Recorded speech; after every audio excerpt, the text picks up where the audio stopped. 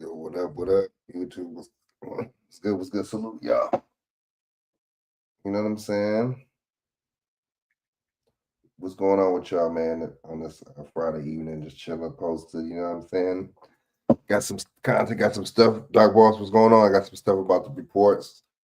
My bad for being late and stuff like that, man. Had to handle some business. You know what I'm saying? But I got a lot of stuff I'm gonna get into, man. A lot of stuff, man. You know what I'm saying? Yeah, man. I know y'all like seen the title, right? Yeah, man. We going in, man. We going in. We going in. So what's good? What's good with y'all, man? How's y'all night going? All right. So, oh, good. All right. So I got some stuff, man.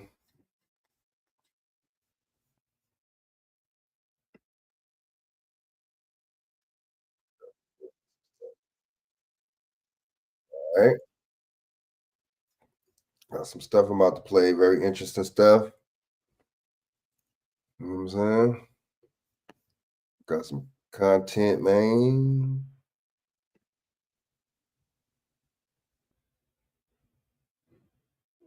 All right. Let's do this. All right. So let's do this. Let's do this. All right. So man, you know what I'm saying? It's the title of this. White lives matter, man. You know, it's a lot of deception going on right now, especially in the Biden administration. Kind of looks like the Trump administration is looking kind of shady right now too. I don't know. It's just, I mean, it's all looking shady, man. You know, when you supporting other countries over your own, that's shady business. All right, so let me go right now. Hold up. All right. Yeah, man. So I'm about to talk about how Elon Musk. Let me get into this first one real quick, but let's talk about Elon Musk real quick though. After this, we're gonna go how Elon Musk is an immigrant, right? Elon Musk is an immigrant, y'all. So Trump got two immigrants on his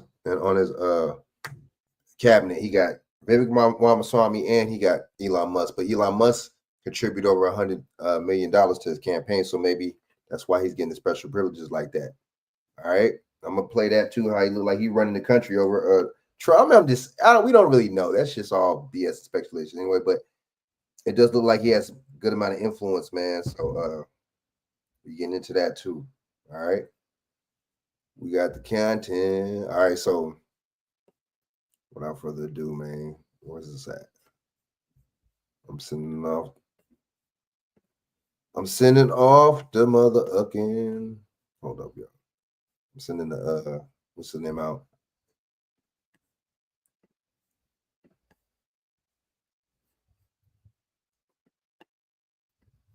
Sending out the link. You feel me? All right, hold up.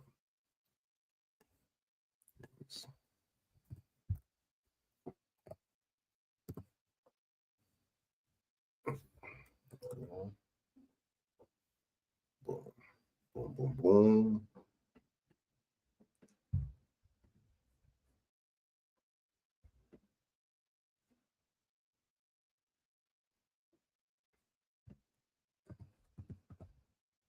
You know it.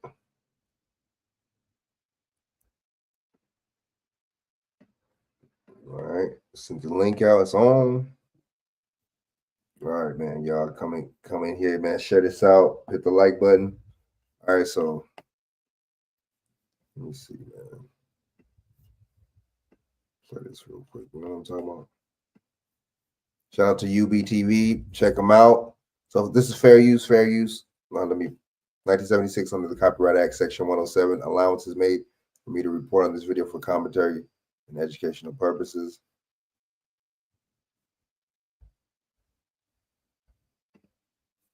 Bam.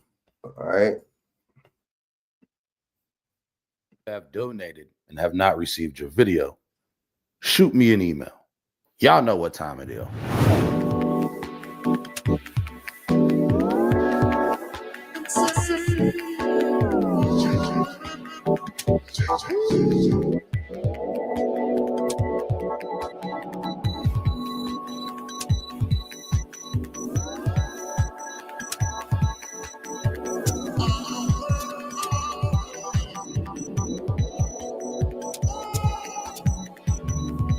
There are so many key players in Harlem at this time, it's impossible to cover them all in one episode.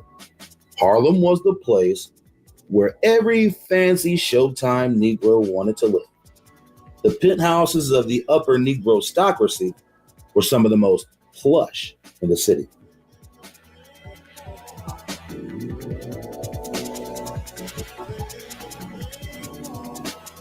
These were the first generations of Front Street fancy coons on display for the masses of American pop culture. By the 1930s, white people were starting to become fans of some pretty special Negroes. And these Negroes would have never been embraced by whites in the years before. Poets, singers, dancers, even authors, essentially entertainment was the black person's getaway into the Harlem spotlight. During this time, literature was the top propaganda of the day, and reading was considered entertainment. Beginning in the 1900s, Harlem saw a dramatic influx of West Indian immigrants, but most notably Southern blacks migrating from the South during the earliest times of the Great Migration. The early days of the Harlem hype were a best-kept secret from white America, but after the promotion of the Harlem Renaissance, the mainstream public became aware of all of the happenings uptown, and they were quite interested.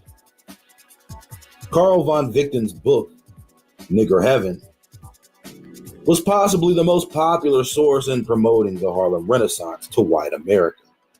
His book was a national bestseller. Look at the name of it. The name of the book. People just like being insulted. It don't matter. We can be insulted by these people. It's all good.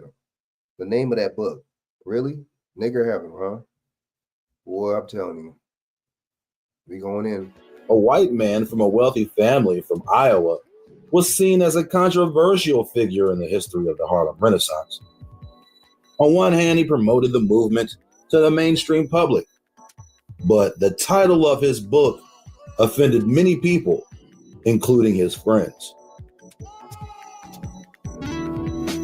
Not only this, but von Vichten is seen as being a little too comfortable at the cookout. His cookout shenanigans got under many a Negro skin. His friends were the leading patrons of the Renaissance. Zora Neale Hurston, Langston Hughes, Wallace Thurman.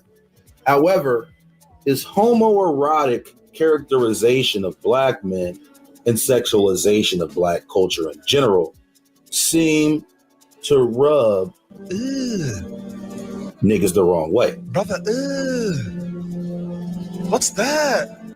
And he was often criticized for his lascivious depictions of black culture. What's that, brother? An openly gay man who also kept a wife vexed many black individuals of the time who found it problematic to see him dating black women and flaunting them flamboyantly throughout the streets of Harlem, especially after being associated with cross-dressing male prostitutes, especially during a time when segregation persisted in places like the Cotton Club, where black musicians could perform, but black patrons could not attend. Von Vichten found it humorous, emboldening, even satisfying to take black women for experiences they could not have with black men.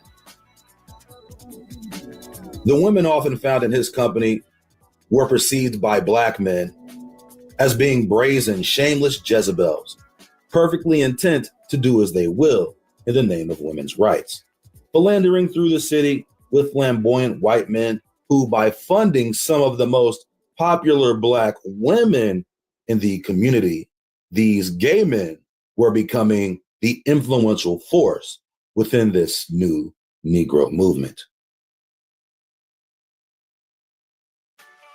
Langston Hughes had Elaine Locke's nose wide open. Locke spent time with Hughes in Europe, romanticizing him, only to be abandoned by Hughes after a moment of intimacy. Damn, he fucked and ducked on him. He poked and smoked. He achieved and leaved. Hughes penetrated and evaporated. And this had Locke fucked up in his mind.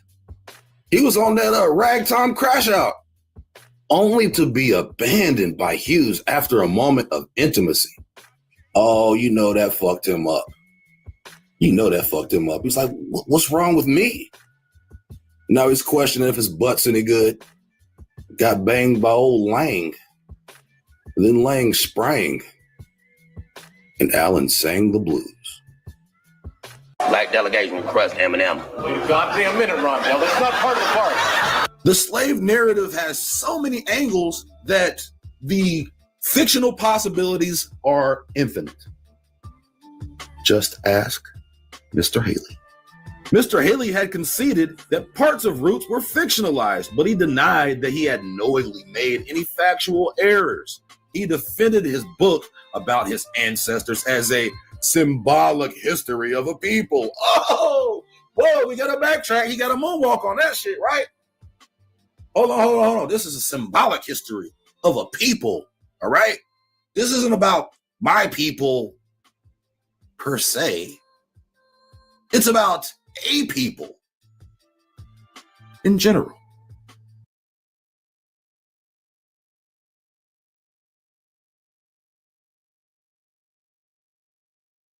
Adam Clayton Powell Sr. was the minister of the church during the hottest times in Harlem and had grown the congregation to over 10,000 people, making it one of the largest Baptist congregations in the world.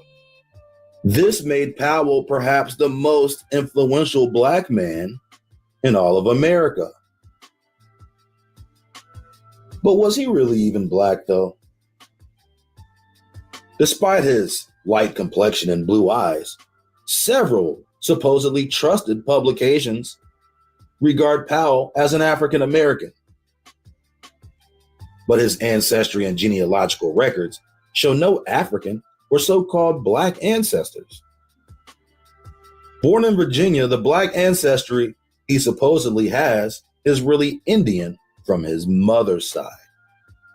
She was listed on the 1860 census as a free person of color. A man with traceable white and Indian blood identifies himself as African. This would also be a common theme throughout the course of this movement. According to Powell, he never knew his father. Another common theme. All of these antebellum, early 20th century American heroes never know their father, and their father is the supposed missing deadbeat dad. And the deadbeat dad is always a white dad, especially white planters. Some of these men were so despicable they would enslave their own children for $1 and then sell their own children for $2 or maybe even 50 cents. According to Powell, he never knew his father. However, local rumors in Halesford, Virginia, say that he is most likely a descendant of Lewin Powell, a white planter of the same surname who lived near the area his mother was from. During his later days in Harlem, it is said that Powell identified as Black, but he had long been passing for white in the South before moving north. It was in the North his popularity rose to celebrated proportions. And it was in the North where he would assert his Black identity. But for as much as he was celebrated in Harlem, it was his son who stole the show. Powell Sr. preached at the Abyssinian Baptist Church for over 30 years before retiring. When he retired, he handed over the reins to his son, Adam. Adam Clayton Powell. But see, these churches, these Baptist churches, these Christians,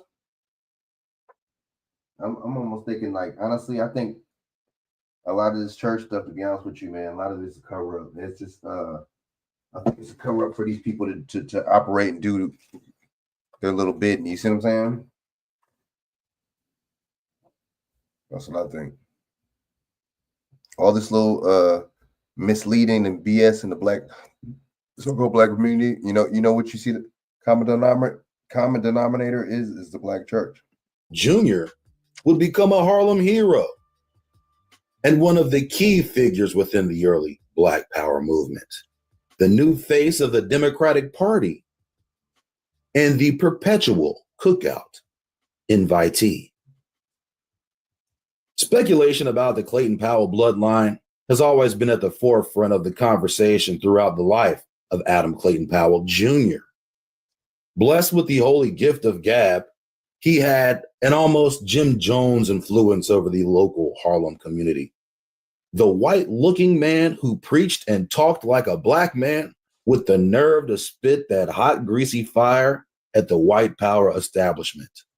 He possessed the ultimate light-skinned license to talk reckless, to the point that many of the most militant black leaders of the time saw him as the strongest voice in the black community. I'm just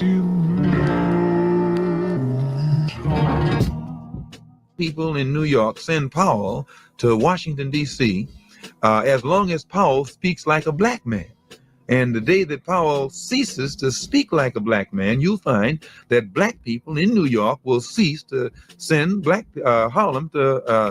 people in New York will cease to send Powell to Washington. So I give you that answer. I'm not saying that Powell is right or Powell is wrong. That's not the question.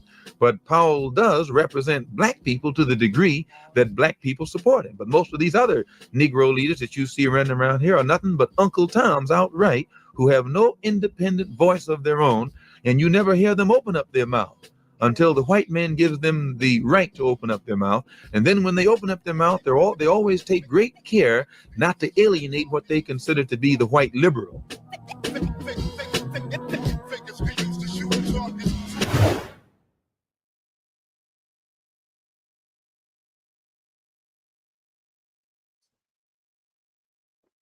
Yeah, that was a dope. Shout out to UB TV. This news is funded by View. Oh, you know what? I wanted to play this too. Fair use. Let me play a little bit of this too. Now look who Joe Biden pardoned. Check out this Kid for Cash story, all right? Look at who Joe Biden pardoned. Notorious Kids for Cash scandal. The scam. In 2011, Cunahan was sentenced to 17 and a half years for accepting nearly $3 million in kickbacks for sending 2,300 children, some as young as 8 years old, to for-profit prisons on false charges. On Friday, Pennsylvania's Democratic Governor Josh Shapiro criticized Biden's decision. I do feel strongly that President Biden got it absolutely wrong and created. Why would you pardon somebody that locked away 2,300 kids for BS? And then some of these, like in the other video, some of these were just for a fight, or some of them were just you know what I'm saying? Petty stuff. Really, really, really petty. You see what I'm saying? Petty. I'm telling you, I don't see. This is the scheme. White lives matter, man. This is the scheme, the scam. These lies. It's all these. Everybody. All these people are scammers, man. At the end of the day, I'm telling you right now. And a lot of pain here in northeastern Pennsylvania. This was not only a black eye on the community, the Kids for Cash scandal, but it also affected families in really deep and profound and sad ways. Some children took their lives because of this. Families were torn apart. On Monday, Democracy Now! Spoke to Washington Post columnist Heather Long, who'd covered the Kids for Cash scandal as a reporter in Pennsylvania. This was a huge mistake by President Biden to grant clemency, to reduce the sentence for Michael Cunahan, the former judge from Luzerne County, Pennsylvania, who was one of the two judges involved in that really heinous Kids for Cash scandal. We're talking about sending thousands of kids to for-profit detention facilities, many of whom were first-time offenders who probably should have had community service or some sort of slap on the wrist. And instead, they were sent to a detention facility custody for months, in some cases years. So many negative consequences happened because of that many of those young people ended up depressed, addicted, didn't graduate high school, some lost scholarships. It was just a chain event of tragedy. And Michael Conahan willingly did this. He knew about it. He purposely blocked a.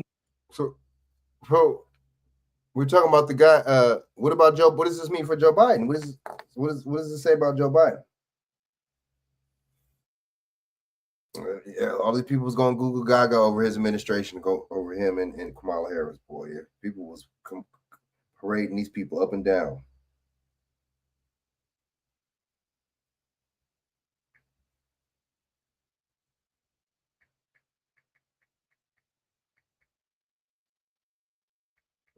Up and down.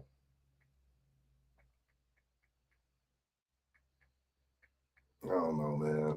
I mean, what you see is what you get, and see who put him in the limelight. Obama. So I don't know. I'm just looking at this in a couple different ways. A county government facility being built so that these for-profit centers could be built. Some of the cash kickbacks were delivered as cash in a shoebox or routed through a Florida condo that he and the other judge set up to funnel money. I mean, there was just so much that was knowingly done that was wrong here, and then an attempt to stymie any attempts to stop it or any attempts to prosecute it. So it's just really. Boy, I'll tell you.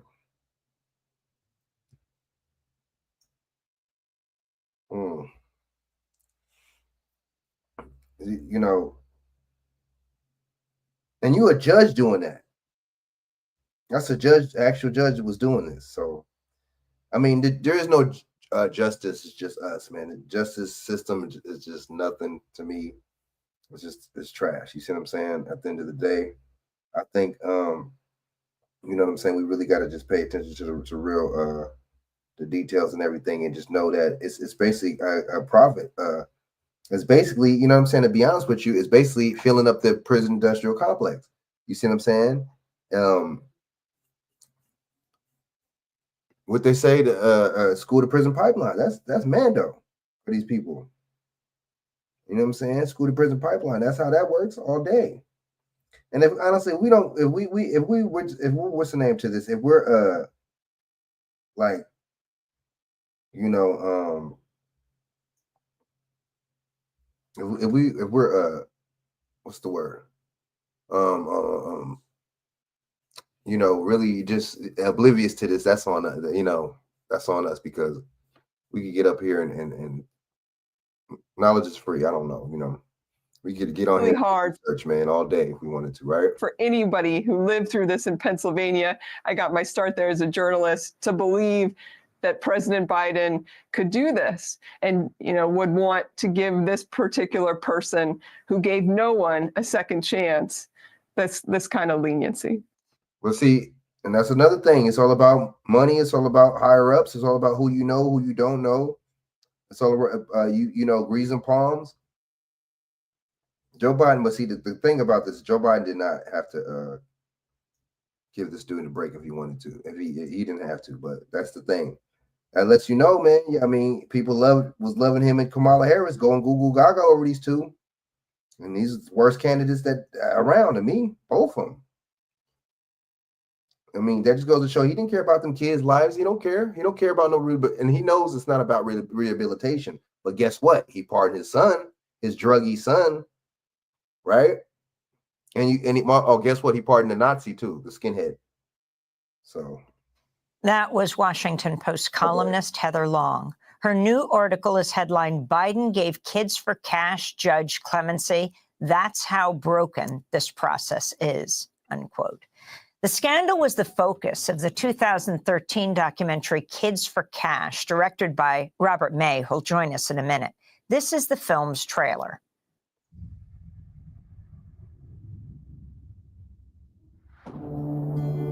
She was a good kid. She was happy. I was known for being the jokester. Eddie, he was always a fireball. We were talking about how funny it would be if we made a fake MySpace page about my vice principal. I was trying to stay out of trouble. That's when everything started. Whatever sins you have committed, you can't go back and undo it. Chiavarella was a no-nonsense, zero-tolerance judge. He always jailed kids. You are going to experience prison. I'll be glad to put you there. The way Chiavarella ran the courtroom, you could have had Effley Bailey there, and the kids would have gone away. There's a mechanism that takes over that keeps kids in that system. No. If y'all know, see, this is what I don't like. You know, they have these documentaries that talk about it, they go in debt and all this, in depth about it, and, you know, get on in front of the camera. But what are y'all doing to change this shit? That's my question. Are you doing anything to change this shit? No. Oh, yeah, he was doing it. Yeah, the justice system is broken and all doing these kids. What are you doing to change this shit? That's my question. I don't know. Maybe it's just me. What are these people doing to change this shit, man? And listen, because we were kids. There was never any instance of guilt or innocence. They were locking him up. A really high number of kids appearing without counsel. We have no rights. He's in their custody now. It is unbelievable. We're talking about children. I wanted them to be scared out of their minds. I don't understand how that was a bad thing. Former Luzerne County judge faces charges tonight in a scandal known as Kids for Cash. $2.6 million in return for sentencing kids to juvenile detention. I'd never send a kid away for a penny. I'm not this mad judge who was just putting them in shackles, throwing kids away. He went there as a free-spirited kid. He came out a hardened man, I would say. Here I was saying we can trust that judge to be fair, and that's not what happened. I was scared every day. I was only 14. All those years I missed. This is not a cash for kids case. This is not bad! You ruined my life! I still wake up from nightmares. The trailer. But why don't you? I mean, I didn't really hear this in the mainstream media though, like that. What's up with that? Why didn't they see? The media's not gonna report on stuff like this, man. The media's not gonna make judges look bad. They're not gonna make police look bad. They're not gonna make certain politicians look bad. From the film Kids for Cash, directed by Robert May. He's joining us from Pittston, Pennsylvania. And in Harveys Lake, Pennsylvania, we're joined by Sandy Fonzo. The other judge involved in the Cash for Kids scandal, Mark Chiavarella, sentenced Sandy's 17-year-old boy to 30 days in a juvenile boot camp for a minor charge of having drug paraphernalia. At the time, Ed was a star wrestler in high school. Sandy Fonzo says her son's sentence started him on a path to the adult court system that culminated in his death by suicide. Robert May and Sandy Fonzo, welcome to Democracy Now! And I also, even before we start with Sandy's story, I want to give out the suicide hotline number. It's 988. Whenever we deal with suicide, it's so important for people to know that there are people to talk to. Sandy Fonzo, take us back in time. Talk about what happened to Ed. This is very emotional and very heavy, just hearing and having to relive all of this. I mean, this is just reopened wounds that have never healed. And this is very, very difficult, very, very heavy. I shouldn't be having to relive this, especially at Christmas time. I mean, this is just, it's unacceptable. I'm so sorry, Sandy, that we are asking you to do this. You have been so incredibly brave in talking about this over the years. And I'm so sorry this has been all reopened for you at this moment with President Biden's pardon of one of the judges. So if you know, and I need to talk about, I need to defend my son because he's not here to defend himself. And I am his mother and I always will be. So I appreciate being here and getting to talk to you. It's just very difficult for me. It just shows how brave you are. So if you could take us back in time and explain what happened for people who don't know Luzerne County, Pennsylvania, and what happened. Why did your son end up in court to begin with? My son did nothing more than anything that most of us as kids did, experimenting and living his life and making mistakes that we usually all get to just learn and evolve and grow from. He did nothing more than be at an underage drinking party with tons of other kids, but he was caught. And he went in front of Judge Ciavarella because this is the process that they had. And you're trusting in this system that, this is, the good for our kids. And I was told this is, just to scare him, to get him back on track, to make sure, everything is well. And he went into the county juvenile detention center for a month. And in that time, he wanted nothing more. He understood and what he was missing in his life. He just wanted to get back home. He wanted to get back. It was his senior year about to begin. He wanted to get back into his wrestling training, just get back into his life. And I had the teachers, I had his coaches, myself talking and sending letters to the judge's chambers of my son's character and explaining all of this. And I was 100% sure there was no doubt in my mind that when we went in front of that judge, my son was coming home with me that day, but that didn't happen. And he was sent to that juvenile detention center in Pittston. And I believe it was like 8 months. He lost his senior year. He never had the chance to wrestle again. Any chance that he had for a scholarship. Damn. So that's her son right here. That's what happened to her son. That's crazy, man. They left him in jail for, or juvenile hall for 30 days for something minor like that. Damn. Boy, I tell you. He came out of there very bitter, very angry, pent up with anger. He couldn't look you in the eye. I don't know what happened in that facility. My son was a very big, strong, proud boy. And he came out broken. I don't know what happened. I try to not think about what happened, and he would never talk about it, but something not good happened to him in there. And it snowballed. He just never recovered. He got into a fight and had to go back into the court system. And actually those charges were dropped. They were not found. But because he was on probation from Judge Ciavarella, he sent him away again, even though he was found not guilty of those charges. And this time he was sent to their other for-profit center, which was for-profit. These are these privatized prisons. I'm telling you, these judges, it's a scam. This privatized prison, send them to the privatized prisons. Damn, I'll get what they was doing. He was doing some scam stuff. Watch. I'm going to fast forward a little bit to what.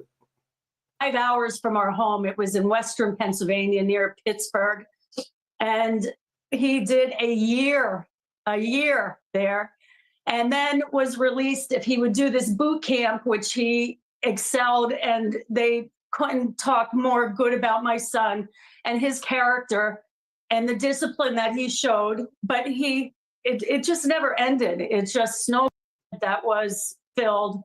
And until this money line was seen, that's when the feds stepped in and all of this came And it was out. exposed that they were getting kickbacks from these for-profit jails. Sandy, I wanted to go back to when you confronted the former judge, now jail, Judge Ciavarella, outside the courtroom after your son's sentencing. You see that? Yeah, it was getting kickbacks from telling you.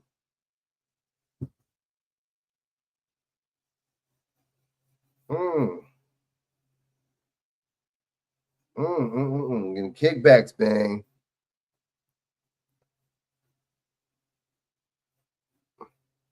Right? My kid's not here. He's dead because of him. He ruined my life. No, you know what he told everybody in court? They need to be held accountable for their actions. You need to be. Do you remember me? Do you remember me? Do you remember my son, an all-star wrestler? He's good. He shot himself in the heart. You scumbag. So that was Sandy Fonzo confronting former Judge Chivarella, who remains in jail outside the courtroom after her son's sentencing. Now, the man that President Biden pardoned is the president judge, as you described, Sandy, is Judge Conaghan. When you heard about this, no, they don't. No, they don't. Well, you see how we do, Pioneer? I was working. I was in my car and my phone was just going off. And I don't know. I was in disbelief. I was in shock. You would think nothing could ever shock me again, but I was numb. I mean, I just pulled over and sat there trying to understand what was going on and how. The first two episodes of your five-part docuseries Bucks County, USA will premiere at the Sundance Film Festival this January. When you heard about the judge's pardon, Robert May, about President Biden's pardon, your response, and explain the relationship of these two judges, where Conaghan was in Florida, and what exactly this means, and where Chivarella is today. Well, I was obviously shocked. I felt that they would be, Judge Chivarella was sentenced to 28 years in prison, and Michael Conaghan was sentenced to 17 and a half years in prison.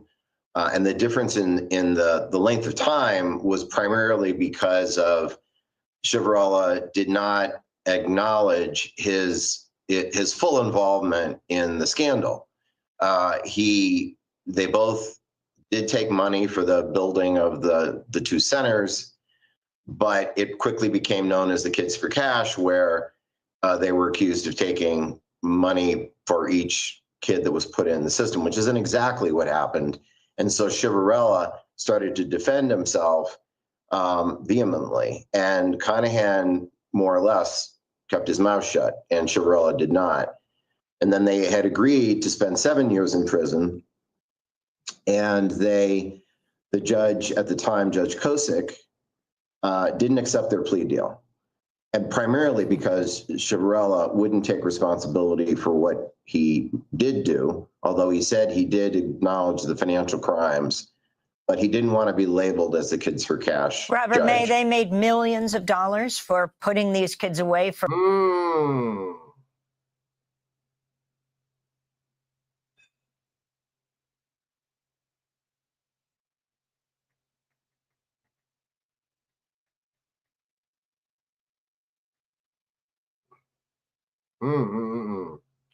Shame on this dude. Shame on this guy, man, for doing that to these kids.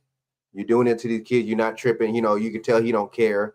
That lets you know it's not about justice. It's not about none of that, man. It's just all about money and profit that these dudes are making. But at the same time, the justice system shouldn't make it so easy for these judges and for these officials to be doing this type of stuff. And when they do it, it should be a harsh sentence. I think they should be sentenced harsher than a regular person. What y'all think? For the use of these two facilities? The money was actually tracked, in the way that they did it was the facilities were built by a builder that was a friend of Judge Chivarella's, and it was financed by a friend that was a friend of Conaghan's. And so they put the whole thing together. It's true that there was a new facility needed. It's also true that, to the best of our knowledge, that the county wasn't going to build a new facility, or at least at that time. So it made it very easy for them to create this new facility. At the time, for-profit prisons and detention centers were something that was becoming more in favor. So that's where it all began. And Chivarella, who sent kids away at very high rates during his entire term as the juvenile court judge, it seemed to make sense that they would have the facility more full than not, just based on his actual track record. So I think They were found guilty of accepting $2.8 million in illegal payments. And I misspoke. It wasn't that Conahan, the president judge, was pardoned. He was granted clemency, right? He was one of the many people who was considered to have committed nonviolent crimes. And during COVID, as an older man, he was released to home. And now he was granted clemency by President Biden, along with the 1,500 other people. Wow. Well, it just goes to show Biden is, I'm telling you, they're all the same. It's all a play. It's all content. That's right. It's all entertainment. Right. He got about 2 more years to go, I think, on his sentence. The thing I think, one thing that's lost in all this, which Sandy can attest to, is that, you know, kids need special care and treatment. When they're growing up, they have lots of issues more than ever, and literally now more than ever today. But back when this story all took place, I spent a lot of time with Sandy and the other kids and families, and it had changed my life than the way, and I have children. The juvenile justice system was broken then, it's broken now. The way that the difficulty in getting mental health for kids, it's problematic, and it's susceptible to the power of the courts. And I think it's all by design, man. It's all by design. Speaking of the powers of the courts, shout out to them. Speaking of that, let's talk about Luigi, man. Or my bad, CEO shooter, the flirty shooter, the flirty. Oh, they calling this dude the flirty shooter, boy. I tell you, people are sick. Why would you be supporting this dude for? If this was a black man, nobody would not be supporting this dude. How much I want to make a bet? Even other black people. If this was a black person, they would not be supporting this dude. I'm gonna play a couple different fair use. I'm gonna play a different couple. All right, fair use. Don't let your presets limit you. With Micromusic's sound cloning AI, just drag in a sound, convert, and get pro-level synth presets instantly. Micromusic. If you can hear it. Welcome in, everybody. I'm Reed Cowan. All right, so breaking news. Video to our monitors show accused killer Luigi Mangione arriving moments ago in an orange jumpsuit. The state now hosting him is the state where prosecutors say he gunned down the United Healthcare They say he did. You see how they... CEO. Mangione now faces federal charges, including murder, stalking, and weapons charges. Those are... Federal charges for what, though? Is it the federal charges because of the gun? Of course, on top of the... Because he went from state to state? 11 state charges in New York. So you see him there getting loaded onto a police helicopter. You just might see Mangione in Manhattan in front of a judge as early as later today. So let's bring in CBS News legal contributor Caroline Polisi. Welcoming, Caroline. So I want to talk about those new federal charges. What's the decision-making process here for the feds? Yeah, quite a dramatic change of events from earlier today. We saw Mangione waive extradition. And just as early as this morning, we believed that he would remain in NYPD custody and appear before a Manhattan state court, a state judge, to hear those charges of first-degree murder, second-degree murder that recently he was indicted for here in Manhattan under Manhattan District. See, did somebody really kill this person? What's really going on with this, man? Because it seems, honestly, something don't seem right about this case. A couple things don't seem right about this case. Why is it a federal crime for one, and for two, why would he not be seen in front of the state judge first? Didn't he supposedly kill somebody? Why would you go? What's the federal? So the federal charge is more important than the state charge? I'm confused. District Attorney Alvin Bragg, and that he would serve his time in Rikers Island for the state charges. However, just recently, within hours, the feds, the DOJ, specifically the Southern District of New York, has come out with a criminal complaint charging Mangione with 4 counts, 1 murder, obviously, and they're. Oh yeah, this might be staged, man. This might be staged. Let's go. They're taking over from here on out. The FBI has. Now they want to get into it now. Okay. Swooped in. He's going to be arraigned first on the federal charges. And so, you know, we're seeing sort of a battle of jurisdictions play out in the system. See, they want to give you the. See, this is in a real case, this would not be happening like this, for one, and for two. You know what I'm saying? They want to give you the illusion, oh, that's like Democrat versus Republican. Oh, state versus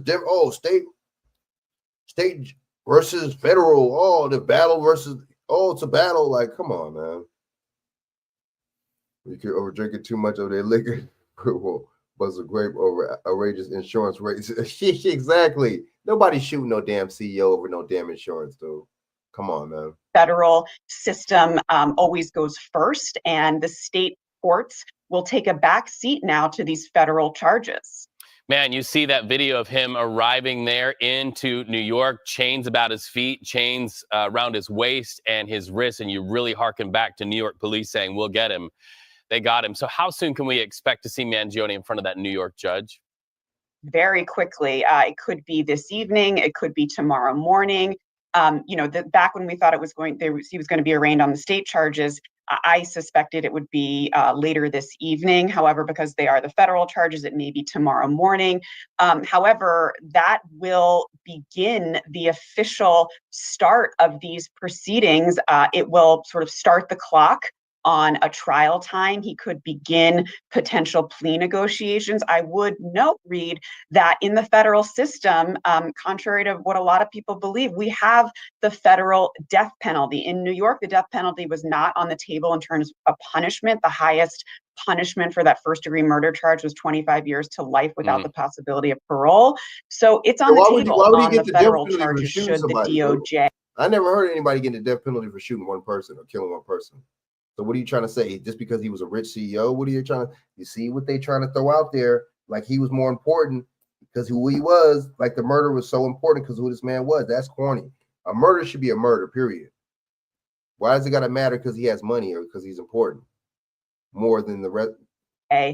Seek that punishment. Wow. Okay. And we do have some video right now of Luigi Mangione taking off in that helicopter. This is the helicopter that he was loaded into on his way to Manhattan, where he will get a new bed tonight. Why? So why are they bringing him in a helicopter? You see that there's more hype. Like this dude is like this is like a Teenage Mutant Ninja Turtle movie or a Batman movie. Look at the hype. Oh, we got to take him away in a helicopter. We got to bring him in a helicopter. This is so hype. This is so much hype. This is to control your minds. This is all it is. Programming.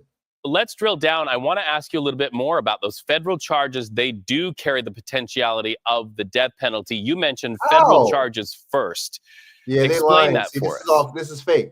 Yeah, so essentially, they're separate sovereigns here. The act was committed in New York State, obviously in Manhattan. And, by all accounts, from the beginning of this crime having been committed, we really heard exclusively from the Manhattan DA's office, from Alvin Bragg, whispers about when that indictment was going to come down. He was arrested on a complaint, but just this week, a grand jury indicted him.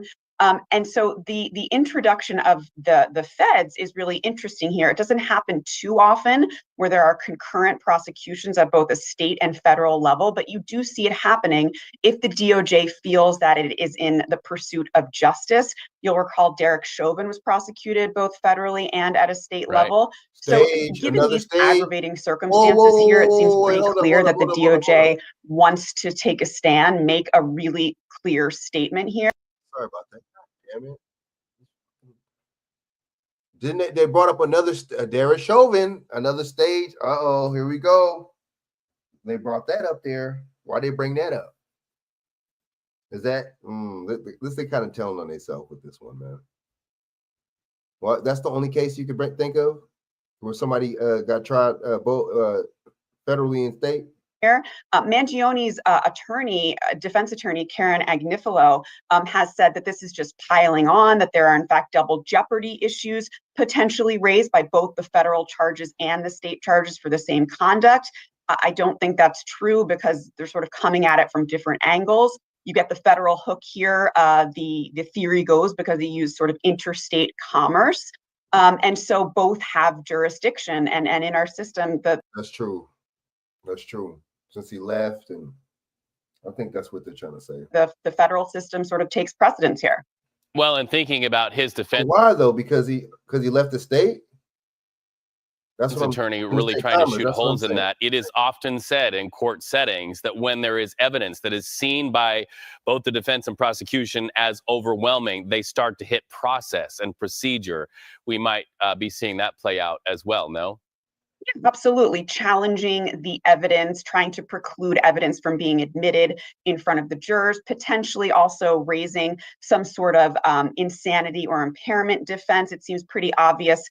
They're not going to go with the defense that it wasn't him. There's just, regardless of how much evidence you fight to keep out, there seems to be a mountain of evidence here. There could be, obviously in any case of this magnitude with this type of evidence, you have to be, as a defense attorney, you have to be thinking about a plea deal, potential, at this point, a global settlement between the federal government as well as state prosecutors for something just to take the death penalty off the table. That's probably, one of the best things you could go for at this point. So those are probably the things that Mangioni's defense are taking into account now. Coming back to education after being in the workforce for 20 plus years, it was definitely a challenge for me, something different that I was a little scared to step my foot into. But Cypress College made it very easy for me. Yeah, so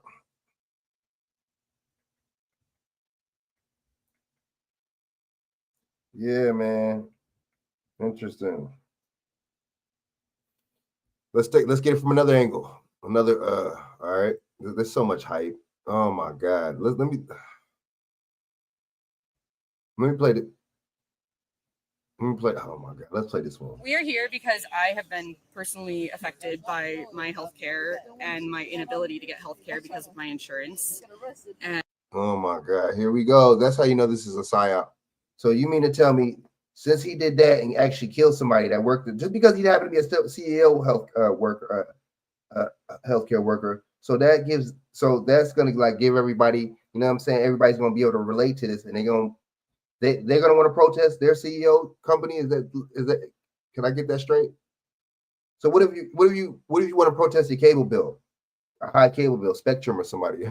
What if you want to really? Would you want to protest T-Mobile or something like that? Does the same thing apply with T-Mobile? And our just frankly terrible American healthcare system. Universal healthcare now or free Luigi? And privatized healthcare is. Oh my God. Look at this. Y'all really don't see the psyop? This dude got on a Luigi from Mario costume, really? Y'all don't see the white lies? Crime against humanity. Every other country, every other industrialized country on the planet has it. That's true, but I don't know about universal healthcare. I think healthcare for American nationals, yes. I don't think we would struggle that much to find one that would work for us. The systematic murder is the same as murder with a gun. There's no difference. So these people are serious. But see, if that was a black dude that murdered somebody, these same people would not be out there protesting, talking about free this dude, talking about they can relate to this dude. It's not about race. Yes, it is about race. And race is a social construct. You see what I'm saying? That lets you know how ignorant these people are. It should be dealt like it would gun down a serial killer.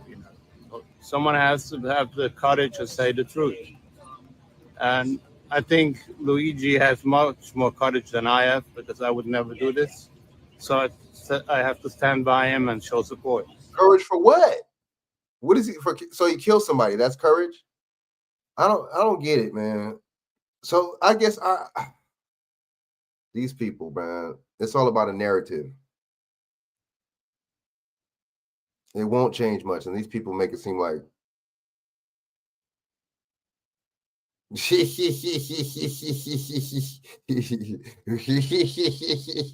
he got the courage walking around in public with that on. Because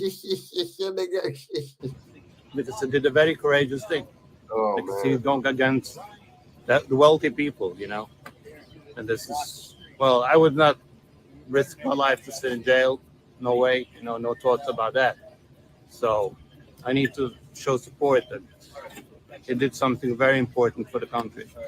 He did a good thing, even if it's true. He did the right thing to gun down a serial killer. Because this person is a murderer doing a Well, the government is. You see how these people flip it? You see how people flip it when you see white justification, when somebody white does something, it's justified, and it could be no matter how ridiculous it is, no matter how heinous it is, no matter how grimy.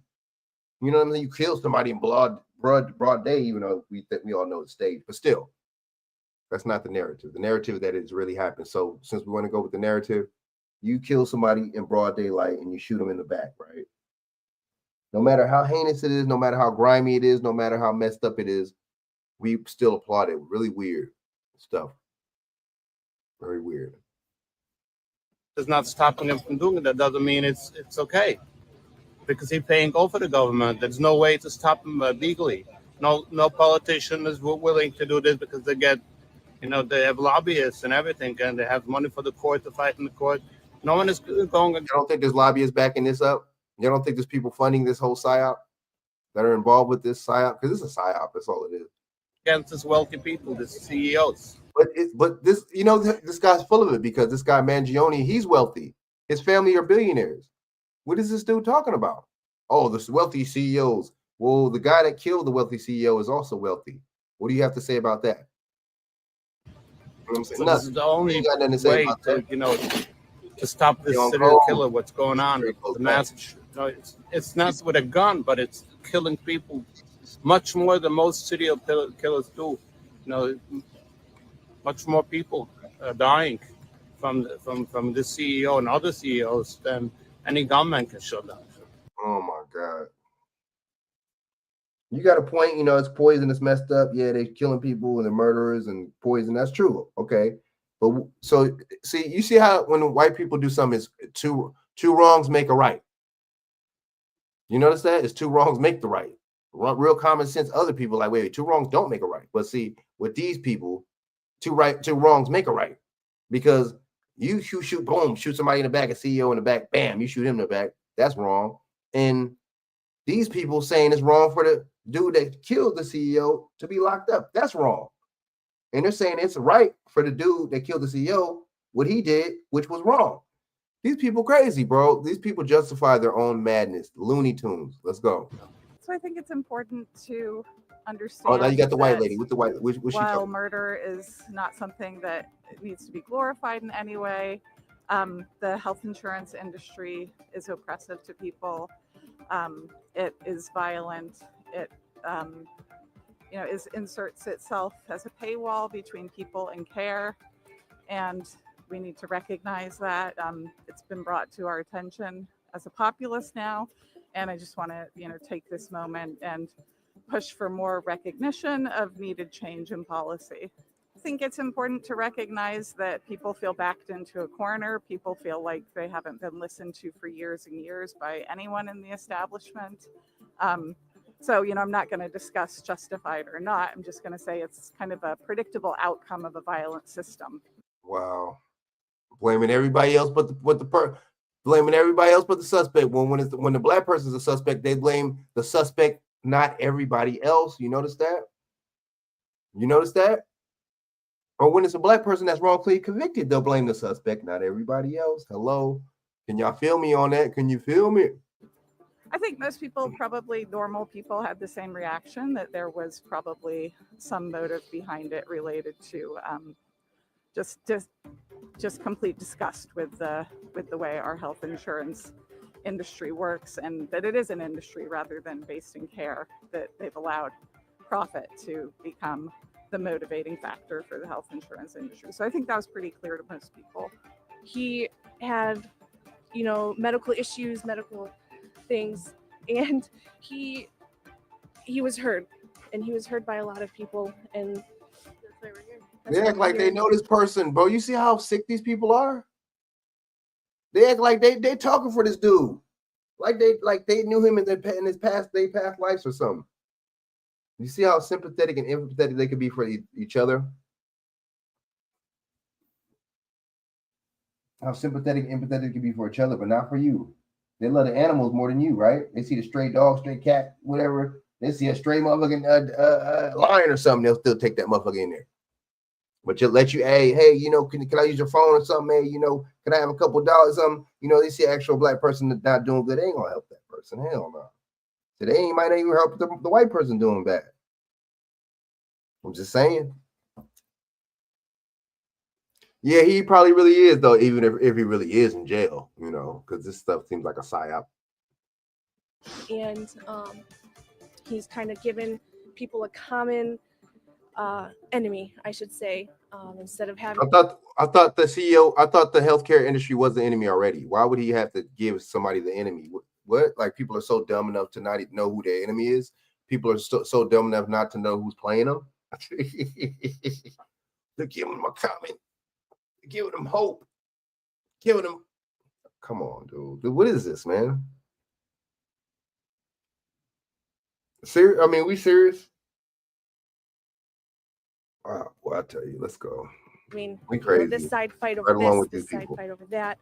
It's brought a common issue, and he's awoken the people to a true issue.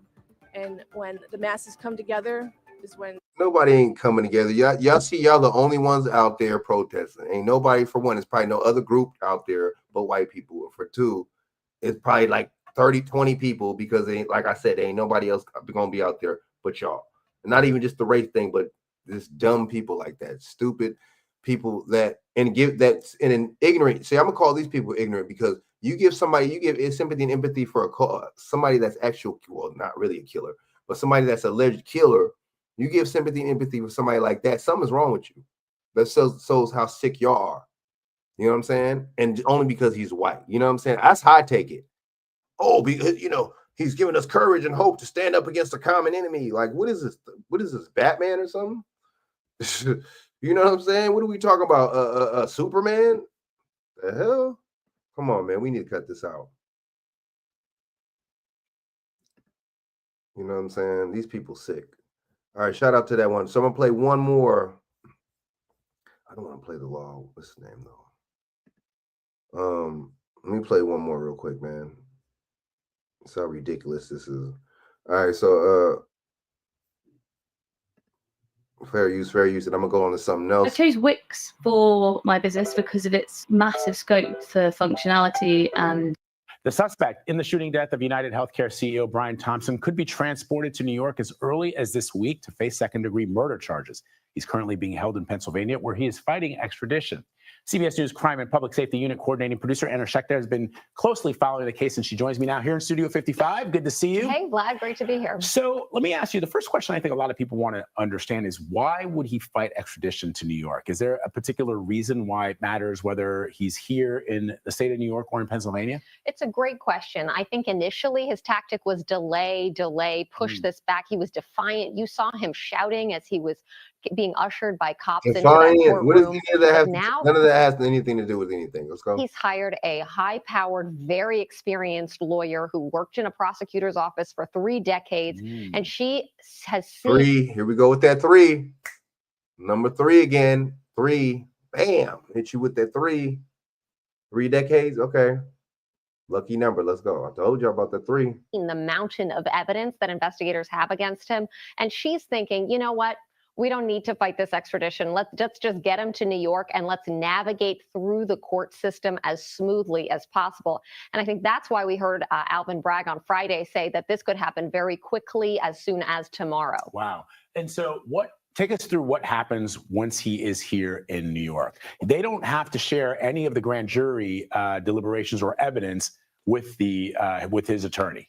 That's right. Why so not? Already he's been charged with second-degree murder, but we're told that we could expect to see a first-degree murder charge come down based on all the evidence. Now, this in New York is usually reserved for law enforcement who are killed by a suspect, but in this case, this high-profile case, given all the evidence, I think we're probably going to see Bragg Just because try it's a high-profile case, we got to switch it up. Okay. bring that higher charge because he's got so much on this person, and they feel so confident they have the right guy.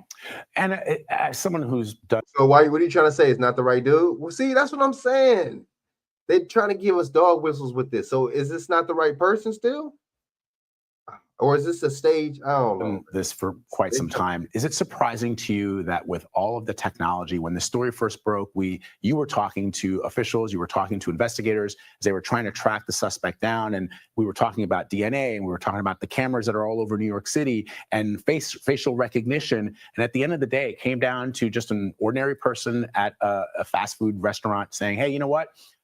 That dude's eyebrows and his eyes look very particular. I think I've seen him somewhere else. Oh, yeah, on this wanted poster, called in the tip.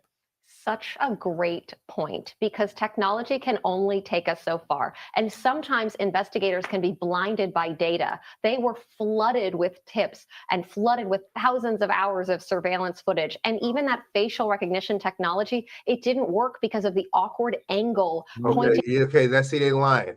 Awkward Pain angle. hits fast. Lying. So get relief fast. Only Tylenol Rapid Release Gels have laser drilled holes. They release medicine fast for fast pain relief. Tylenol Rapid Release Gels. Well, the latest now on the murder of United Healthcare CEO Brian Thompson. His accused killer, Luigi Mangione, is now being held behind bars at the Metropolitan Detention Center. This is how you know this is a stage operation, PSYOP on your mind, on your programming, on your psyche, because now they're saying that he's in the same jail that Puffy's in. So that's how you know it's a stage, right? So he just happened to be in the same jail that Puffy's in, right? In Brooklyn, the very same jail currently housing Sean Combs and Sam Bankman-Fried. Oh, all the other actors. Oh, okay. We're also learning. So is this where you house all the high price cases, or let me guess, is this where you house all the crisis actors at? Okay, let's go. More about Mangione's notes that investigators found. Do you really think they put this dude in the same jail Puffy's in? Now they're calling it jail. Then in the other ones they call it prison. Other stories, right?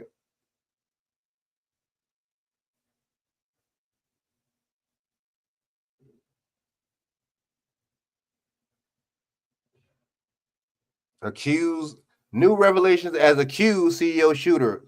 Damn, they giving this dude cover like a mug. Let's go. Inside his backpack when he was taken into custody. So they're basically telling you that there's a shadow of a doubt that he was based on the benefit of the shadow of a doubt, he might not be the killer.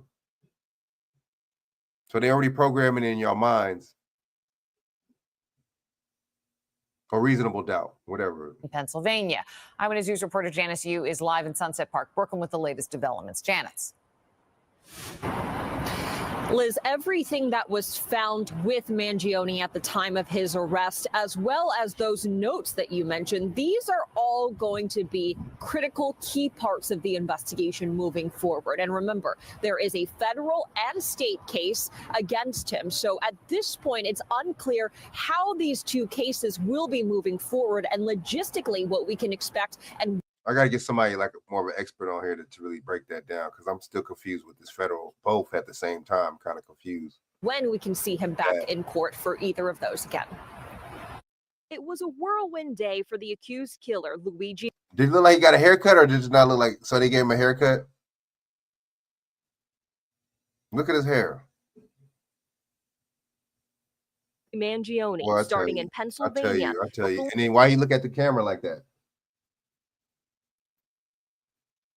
Boy, y'all don't know y'all getting played, man. Police loaded him into a van and drove him to the airport for we a all flight getting to played. New York. A helicopter delivered Mangione to Manhattan, shackled and surrounded by an entourage of. Is it me, or are they doing this like this is some kind of movie, or is it just me? Like some kind of Blade movie or some kind of Batman movie? Or does it just seem like it's just me? He got that nappy Italian bro. You stupid. Pioneers. It look like they did. This is like a Batman movie. I ain't lying, dude. Like, I don't know, bro. Like Shredder and Ninja Turtles or something. The way I don't know, man. When they do stuff like this, y'all know. Please know that this is something's up with this. Mayor Eric Adams and the NYPD commissioner were there waiting. This act of terrorism. Okay. Well, let's back up. So now the mayor's calling him a terrorist. Okay. Right. And and the violence that stems from it is something that would not be tolerated in the city. They always say stuff like that. It's not going to be tolerated. Okay, right. It's not going to be tolerated. They say the same old, same old. Mangione appeared in Manhattan federal court where prosecutors charged him with stalking and murdering United Healthcare CEO. But see, if you stalk and murder somebody, how's that not first-degree murder? Anyway, let's go. Brian Thompson. If convicted as charged, Mangione would be eligible for the death penalty. Like something out of the We're going to Sopranos. respectfully Yeah. decline to make any comment at this time, but Mr. Mangione appreciates everyone's support. Outside courts in New York and Pennsylvania, small groups of people carried signs in support for the suspect. But to prosecutors, what Mangione allegedly did was an act of terrorism. It was targeted, premeditated, and meant to sow terror. Mangione faces state charges of first-degree murder and furtherance of terrorism and second-degree murder. The state's case Wait, what? Huh? will proceed before terror. Mangione faces state charges of first-degree murder and furtherance of terrorism and second-degree murder. The state's case will proceed before the federal one.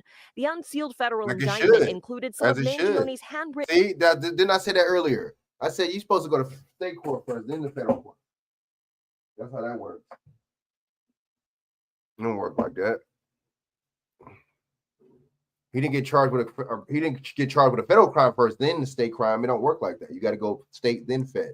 You got charged with the state first, then the fed. It don't. Come on, man. These people think we stupid because a lot of people are stupid. My bad. Let's go. Written notes that prosecutors say express hostility towards the healthcare industry and wealthy executives in particular. In one passage, Mangione allegedly wrote, "The details are finally coming together. The Allegedly? target isn't." So did he write it or did he not write it?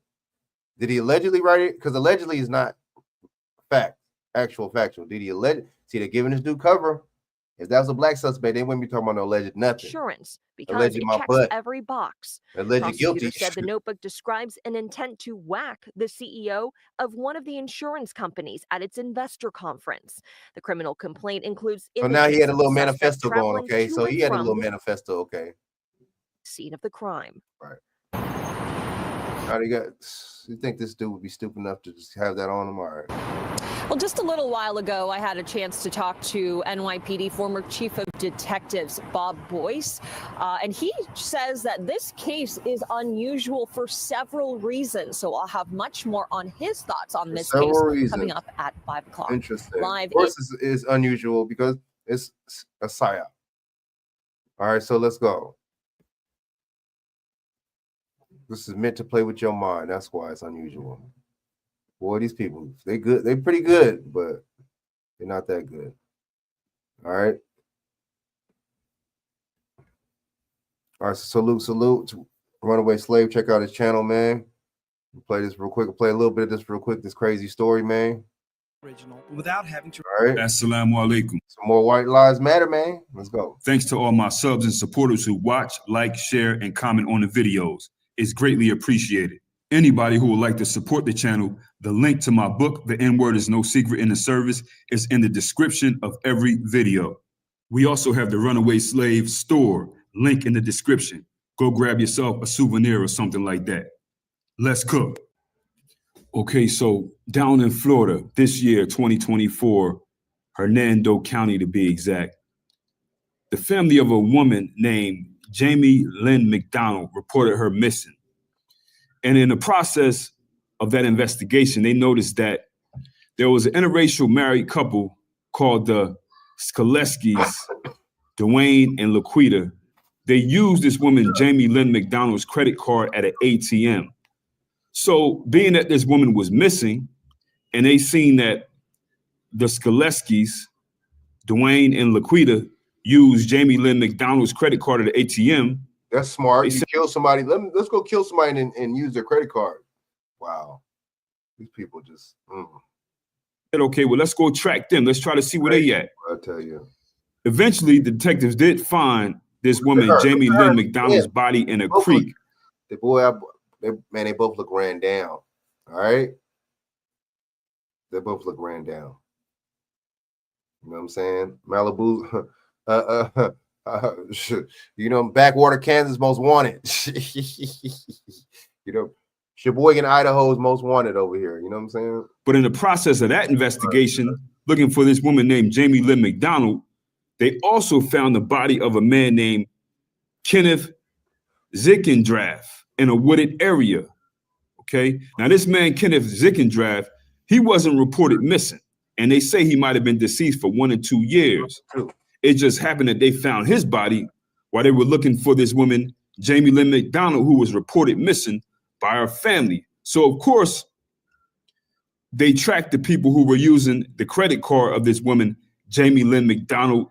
And these people are Dwayne and Laquita Skleski, married couple. Now, during this investigation, they learned that Dwayne and Laquita had connections to Jamie Lynn McDonald and the other man they found named Kenneth Zickendrath.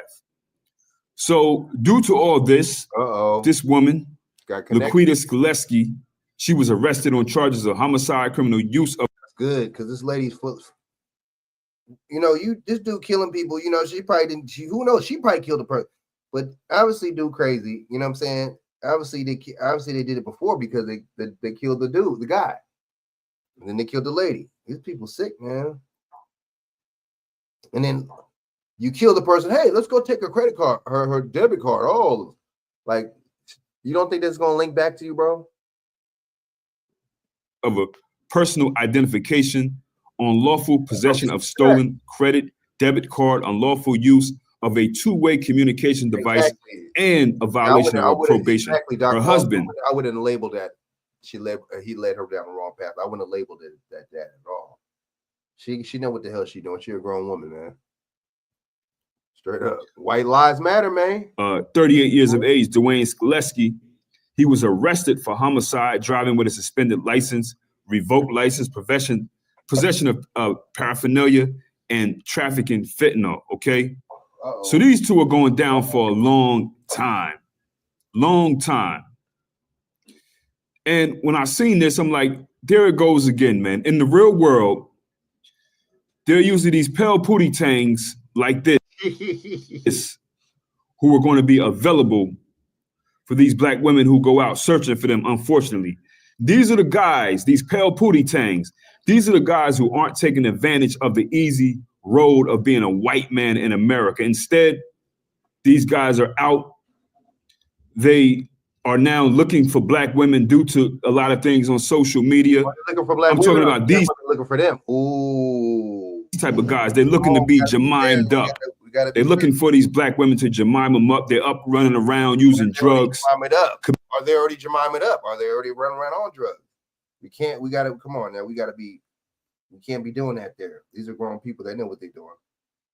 Nobody put a gun to these people's heads. You know what I'm saying? And they, even though the shit put a gun to the head and killed the guy and the woman. But see, my thing is, why would you be involved with somebody doing something like that? You know what I'm saying? I hope they ain't got kids together. Committing different acts of thuggery. Got kids at all. And these are the white boys who will be on this roster. But there will be no pasta and lobster at all. None of that. None of that pasta and lobster stuff going on. These are the pale pootie tangs, okay? Unfortunately, this young sister right here got caught up and now she's going down. Now, people, I want you to watch this video. I found it from the brother Water X. Yeah, the brother Water X. Listen to this young sister here and you'll understand why and how more of these young black girls are being found brutalized across the USA. But this is on them, though. It's on you. That's on you. Why you wanted to be with a white dude? Just for the sake of being with a white dude. That's all. I mean, I'm not saying that's your fault. You know, whatever you love and like somebody, but come on, man. 2024 was these females ignore these stories, though. You ignore the stories. You don't hear about the stories of these white dudes killing y'all. It's interesting. But when the black baby daddy or the big black brute do it, then you hear about very bad. 2023 and 2024 was a very bad year for these pale pootie tangs, these Brad Thuggies, brutalizing young black women, people. I'm talking young enough to where they should have been able to make a mistake and come back. But these young ladies aren't getting that opportunity. Listen how corny this shit sounds. It don't sound like this. Listen how corny she sounds. See the red flags. He completely did a 180. He basically That opportunity. Listen to this chick. So I just got stood up for the first time. And it's so crazy because I did not see the red flags. Oh, because he's a white dude. Oh, but guess what? If it's a brother, he's dusty. He's this. He's broke. You see all the red flags when it's a black dude. Let's go. He completely did a 180. And stuff. He basically told me that he wanted to meet me at Lake Lanier. Lake Lanier, out of all places. Why would you want to meet somebody, some random dude at Lake Lanier? You haven't heard about Lake Lanier at all places? You haven't heard about what happened at Lake Lanier? That wasn't a red flag, though. But guess what? The brother want to meet you at Lake Lanier. No, you ain't gonna meet him at Lake Lanier. Well, see, this is black men too. Our people, period, man. We have a weird infatuation with these people. I don't know, but I see how they paint these people and how they put these people in our faces. But still, come on, you got to know that it's BS. You know what I'm saying? You got to see through the BS. You feel me? And told me to be there at 5. And I got there at 5 and I texted him. I said, I'm here. And he was like, oh, well, I won't be there until 6. Well, a whole hour later. So I let him know, like, hey, that's not cool. And I said it in this tone. That's not cool. That's one of my. Oh, of course you're going to say it in that tone because you ain't going to want to piss the white dude off. Of course you ain't going to yell at him or be in that stereotypical black girl mode. Of course you're going to do that to the white. Of course. You see how she words everything? Oh, I said it in this tone. Yeah, you gotta be easy when it comes down to the you know what I'm saying, to Brad. You feel me? My big pet peeve is like you can't be an hour late. He proceeds to tell me to go home and that he wasn't coming anymore. And so I'm at this haunted ass lake being stood up by a white boy. Basically the first white boy I've ever dated. And yeah, I'm just really. I don't believe that. I don't believe that's the first white dude you dated. I'm sorry. I don't believe that. I think that's a lie. I think it's the opposite. I think that's the first black girl he talked to. How about that? Really afraid to open my heart up because this is the type of stuff that happens to lover girls. Wow. You see the dumb young girl right there. Right. See, that's what I mean. She'll get a second chance. You know what I'm saying? That probably was pretty much a ritual right there. And no, I agree. Why would he want to meet you at a Lake Lanier? You know what I mean? That you don't know what happened with Lake Lanier. She knows. That's what she said. Lake Lanier of all places. That's kind of a red flag right there. He was trying to. I don't think he was trying to do something to her. You know what I'm saying? Honestly, I think he was just clowned her. I think he wasn't interested, and he ghosted her. He just was trolling her. There we go. He trolled you. They might have called it off or something like that. The white boy told her, "Meet me at Lake." Do nothing like. I don't think so. I just think he was trolling her. He wasn't interested, man. Straight up. Come on, man. These dudes don't be feeling y'all like y'all be feeling them, man. Just because they're. Would you say?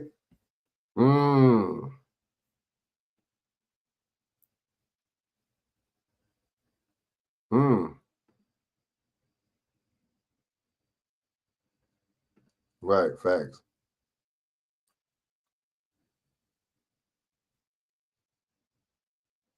Right. Minor facts. Lanier. Now everybody knows the history of Lake Lanier, haunted, all kinds of stuff like that. People believe all kinds of weird stuff going on at Lake Lanier that can't be explained, But he told her to meet him there, and he called it off. They might have canceled that ritual. She might have really dodged the bullet right there. You know what I mean? Who knows why he called it off or whatever, But it's just a shame because things like that are happening to a lot of these young black girls. 2023 and 2024. It's a really rough time. A lot of these pale pootie tangs and these older, a lot of them have been chopping these girls up, man. And there have been many I would say old, burnout, miserable, big sisters using their platforms and their voices to give these young Black women this fake information. You know what I'm saying? And what's messed up is sick stuff like that, these people. Black Women Defense Squad. Well, you know what? Go on and improve yourself by not claiming us. Go on and do that. And Black women is Black. I'm not Black. I don't even know to use these stupid, broad, ambiguous terms anyway. You're not even that. Not considering the lives of these young girls. Go to court talking about you Black. See what happens. Off the decisions they make. You know, talking about you Black. These are the white guys that are going to be available to them. We'll see what happens. All that fantasy white, that's not happening.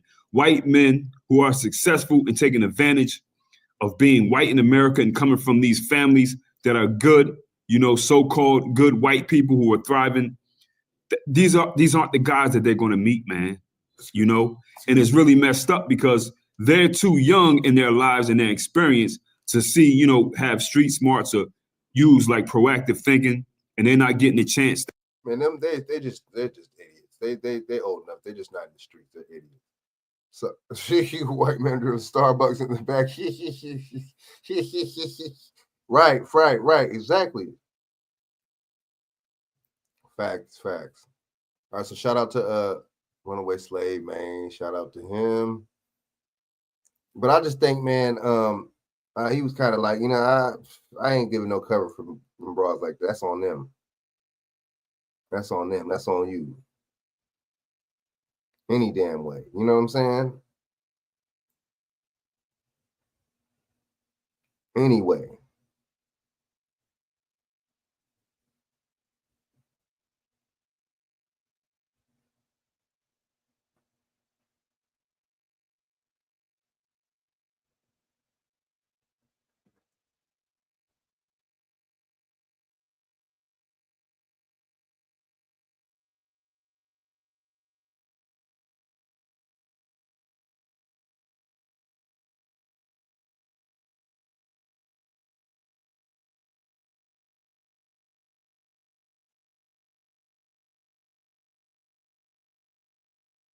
I want you to record them. I'm gonna make stars out of both of them. This is my family. Our safety, officer safety.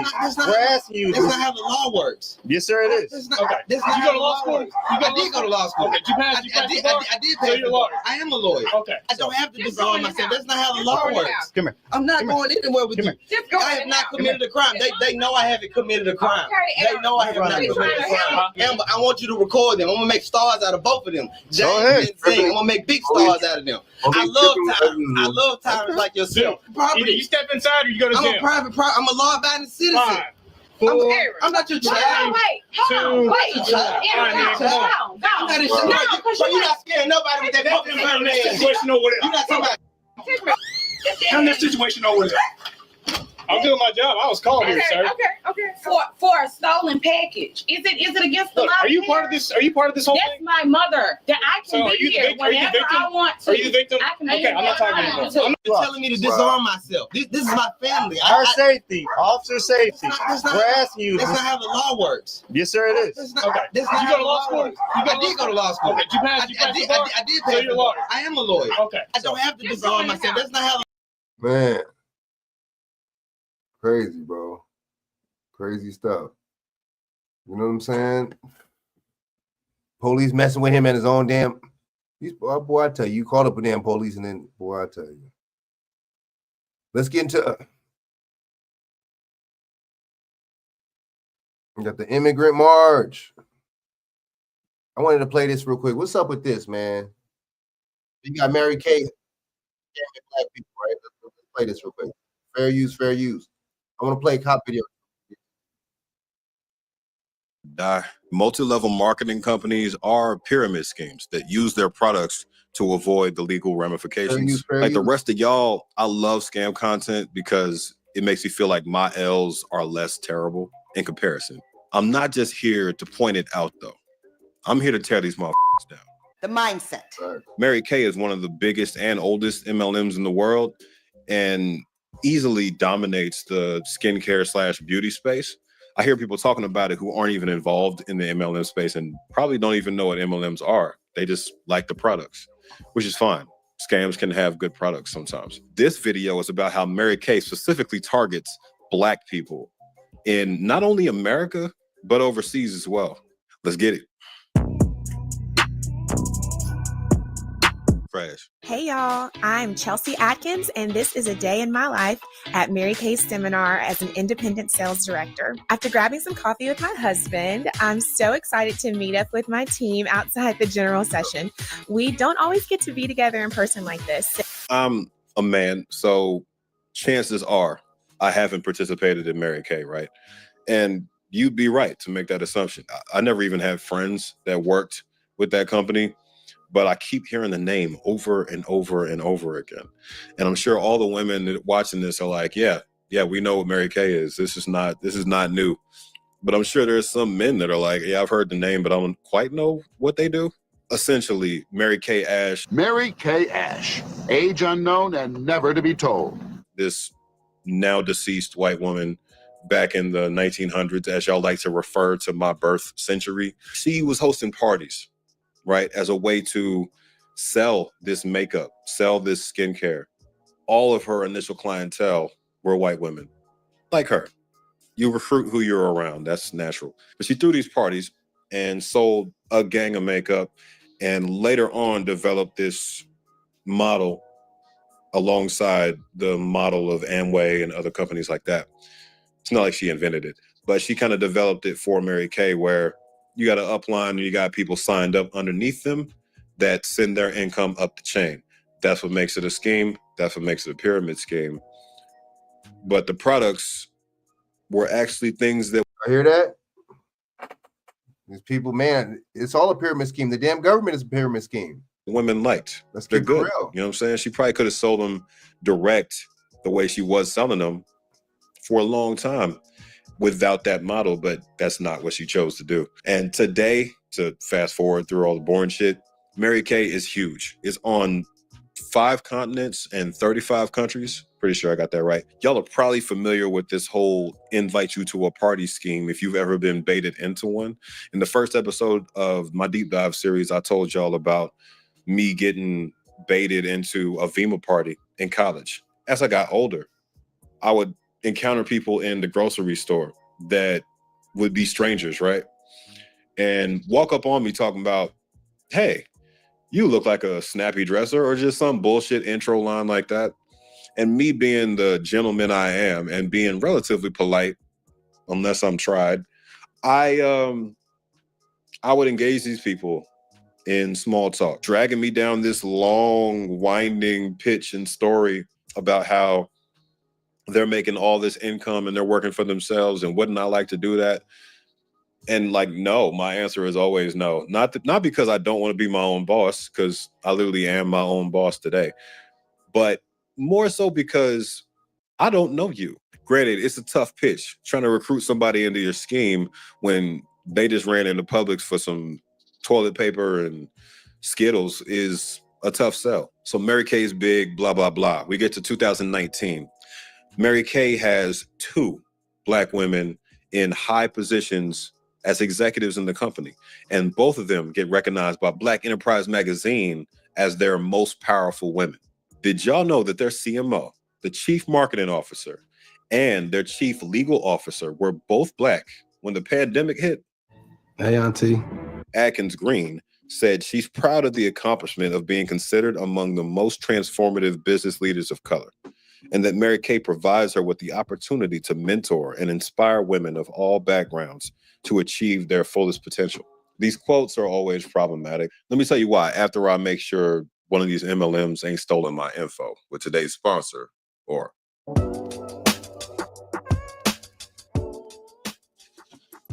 All right, so as always, I log in and hit the homepage to see what's happened since I last checked in. The only notification I have is one about an account holder being added to my account. I know that's me since I remember doing it, so we can resolve that one real quick. Next up, I checked the activity over the last couple months and see that my credit score increased, data brokers got removed, but the standout on this list is at the bottom. Apparently, they're monitoring offender records to check for identity theft. Much appreciated. Nothing looks amiss when I hit the list of my records. So I want to jump to the updates list and hit the credit page next. I check my credit often, and the work's obviously been paying off. I can see the ups and downs on the graph too, and reasons why it might have changed. After hitting the latest data broker update, I did something new. Added my bank under the transactions tab, so Aura can take over monitoring those moving forward. One more thing off my plate, and it's not like I remember to check those any other time. Took a few steps, and it just clicked. Big fan of the efficiency. I noticed Tweet the Leader on the list of transactions. So what do y'all think about these Mary Kay scamming black people, man? These corporations, get over, man. And I should not be paying them anymore since I have no Twitter now. Aura is immediately solving problems for your boy. To try it yourself, hit aura.com/CamJames at the link on screen to get a 2-week free trial. And tell me what you think. I read my comments. These quotes are always problematic. Like, I get it. If you were the executive of a normal company that doesn't have downlines and strange compensation plans and make you think you're running a business when you aren't, then yeah, Atkins joined on the corporate side of Mary Kay, so not as a distributor, back in 2011. They say she was instrumental in developing and implementing the product portfolio strategy. Keep that in mind. The other woman being honored is Julia Simon. She's proud of the accomplishment too, and she says that her team's role is to clear the path for millions of Mary Kay independent beauty consultants around the globe and make sure they have an opportunity to pursue success in their businesses. She works for the legal team, and she joined them in 2000. So basically, she fights off lawsuits for a living. She protects the company's rep and operations in all 35 markets. At least she did. I don't know if she's still in this role. She might be in touch about this video, actually, so I should watch what I say. Black Enterprise's team said they did in-depth research to make these selections. I'm sure they did. Now let's cover another auntie who did serious damage within Mary Kay and beyond. Gloria Mayfield Banks. This woman is a powerhouse. If there's any example of how to turn MLM membership into MLM leadership, into ex-MLM professional consultancy and motivational speaking, it's Gloria. Feel the power. If you hang around tired people, you're gonna be tired. If you hang around broke people, you're gonna be broke. And if you hang around ugly people, people are attracted to energy. You're attracted to heat, air conditioning, light. You are attracted to people with energy. Developing and maintaining a positive attitude from now until you cross that line. I can do that. Down the left side, down the left side. Living, caring. Another scammer. Let's go. Living, sharing. Another scammer. These people are all scammers. I'm telling y'all, man. These people are there to take money from people, deceive. Let's go. Another scammer, baby. Scammer alert. Boy, oh boy, I love to work with the daring. A magic million? Can you imagine such?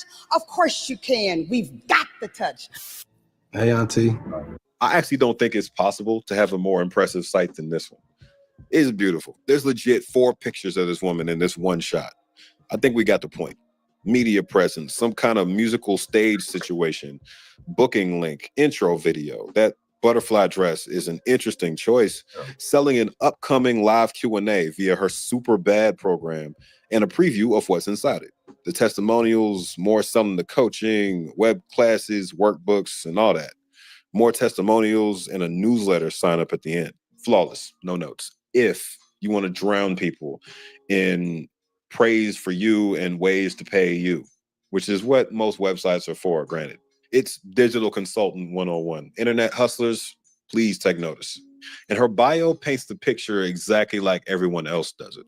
But I want to tell you that leap of faith was at a time that was a very dark time for me.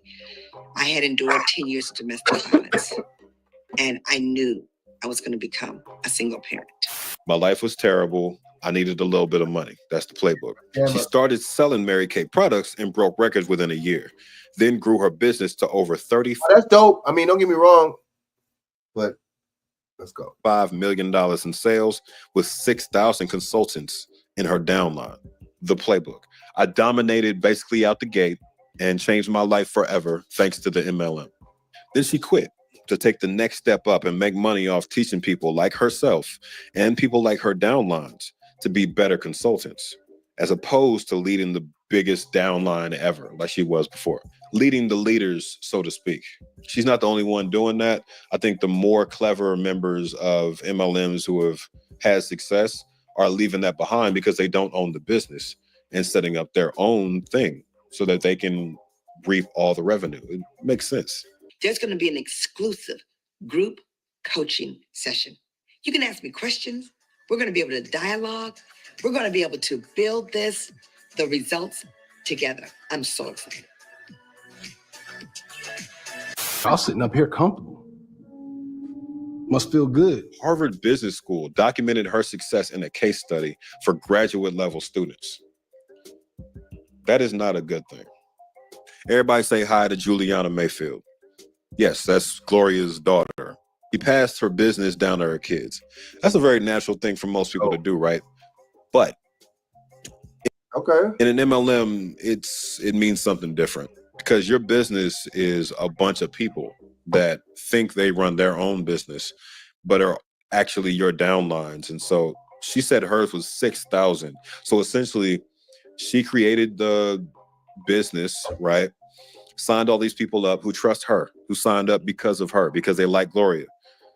And then when she decided she didn't want to do it anymore, she hands these 6,000 people over to her daughter, some person that most of these people have never met or talked to. Yeah, they've probably seen her in a video or something like that, but maybe a bunch of her downline members were cool with it, and maybe some of them weren't. I think that's most likely the case. Creating an MLM business when you're not the original founder, at least, is not some situation where you can hand it off to your kid like the US presidency. I mentioned this earlier. Mary Kay is fucking huge. Like 35 markets on 5 continents, huge. We're going to zoom into the UK of all places to reinforce my point about Mary Kay targeting. See, she know that you get money hustling black. You know what I mean? You hustle black people, you get a payout. That's just that simple. Nothing more else to it. Black people worldwide. 2 of the biggest distributors in their company are Black Brits. Yvonne Williams. There was no electricity there. There was no paved roads. You know, it was a very, very different life. Yvonne's from Worcester, England. Yes, that's the right way to say that. And she's responsible for 1,000 sales consultants joining Mary Kay underneath her. Hey, Auntie. So you decided to give up your salon and go into Mary Kay full time. Who does that? I mean, you were successful. My Mary Kay business, Nana, was a total accident. See, I had gone into Mary Kay, Nana, for extra money, thinking I would continue with my salons. But when I saw how amazing Mary Kay could be for me and my family, it was a no-brainer. This can change my life much, much more than my own business. And I just saw the opportunity for the women that I was in contact with. Elizabeth Ozua. Elizabeth is from London. Wow. And she's pretty much cut from the same cloth as Yvonne. She has children and a family, and she keeps talking about my husband. I moved to my husband. How is she able to balance between that work and her brand and how beautiful she is? I'm able to balance my time because they say when you plan your work, you can work your plan. Yes. So if we Africans want, we Africans, separating themselves to be seen internationally and be taken seriously, some of the things we need to do is to find out the language of business. Hey, Auntie. What catches my attention most is the posts these people put up on LinkedIn. LinkedIn is already notorious for tone-deaf ass people calling themselves leaders and execs, posting fluffy ass, self-praising ass posts all the time. Inspiration and motivation and grinding and dedication and how you can be a success. And then it's always a picture of them with their arms crossed or them smiling at the camera like, who asked for this? This one from Elizabeth is a prime example. Put your energy in the right place. See the picture I was talking about? You see what I'm talking about? As we start the week, make a conscious effort to always direct your energy where it matters most. At every These bras look. My thing is these bras look fake. They fake. You know what I'm saying? They look just like how they're outer. They're fake like the outer exterior. That's just how it is. Straight up. stage of life, there's a right place to focus your efforts. By being intentional and focused, you ensure your energy is used wisely and effectively. I'm not reading the rest of that because it's all the same shit. Leaders do this, managers do this. Oh yeah. Cashiers do this. I think the fact that she got 6 likes and no comments in 2 months is proof positive of what I was just saying. Another one from Elizabeth. No one likes change except a wet baby. Now, a couple things. She mentions this wet baby in the title, and then the baby never comes up again. And then yet another picture. I told you. Millennials have a lot of things we posted on Facebook back in the day that we deeply regret, which is why I no longer have a Facebook, so you can't find mine. I'm sure both of these women put in a lot of work to get to where they are within their organization and outside of it, if they've left it by now. Scammers. The thing is, scamming people. That doesn't matter. Working your way up, whatever ladder you happen to be on in your field is great. But if it requires subjugating other people and oppressing other people to get to where you got, then all that hard work, all those accomplishments, all those accolades don't mean shit. They don't mean shit to me, at least. When the hard work you put in victimizes countless others in your downline by trapping them in an unsustainable business, you're on the wrong side of the line. It's about 2 billion people all over the world that looks like us, but their lives are a lot harder. Let me address something. Mary Kay is still an MLM. To be clear, a lot of these businesses have transitioned because of legal pressure and whatnot. They have not changed. Their site says they're the #1 direct selling brand of skincare and color cosmetics in the world, with a disclaimer. So basically it's a lie, but they're definitely bigger than most MLMs. Their Mary Kay eStart program allows you to profit up to 50% with an asterisk after you pay them $225 for a wholesale pack of skincare. Paying for supply is part of many legitimate businesses, but this is not one of them. If you're buying raw materials for custom Etsy products, just as an example, and you're flipping those to customers, right? You don't have to send half that revenue to the person you bought the poster board from. This program is designed to bring in quick money for them via wholesale purchases. Facts. Oh yeah, no doubt. They see the bigger end of the profit. That's it. Notice everything in this fits your life section says the same thing in different ways. Freedom and flexibility. Balance the important things in your life. Choose how much time you put in. Pink Truth helps us look at the Mary Kay comp plan. Basically, this is explaining what it takes to make money within Mary Kay.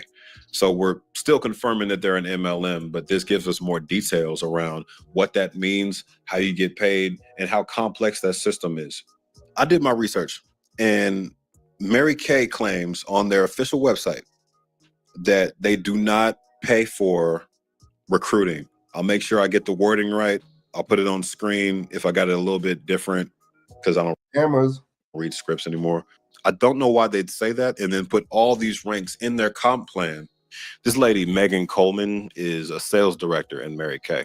And she put this post up on Instagram, and Pink Truth uses it to show us how complicated the comp plan is, but more importantly for our purposes, to show that this is definitely still an MLM. She says when you join for $35, you have the potential to make 50% profit on sales, which is simple, right?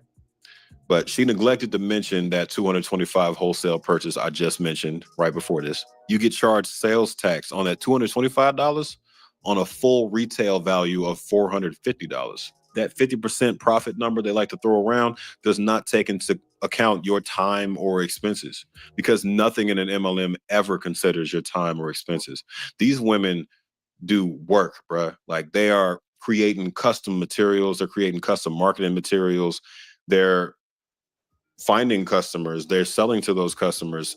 Anybody in sales will let you know that it takes resources to make a sale. They just assume that you're out here like, man, good video though, man. Hey, they be scammers.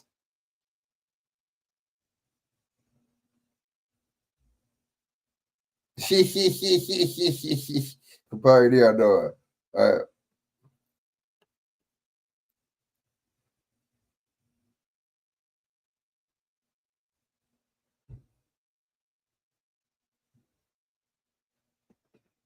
All right.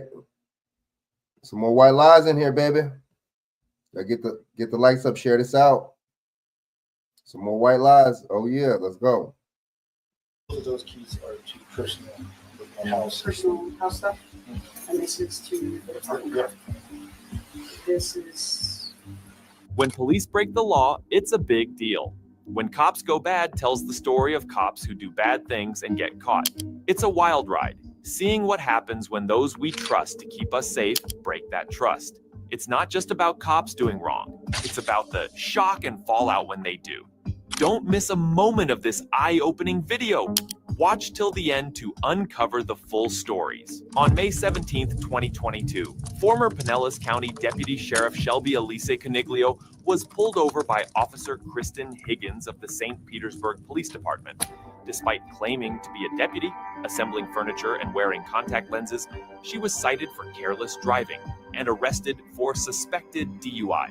Coniglio's breath alcohol tests showed BAC levels of 206% and Po212 19%. She even invited an officer into her dad's car, a behavior not typical of sober individuals. Following this incident, she was fired. Here's the complete body cam foot gauge. I'm a Pinellas County deputy. Okay. My ID is not here, but I'm a Pinellas County deputy. This car is not mine. Do you have anything with your name on it? Whose car is this? My father's.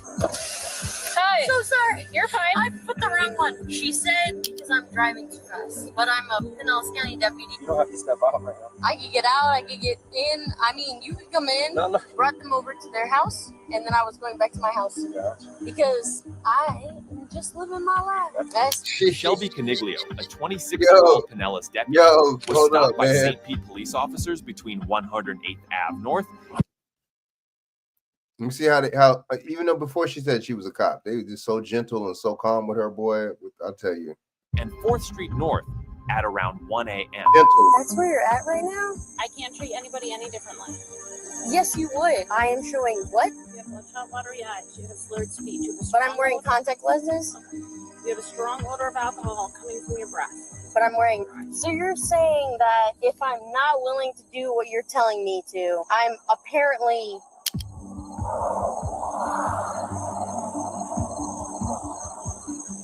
Right now, I just want to check your eyes. No, I don't want to see in my eyes. Light with your eyes. Don't careful. That is- light with your eyes. Openly. I don't want you to move your head at all. That's too fast. It's too far away. Your light is in my face. How would you describe your overall health?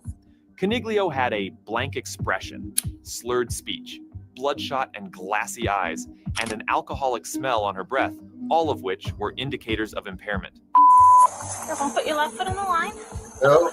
There were a lot of dogs there. We were just trying to piece furniture together. How much did you have? Mm-mm. So why do you smell like alcohol? I do not smell like alcohol. I smell like pigment. That's not pigment. That's very strong alcohol. You think that I'm impaired right now.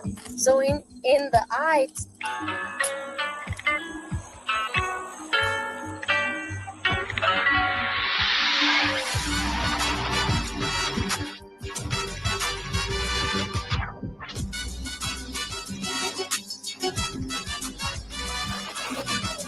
It's because she was shaky on her.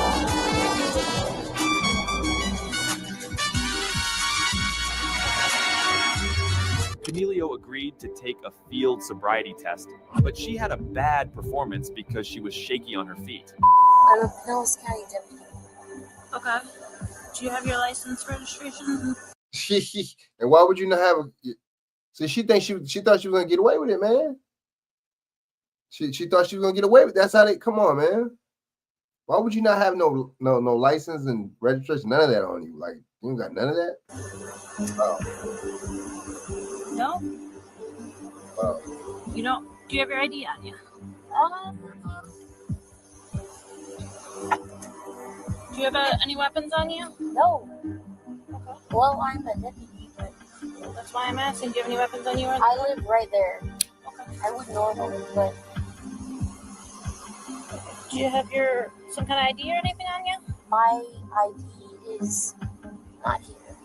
but I'm a Pinellas County deputy. Okay. Do you have some kind of ID on you? Ask her again. Oh shit, man. This is when I'm telling you, she talking about I ain't shocked to see these police act like that. Hey, that comes with the territory. What's to be shocked about? I was just driving that way. I dropped my friend off, and then I went this way because I live right there. I get that, but I pulled you over because you were flying past everybody. Cornelio repeatedly identified herself as a deputy and tried to explain her erratic driving. She mentioned that she lived nearby and had just dropped off a friend. She said because I'm driving too fast. Oh, okay. But I'm a Pinellas County deputy, and I'm just trying to get to my house, which is right there. Gotcha. Okay. Yeah. Oh, girls faded. These police is always drunk, man. That's their number one thing. I'm telling you. Don't let it fool you. Okay. How long you been with that stuff? 5 years. Gotcha. Yeah. Is that a problem? No, absolutely not. Just trying to. Yeah. Yeah. Whatever she wants to do. Yeah. I don't know what she's doing right now, but I'm just gonna stand by with you until she figures out what she wants to do. You want me to get out? No, you're fine. And they just because she's a cop, they let her stay in the car, right? Interesting. Let's go. I'm good? Like, you don't have to step out right now. Well, there's like 5 people now. Ghosted, boy. She wasted. I'm gonna go to the AOA. You're good here? She expressed confusion and concern about the growing number of officers on the scene. No. What's wrong with that? Italiano, okay? And I only speak some Spanish, okay? For the most part, Italiano. But she pulled me over. I don't know if you would have. I got you. But you're safety, so it doesn't matter.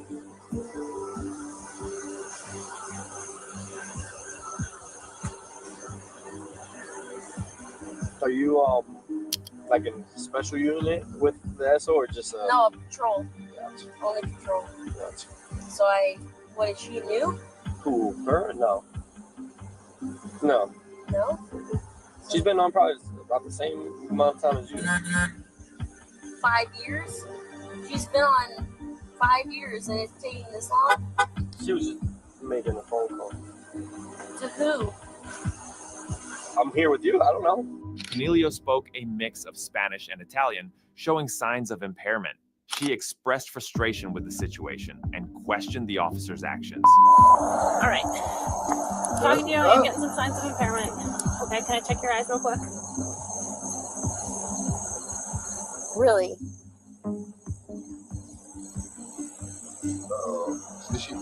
I want to give That's you a that chance privilege. to say that you're fine. That's that privilege. That's that white privilege. That's that cow. I'm a cow.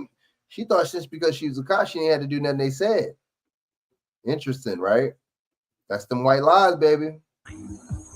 Okay. The officer observed more signs of impairment and asked to check her eyes. Cornelio appeared resistant, but was given another chance to prove her sobriety. What signs of impairment was I showing? You've got bloodshot, watery eyes. You have Nope. I want to know. Okay. Pulling over. What was the signs of impairment? I'm not gonna. Because I do not have bloodshot and watery eyes because I have contact lenses in my eyes. I have contact lenses in. I'm not trying to argue with you, okay? I'm hoping that you can show me that you're okay to drive. Okay? But I have to go forward with this. I have to at least investigate. No. I just want to know. I explained to you. You smell very strongly of alcohol. Your movements have been very slow and fumbling. Fumbling. You have a very dazed facial expression. All these are signs of impairment. Cornelio argued against the officer's observations of her bloodshot eyes and alcohol smell. She insisted her contact lenses were causing the issues. What I have you do is follow it with your eyes and your eyes only. I don't want you to move your head at all, okay? If your shoes are bothering you, you can take them off. That's too fast.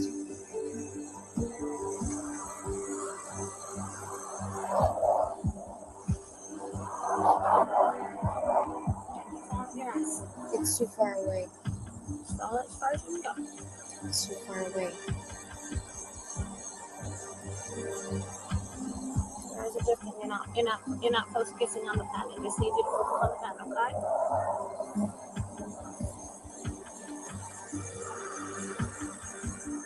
Your light is in my face. Too far up. Too far up. I can't see it. Is she making excuses? Is she making excuses? Or is she making excuses?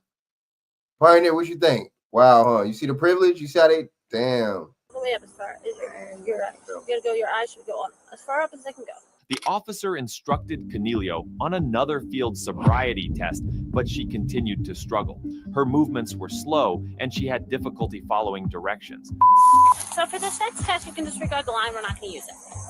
So what I'm going to have you do is you're going to stand with your feet together, arms down at your sides. Stay in that position. Don't move till I tell you to begin.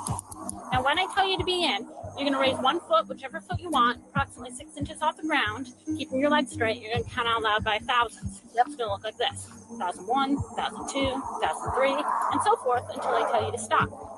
Several things I want you to keep in mind during this test: keep your arms down at your sides, look down at your feet, count out loud, don't hop or sway for balance.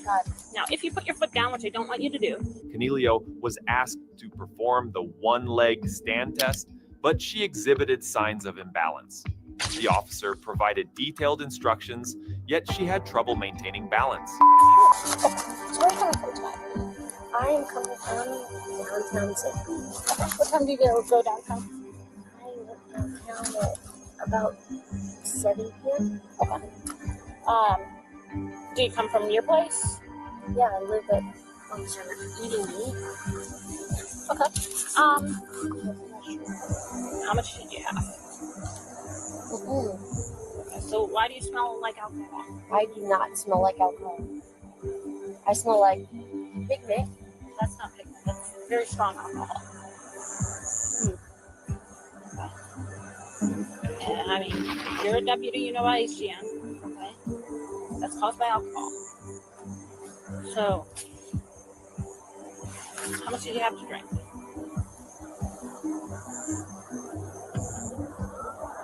Nothing. When asked about the smell of alcohol, Cornelio denied drinking. Damn, and this is a cop, so she lying about to save her butt. So imagine how much she lie on it.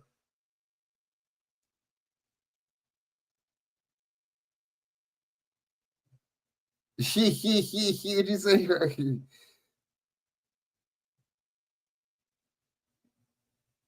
Yeah, exactly. She thinks she's too cute to go right.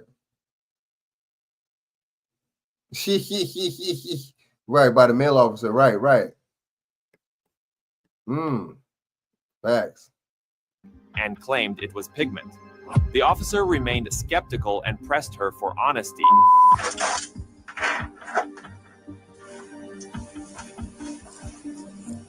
And you have my phone, keys, and Your keys are in the car.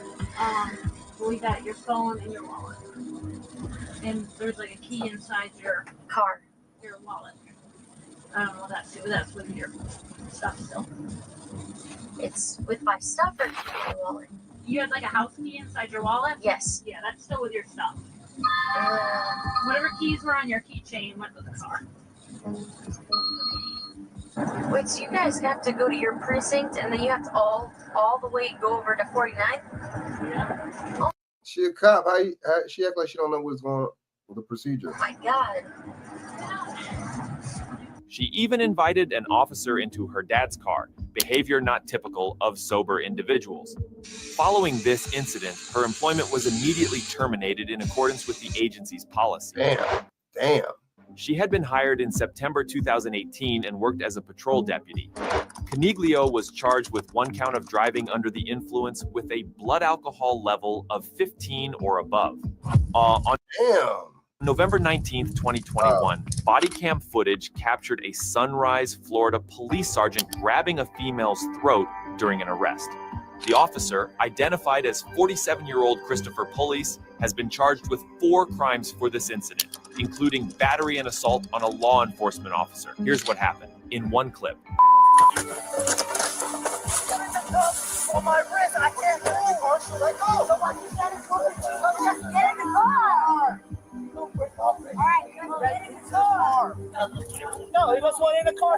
Get in the car. Get in the car. All right, I'm getting in. Get your feet in. Hey, look at me. Look at me. Look at me. You want to play games? You play with the wrong mother. You got to do, man. You going to mace me, mace me. Look at me. You want to play games? You ever get disrespectful with my officers? I will remove your soul from your body.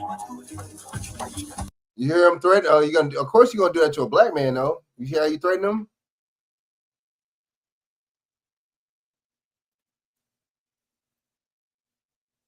And blonde another. That was weird. I know on the camera, huh? You see how? Of course, you're gonna threaten a brother. Do what you got to do. No. Touch me again. Sir. Get the f off. Sir. Wow, and look at the other cops. They're just gonna stand. Are you gonna just stand right there and let him do that? Man, these police be cowards, man. These be the biggest cowards on the streets, man.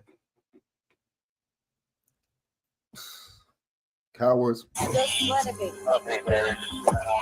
We clear? Yes, sir. And I'll see you in about 5 minutes. Stop pulling the handcuffs. Police appears to be speaking with the detained defendant in the back of a cop car in the footage, which the police department muted and pixelated to protect an ongoing internal investigation. Right here. Miss, can you stop pulling the handcuffs on my wrist? God, you don't listen. You're not stronger than me, Miss. I'm letting you know that. All right, let's go. We're going to take a seat. Watch your head getting into the car. Miss, can you stop pulling the cuffs? Just get in the car. You'll be fine. Get in the car. Get in the car. Put in the cuff on my wrist. Once you get in the car, she'll let go. So just get in the car. All right, just get in the car. You gotta just tell her to stop. Hey, get in the car. Get in the car. They tell her to stop. They just still keep police. Just get in the car. Right, I'm getting in. Get your feet in. Hey, look at me. Look at me. Cops and tattoos, right? Games? Play with the wrong button. Exactly. You gonna mace me, mace me. Look at me. You never get disrespectful with my officers.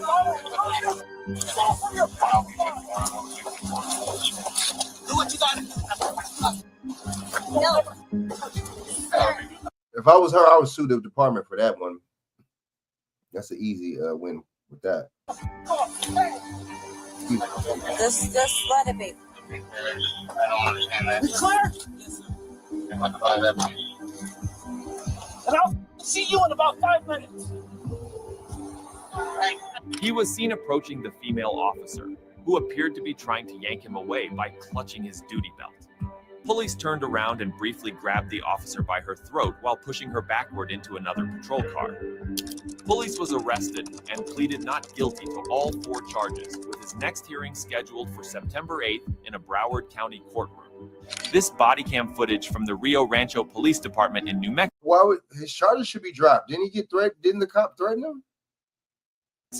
Shows the arrest of Albuquerque police officer Jeffrey Wharton before his shift started.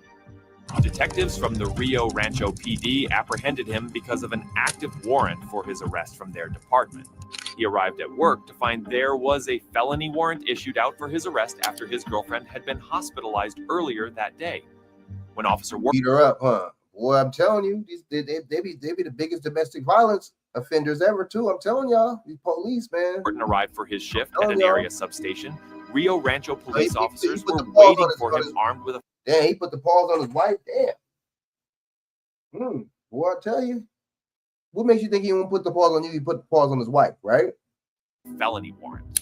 At one point, they removed his duty belt and searched him. After the search, they were seen on lapel video cutting off his fully marked uniform shirt. Wharton was led out of the substation to a waiting cruiser. Further determination regarding the employment of Sergeant Police was made in accordance with Florida State Statute 112.532, due process, and the collective bargaining agreement. As the video draws to a close, remember that the story doesn't end here. Stay informed, stay vigilant, and join us in seeking accountability and justice. Together, we can ensure that the trust between law enforcement and the community remains strong. If this video resonated with you, don't forget to show your support by giving it a thumbs up. Salute, salute. All right, fair use, fair use.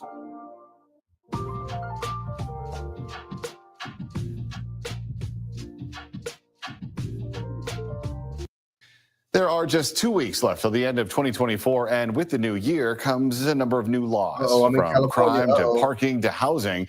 We take a look at some of the new state laws that will soon take effect and how it will impact your community. I sat down with San Luis Obispo County District Attorney Dan Dowd to talk with him about how some of those new laws may affect crime-fighting efforts here on the Central Coast.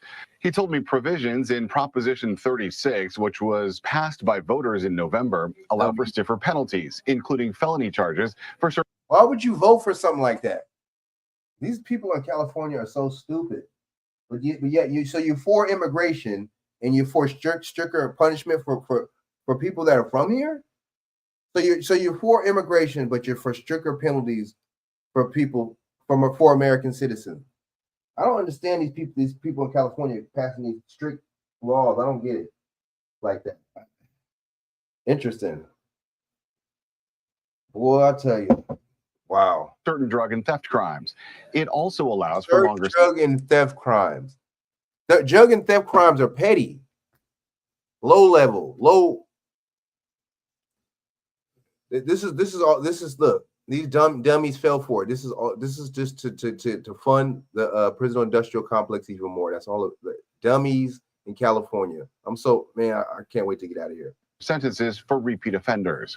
And so we will now be able to elevate certain cases from misdemeanor to felony for people that are repeat offenders. Why? In certain cases, why though? Boy, California sucks. Let's go. Repeat thieves, repeat theft crimes. But look, they're not harsh on crime and tough on crime when it comes down to these politicians, these crooked politicians, or these rapists, rapists, or offenders, right? They're not tough on crime when it comes down to them. Repeat drug crimes, and it creates a new class of drug possession cases where the court will mandate that the defendant, if he agrees, to take treatment for his drug addiction or her drug addiction. He says he's been working with law enforcement and local businesses to post signs warning would-be thieves that San Luis Obispo County will enforce these new provisions. I can see people I can see, but I don't know. It just depends, man. I don't think that's really I don't know, man. I guess. What's good? Salute. I guess, man. But he added that the rehabilitation provided in the mandated drug treatment is also important. And right now, today, there's really very little way that the court can mandate treatment at all. We have to ask them to, and because the consequences for a misdemeanor are so small, they've not really been willing to go through with most of the rehabilitation offers. So I believe that Prop 36 and these changes will help our local economy by us being able to be more tough on repeat theft offenders and repeat drug crimes. Dow says another new law going into effect with the new year will elevate all solicitation of a minor for sex to a felony. Senate Bill 1414 is closing a gap that kept some offenses at the misdemeanor level. Now all solicitation of a minor for sex is a felony regardless of age. Dow created a task force 10 years ago to crack down on sex. So you see what kind of weak stuff they had on the books when it comes to these. You know what I'm saying? When it came down to these, what's the names?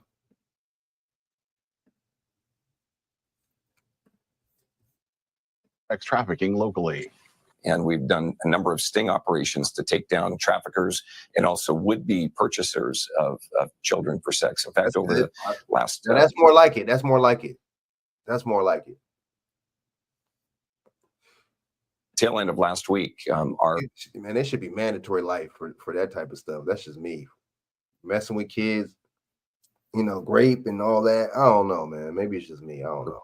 Joint task force with the sheriff's office and the district attorney's office arrested 3 individuals that were attempting to meet up with minors that were under the age of 15 for the purpose of sexual contact. And we're going to be aggressively prosecuting those 3 individuals. 3. Lucky Those number are just a couple of examples of a slew of new laws that will be going into effect. Number 3. In fact, Dow says he's already begun the process of providing summaries to local law enforcement and to all staff in the district attorney's office regarding the new legislation. Here are some of the other new California laws that you should know about. Starting the new year, you are not allowed to park a vehicle within 20 feet of any marked or unmarked crosswalk or 15 feet of any crosswalk where a curb extension is present. Farm workers can soon use paid sick club due to rampant sexual abuse by prison staff, including the former warden who's now in jail after being convicted of sexually abusing women at the prison. The Los Angeles Times reports once again in California, $116 million is the largest amount ever paid by the federal government for misconduct at a federal prison. We're joined now by 2 guests. Courtney Hansen is a community organizer with the California Coalition for Women Prisoners, which helped launch the Dublin Prison Solidarity Coalition to advocate alongside survivors for systemic changes inside prisons. I'm a 116 million to 103 women. Boy. Chavira was formerly incarcerated. Why are we not hearing about this on the mainstream news? Why is this not on the mainstream news? Why is this not on the mainstream news? But guess what? P. Diddy's on the mainstream news. Jay-Z's on the mainstream news. Why? So you see Jay-Z and P. Diddy on the mainstream news, but this is not on the mainstream news. What's up with that? There's 103 victims, man. You talking about Jay-Z's, Puffy's 15, 13, whatever victims, however many victims, 103 victims? And this ain't all over the mainstream media? Come on, man. This is all by design. See, why don't you see this on CNN? At FCI Dublin, and as part of the class action sexual abuse lawsuit against the Federal Bureau of Prisons. We're going to go first to Courtney. Courtney Hansen, explain the background of this case. Well, as you said, this current monetary settlement is the largest aggregate settlement in BOP history. And we are seeing this type of legal victory because of the courage of survivors who were incarcerated at FCI Dublin. And our organization, the California Coalition for Women Prisoners, started going into Dublin in 2022 with extremely dedicated attorneys to hear these survivors who are speaking out and build power and solidarity with them across the walls. And Aimee, if you could respond to this decision by the federal government to pay $116 million to women, you yourself were in prison there. Yes, hi, good morning. What do I think? I think this is a victory. I think this shows that everything that has been going on in there was, and it is true, and it's still going on. It doesn't change anything. Money, no amount of money will. But see, didn't I just say that about the what's the name case? Didn't I just say that about the Jay-Z case? Didn't I just say that about the Puff Daddy case? Why are these women coming out talking about they wanting to sue these people when why would money change any of this? Why would money make you feel any better? Why none of these Shannon, salute, what's up? None of these females are coming out trying to actually put any of these people in jail. Did you hear what she just said? It sounds like she's not lying. That's what it sounds like to me. It sounds like she's telling the truth. It sounds like this lady telling the truth. She said no amount of money. Exactly. It's ain't about money. It's about justice. Let's hear what she's talking victory. about. I think I this would be shows like, all the motherfuckers should go to jail. Everything that has been going on in there was, and it is true, and it's still going on. It doesn't change anything. Money, no amount of money will change what was done to us and what continues to happen. Aimee, can you explain what did happen? Tell us over these last years what took place and when you were imprisoned there in the Dublin federal prison. Salute. Sexual abuse, rape, assault, verbal abuse, retaliation. Behind these federal walls, people don't understand and can't imagine the severity of this problem. We were sentenced to go to prison and pay for our crime, which is no problem. But that wasn't happening. We were paying for our crime and being assaulted, sexually assaulted, mistreated, retaliated on. It went from locking us in our room. I was locked in my room and asked for me to conduct sexual activities or things. I was retaliated, set by the warden, who is now in prison, as I complained. There's a lot of, once you start complaining behind, when you're in prison, the retaliation starts. It's not easy. It's not fun. It's not funny. These are real things that are going on in these prisons, not just Dublin. SCI Dublin went through this. This is across the board. These are all prisons. I'm sorry if I get a little bit emotional. The retaliation went from, once you complain to the warden, I myself complained to the warden on one morning. That same morning, he sent Officer Ramos, who is no longer alive. He took his own life, with another officer, Officer DeLuca. They restrict search 3 inmates in my cell. It sound like Mexican on Mexican crime. That's what it sound like. Sound like Mexican on Mexican crimes. Nobody want to talk about that. Let's go. Then took me to, which is called R&D. It's when you get to prison and, you got to go through this process. And I was taken there to get strip searched, to later on being asked and demanded that it was a direct order for me to strip, hand my clothes over, and use my fingers, my hand, to go across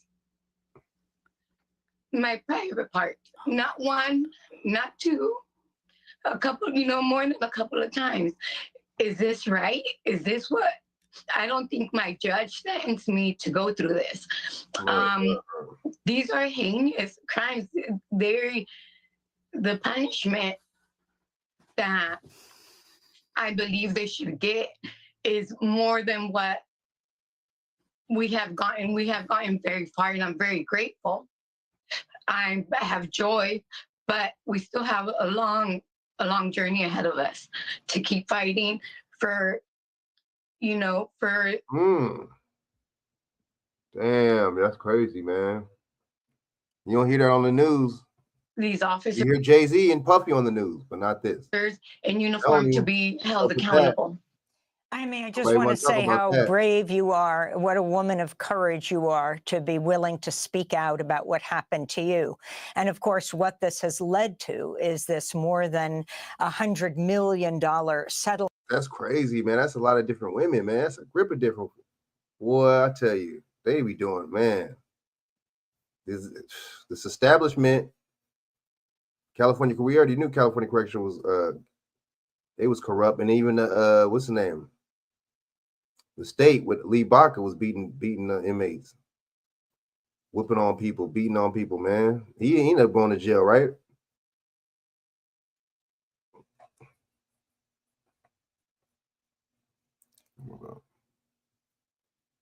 Fonnie Willis. All right, fair use. Let's see what's up with Fannie Willis. You know what I'm saying? Appeals court, they say that her and the guy Nathan Wade was lying, and they're saying that she's not eligible for, to go after Trump and all this and that and this and that. So she was lying, though. It seemed like, man, it wasn't a good look for Fonnie, man. But guess what? I think they all thought that they was going to be good and had cover just because they had Biden. He was under the Biden administration. You see what I'm saying? So. Ruling that was released this morning and possibly has big implications for the case. But it's important to note the indictment was not entirely thrown out. Fox 5's Tyler Fingert is at the live desk with the day's new details. Tyler? Yeah, Tom, good afternoon to you. The ruling by the state appeals court to remove Fulton County District Attorney Fonnie Willis is a big win for President-elect Donald Trump and his co-defendants in the election interference case. Using Mr. Trump's famous phrase from his apprentice days, Willis was essentially fired today when it comes to prosecuting his case, but we now know she plans to fight back. For months, Fulton County District Attorney Fani Willis publicly and defiantly said there was nothing improper with her personal relationship with Special Prosecutor Nathan Wade, who she hired to handle the election interference case against President-elect Donald Trump and others. This is the truth, Judge. And it is a lie. It is a lie. Attorneys for Mr. Trump and others argued Willis improperly benefited from her romance with Wade. In March, Fulton County Superior Court Judge Scott McAfee ruled the relationship between Willis and Wade was a, quote, tremendous lapse in judgment, but said she could continue to prosecute the case if Wade resigned, which she did. But Thursday, the Georgia Court of Appeals disagreed and disqualified her. The only reason this case is being litigated is because of Fani Willis's relationship choices and how she discussed and explained that relationship to the court when there was an inquiry. In this 31-page 2-to-1 ruling, the appeals court panel wrote, "This is the rare case in which disqualification is mandated and no other remedy will suffice to restore public confidence in the integrity of these proceedings." The Court of Appeals is very clear in its decision that Fani Willis made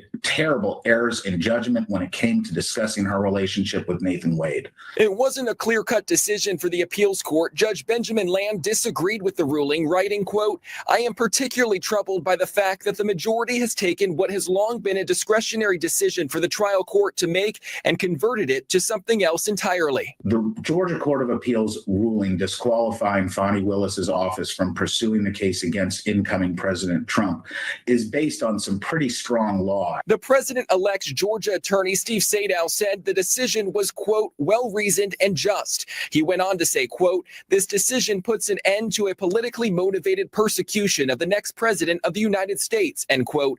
With DA Willis out, it will be up to the Prosecuting Attorneys Council of Georgia to find another prosecutor to decide whether to continue to pursue the case.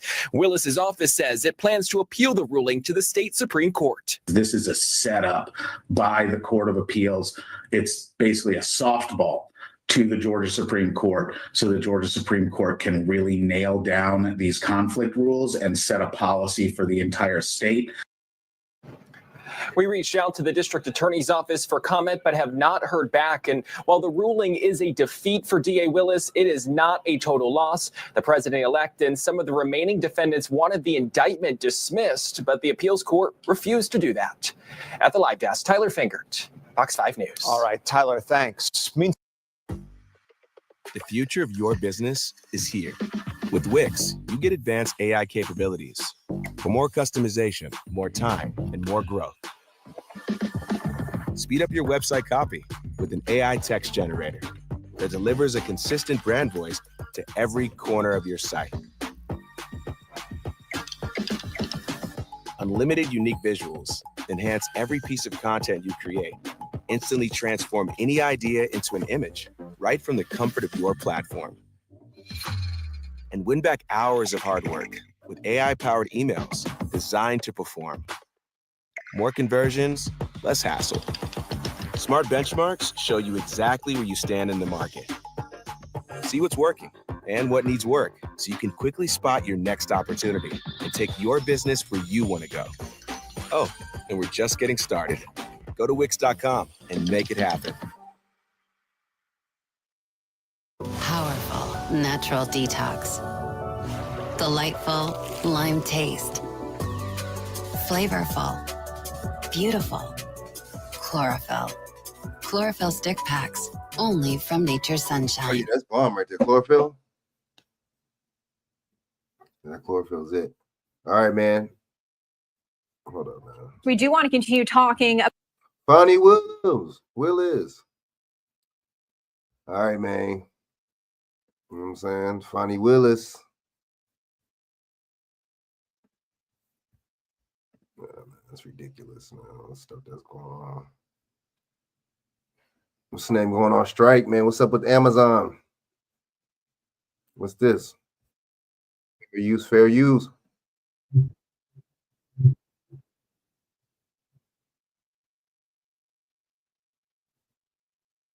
The largest strike against Amazon in U.S. history, and it's already being suppressed by law enforcement. Take a look at this video.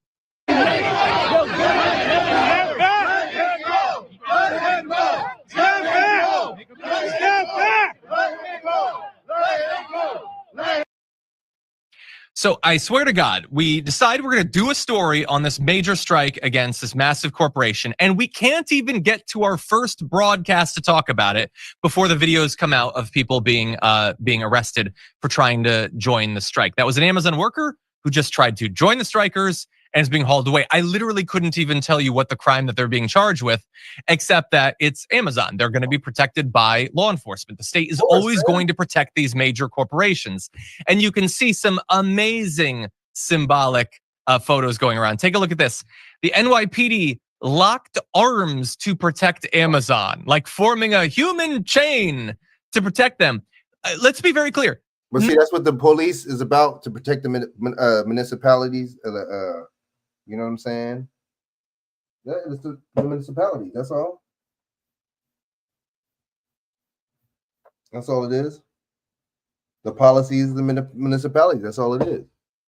And also certain businesses. So I'm not surprised that this is starting to look like a psyop right here, man. None of these protests are violent or anything like that. It's not like the police need to do any of this. They're going to do all of this because the mere act of protest against a corporation like Amazon, with the wealth and political influence that it and its owner have, is utterly unacceptable. I would say long overdue, but also from the point of view of the establishment, utterly unacceptable. And so the strikes began. I can't even tell you if they're continuing. They might have already been crushed, but they were planned in San Francisco, New York City, Atlanta, Illinois. There are other facilities that are also prepared to join, depending on how long this goes or if a deal is made. Theoretically, we could see this start to snowball. But warehouse workers and delivery drivers at 7 facilities currently have organized a strike to push the company to negotiate for a collective bargaining contract, including changes to pay, benefits, and working conditions.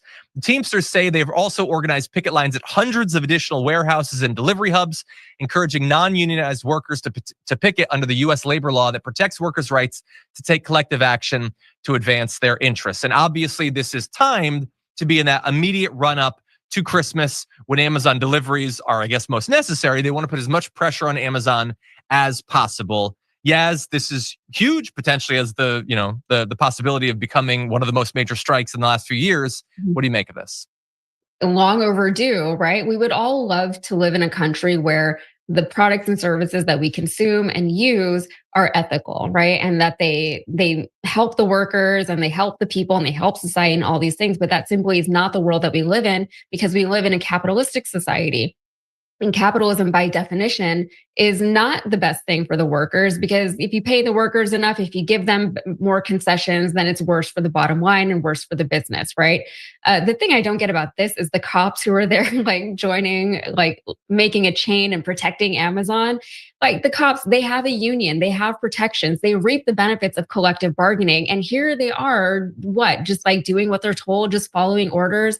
You really have to imagine that this is why there are so many right-wing cops, because like they have to really drink that Kool-Aid so they can retain their own sense of self-respect or something as they go against people who are really in the same boat that they would otherwise be in. So I really hope that whenever there's something like this happens in the country, my concern is that it's not sustainable long-term, or that it won't be sustained long enough for any kind of meaningful change to be enacted. So I really hope that this goes the distance and they get what they deserve out of all of this. Yeah, we'll see. I mean, what I would love to see is, some of these politicians get out there. I mean, it's in New York City. You could see AOC could go. Bernie Sanders obviously has shown support before. I would love to see him there. Yeah. There's a great opportunity, by the way, for the Democrats to show what side of, workers' rights they're on. We know we're coming off an election where Donald Trump did a lot of cosplaying of caring about working class people. Fox News is going to be demonizing this 24/7. They're going to be very clear what side they're on. Question is, will the Democrats be just as clear?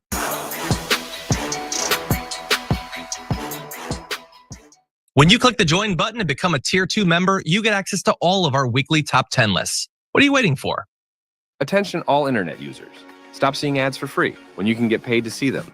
Do you know how much of the content you see on a daily basis are actually ads? That's an ad. That's an ad. Yep, all ads. That's why Pi will transform the way you scroll online. It blocks all ads for free. YouTube ads, cookie pop-ups, search ads, and it even works on Amazon.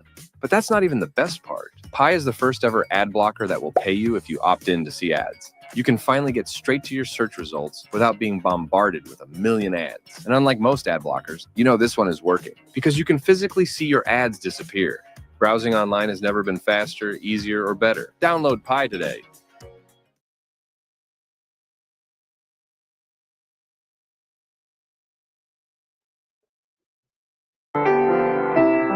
Я працювала у спеціалізованій музичній школі, навчала. Я взагалі рік не хотіла сідати і відкривати інструменти у зв'язку з війною. У мене не було настрою.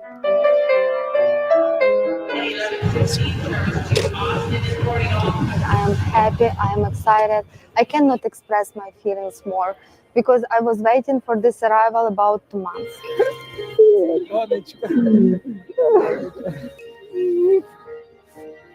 Welcome to United States. Dad will be here and Mom will be here. Вони нам дали 2 кімнати, зал з фортепіано, на якому я граю вдома. Мені приємно грати на інструменті. Зв'язано з позитивом.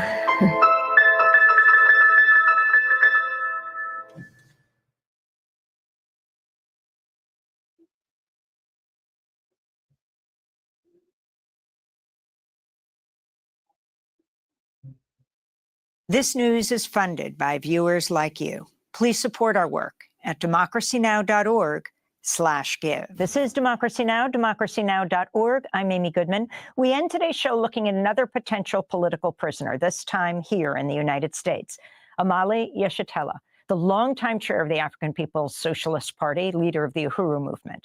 In September, a federal jury in Florida found him and 3 others guilty of conspiring with an agent of the Russian government to, quote, sow discord and interfere in U.S. elections. But the jury acquitted the 4 on the most serious charge of acting as agents of a foreign government. Prosecutors accused them of working on behalf of Russia in a multi-year foreign malign influence campaign here.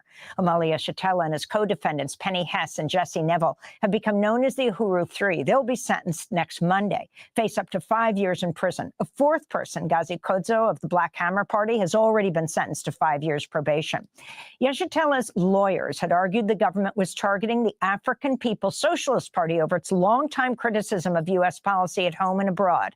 Omali Yeshitela is 83 years old. He joined me this week from Tampa ahead of Monday's sentencing. I asked him his response to the verdict and what he was charged with and acquitted of. We were charged, as you mentioned earlier, with being Russian agents, and something that they determined, that is the United States government, that began in 2014 or on or about 2014.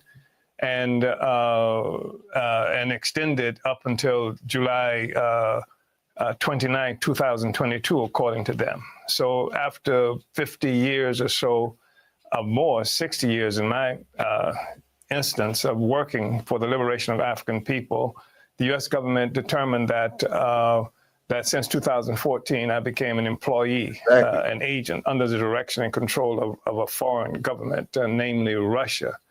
And then they charged me also, the 3 of us, Penny Hess, Jesse Neville, and I, with being, with conspiracy to work for a foreign government without registering with the Department of Justice, which was an extraordinary charge. And so after a week-long trial or so, the jury examined things that came from more than 2.5 million books in equivalency, 13 terabytes of information that they stole from our devices. A jury determined that we were not Russian agents, and which meant, of course, that they agreed that the only thing we'd ever done is work for the liberation of African people, on the one hand.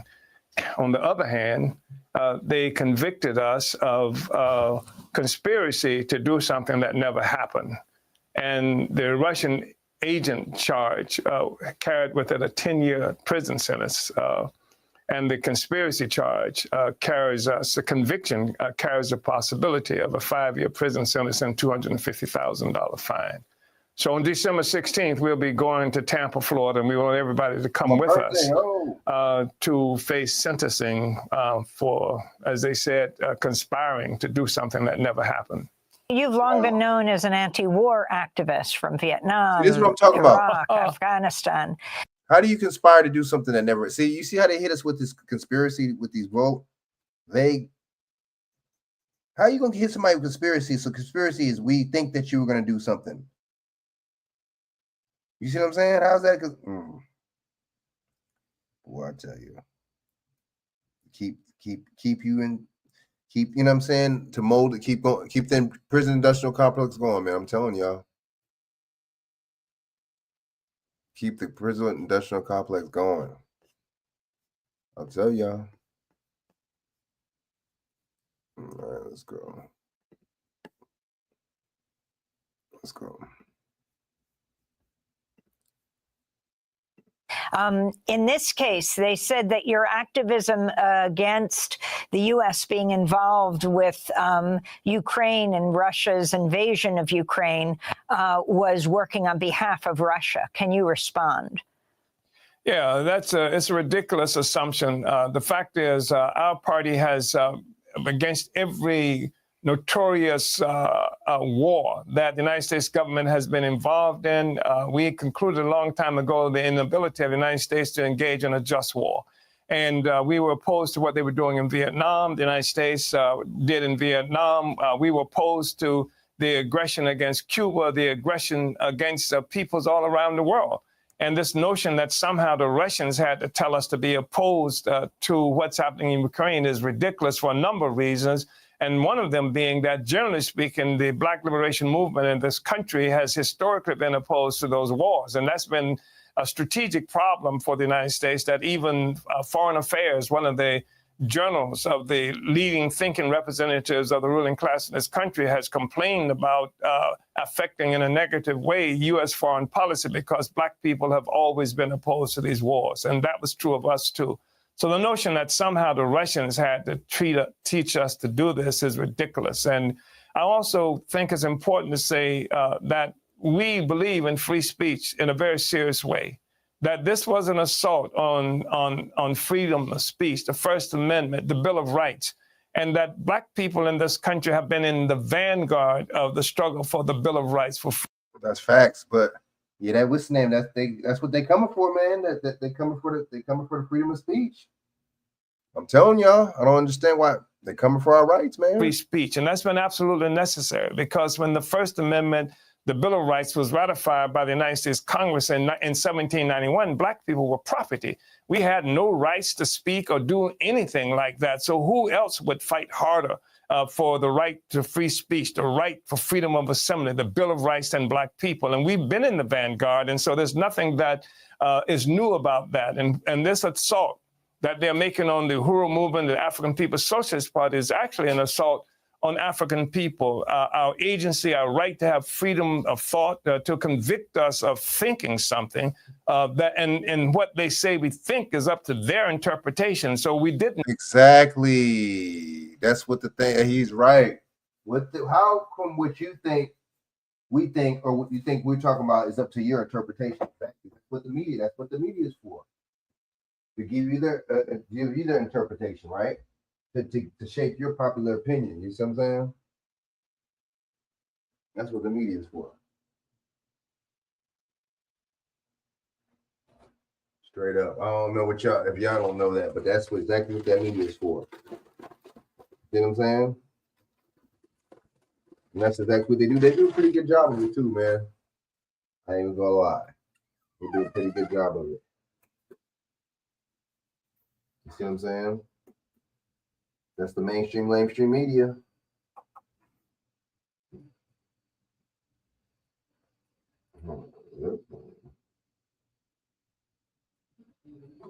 You know, and then that's the thing too. That's when it comes out of the legal system. That's the thing that's messed up, and I think that's the thing in an area that they take advantage of people. You see what I'm saying? With up to the interpretation, or so-called local quote unquote interpretation of the law, right? But what's the interpretation of the law according to who? And plus, the law law isn't anything. It's all about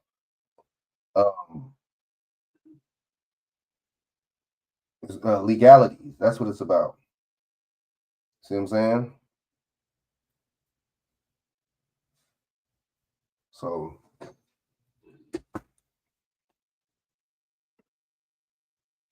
do anything, and that was the foundational charge. The jury said they didn't work for Russia, but they conspired to do something that never happened. So it's a thought crime that they have convicted us for, and we fought it all along, and we continue to fight that. So talk about your years of activism.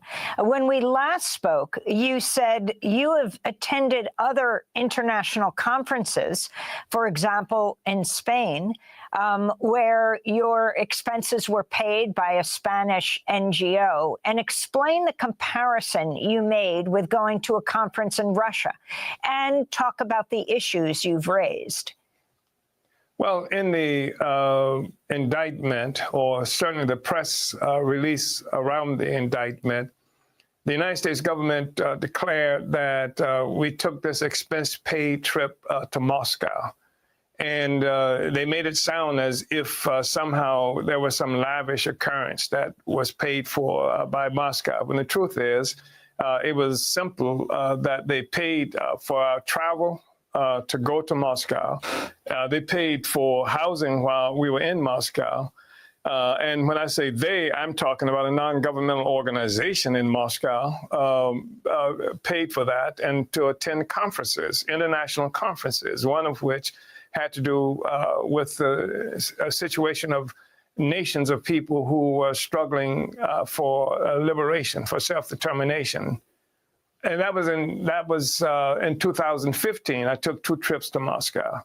And then, they overlooked the fact that I went to Spain in 2017, a non-governmental organization. They paid our transportation. They paid for 3 of us to come. They paid a hefty honorarium for my being there. Right? And it was an international conference with people from all around the world. It had participation from former members of the United Nations and from the Spanish government itself. But that didn't matter. They wanted to take this Moscow thing and act like it was something peculiar. I've traveled to more than 15, 16, 19 different countries, if I'm not mistaken, throughout the world, and as well as to Big Mountain, where the Diné or Navajo people were under assault.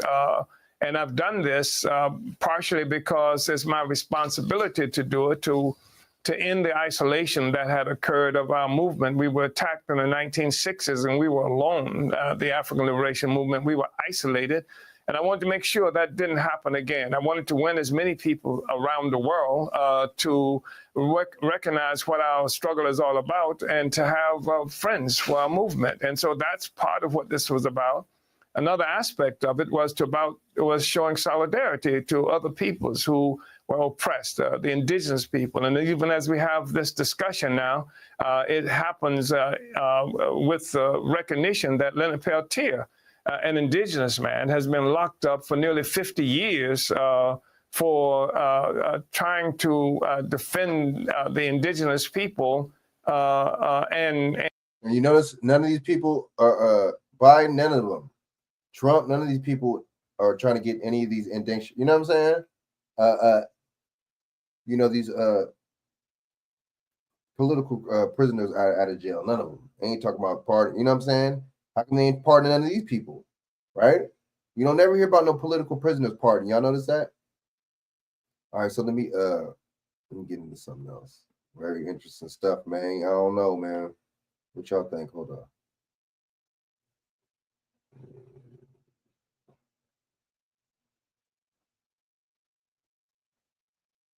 Yeah, this CEO shooter thing, man. It's funny. He getting more praise than the damn political prisoners. He's getting more praise than the people that should be out. I think people are just so stupid, and I think people got everything backwards, man. People are being controlled. You know what I'm saying? To the fullest extent, don't even know it. All right, so fair use, 1976, on the Copyright Act. You know what I'm saying? Section 107. Yeah, Section 107. Allowance is made for me to report it for educational purposes. All right, now check this video out. This video is deep right here, all right? The land is the law of the culture that lives on that particular land. However, there is a higher law that dominates the entire world. It's called the law of the water, or the law of the high seas. The law of water is referred to as the law of money. It doesn't matter what color you are, where you're from, or where you live. Money is money. Do you ever feel like you're just another number in the system? You pay taxes, sign contracts, and follow rules you never agreed to, but why? The truth is, from the moment you were born, your life has been governed by two ancient laws, the law of the land and the law of the sea. When you were born, you weren't just issued a birth certificate. That certificate is more than a record. It's a contract, a financial instrument that turned you into a product within the system. These two laws control everything, your money, your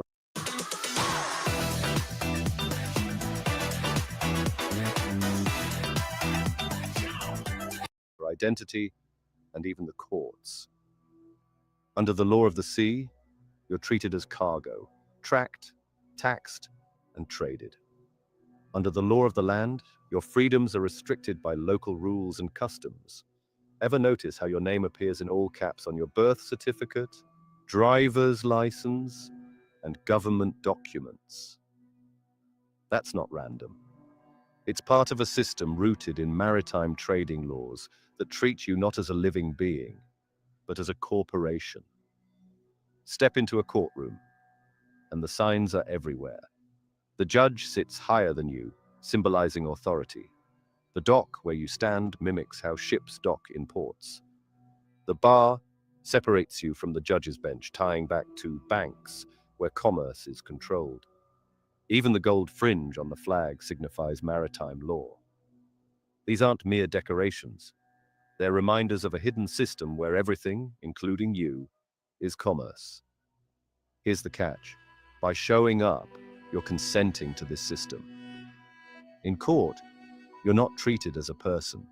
You're reduced to a legal fiction, your straw man, a corporate entity separate from your physical self. Why? Because under maritime law, everything is about contracts, obligations, and control. Think about this. Your social security number isn't just an ID. It's a tracking number for your corporate trust. The money in your wallet isn't real money. It's debt notes. I owe you, promises from the Federal Reserve.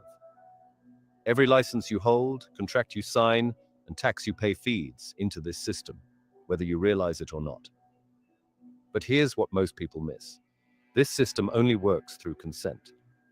By understanding these hidden laws, you can begin to see how they shape your life and take back control. There are two systems at play in this world, one for those who know the rules, and another for those who don't. In the same courtroom, the rules can shift based on how you present yourself and which jurisdiction you unknowingly accept. Those who understand these hidden laws often encounter strange reactions when they question authority. Ask a bank manager about your strawman account or a judge about maritime jurisdiction. Watch their faces. They'll dismiss you, dodge the question, or act as if you're speaking nonsense. But deep down, they know. This system didn't appear overnight. It was carefully constructed centuries ago to manage trade on the seas. Ships carrying goods were tracked, recorded, and valued to ensure control over commerce. Over time, this system was brought onto land, hiding in plain sight, and now it governs your life without you even realizing it. Think of the language we use today. It exposes its origins. Currency comes from current, a flow of water. Banks control the movement of money, just like riverbanks guide the flow of a river. Your wealth is called liquid assets, because money, like water, flows. I'm telling you, that's all the you know what I'm saying? That's all the court is the bank. That's all it is. I'm telling you, it's all about money. Maritime law, let's go. And moves. Fall behind on your bills? You're drowning in debt. a perfect metaphor for sinking under financial pressure, like a ship taking on water. Your paycheck is part of your current income, emphasizing the constant flow of money in motion. Facts. Money stored in an account is like water in a reservoir, held back and controlled until it's released. If a company fails, it's said to be underwater, dragged down by currents it can no longer escape. Economic collapses are called financial floods. Money moves too quickly, overwhelming systems like a storm surge. Interest on loans rises like a tide, slowly pulling borrowers deeper into debt. The stock market, described as turbulent. Waves of value crash unpredictably, lifting some while drowning others. When someone loses everything, they're drained of resources. The river runs dry and nothing flows anymore. Wealth is fluid, always moving, adapting, and disappearing if you don't know how to contain it. Even the phrase money laundering reveals the truth. Dirty money is washed clean, much like water purifies contamination. Economies facing downturns experience a financial drought, and when things go wrong, they need bailouts, literally bailing water to stop a sinking ship. This isn't just Okay, so the next one I want to show you is called Highlight. Absolutely love the approach they took with this app. You should see this. It's just poetic language. It's a code. The financial system has been engineered like an ocean, with money constantly flowing, shifting, and circulating. And just like tides are controlled by the moon, the flow of money is controlled by those at the top: banks, courts, and governments. Here's the truth. Those who understand these rules control the system. Money is water, and those who control the flow hold the real power. Meanwhile, the rest of us are left to sink, swim, or drown, often without realizing we're even in the water. Once you start looking, the evidence is everywhere. Your birth certificate, it's printed on bond paper, the same paper used for financial instruments. Legal documents, they're written in language borrowed from ancient maritime contracts. Banking, it all traces back to shipping insurance and sea trade. Some call this crazy talk, but is it? Think of a hamster on a wheel. It runs endlessly but goes nowhere, trapped in a system it can't escape. Now replace the wheel with licenses, taxes, loans, contracts, and banks. Every step you take feels like progress, but you're just running in circles, locked inside someone else's system. Yep.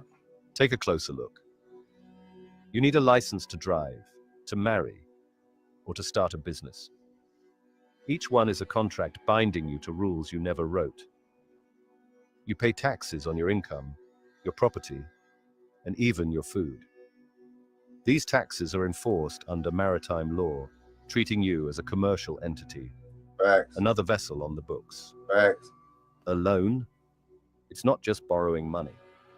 You see how you're right, he's right. Everything is, why are we taxed for everything? You know what I'm saying? It's just, we're the commodity. You see what I'm saying? To these people. You see what I'm saying? But it's the funny thing about it is we're really the currency too, because we're electrical copper beings. So it's a couple ways to flip that. You know what I'm saying? It's a financial trap designed to keep you paying for years, feeding the system. Even your bank account isn't what it seems. Your name, your money, your identity, it's all part of the grand game of commerce. Here's the reality. Language is the scaffolding of your reality. Every word, every term, every contract reinforces your role in this system. Phrases like, I owe, I can't afford, or I have no choice aren't just words. They're invisible bars locking you into place. This matters because these hidden laws govern everything: your rights, your money, and your freedom. They dictate how the courts treat you, how banks handle your accounts, and how the government views you, not as a living person, but as a corporate entity. Look for the clues. The next time you sign a government form, enter a courtroom, or study legal documents, pay attention. Notice the language they use. Observe the symbols and procedures. The patterns are there, hiding in plain sight. because no one ever taught you to look for them. This isn't about avoiding laws or dodging responsibility. It's about understanding the real rules that govern society. Once you see how the system works, you can start making better choices. You can stop playing their game blindly and make no mistake. Well, I see This what system you're didn't- saying. It's not that easy though. You know, because if you see how it works, that doesn't mean that the masses will. You know what I'm saying?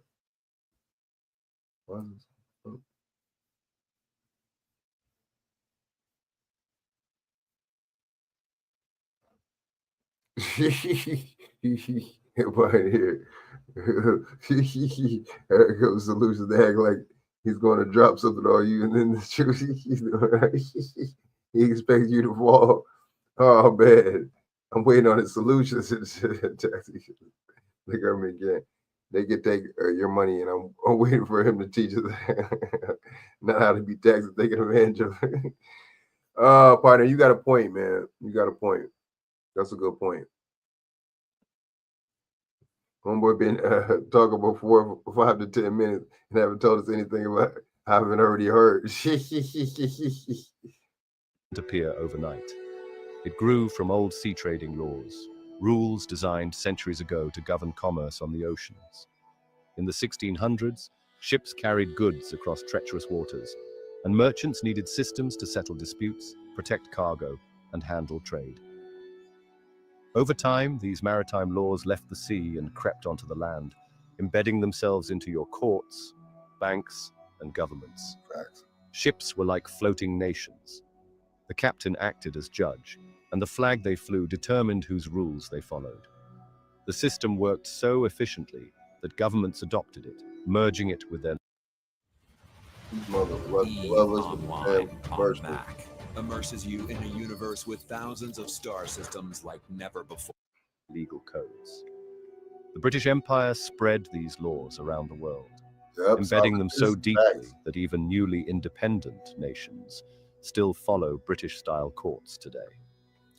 The language exposes the truth. Oh yeah, for sure. We get If that you're all in the trouble, court you're system, in hot. the court system that's British and Roman, all that BS. You know what I'm saying? The unjustice system, the unjustice court system. It's all a setup. It's all money. Oh yeah, he ain't lying about that. That's a fact. That's why it's all a game. Water. Can't pay a fine? Someone has to bail you out, like saving a sinking ship. A company out of money has sunk.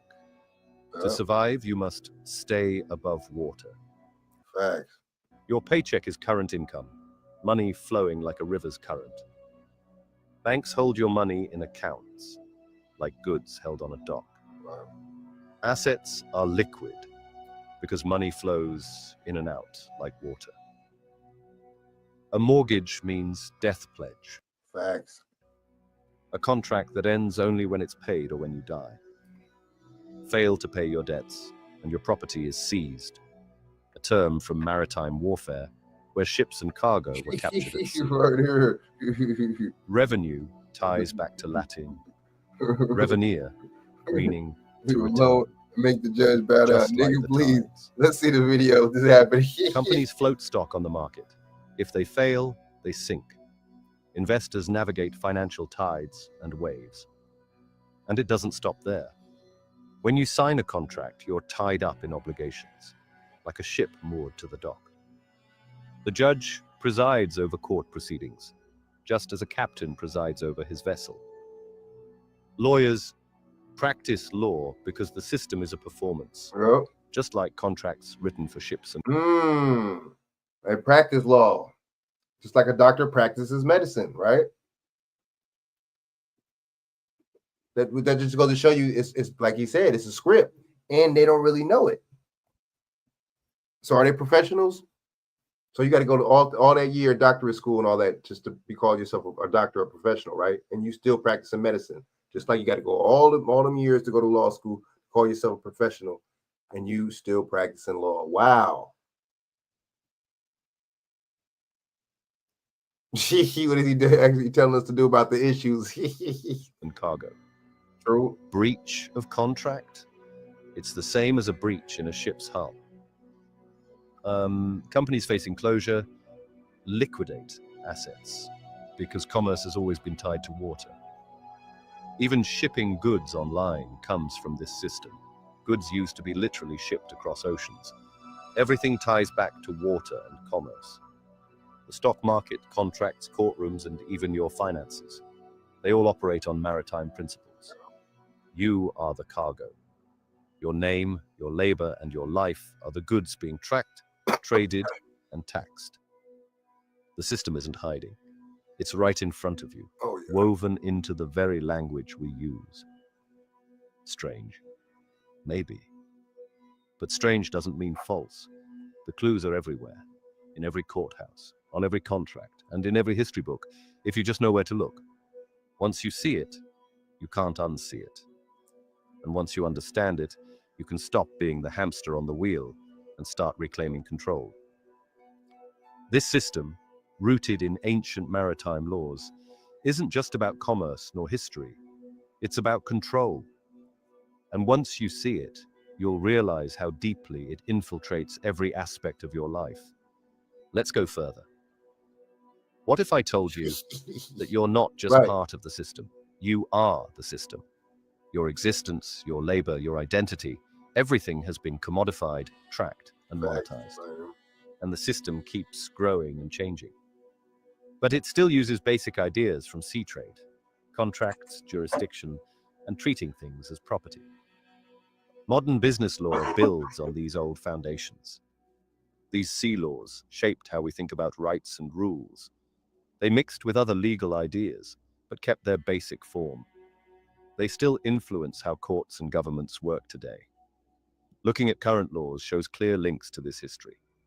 From court procedures to business contracts, many rules trace back to old sea trading practices.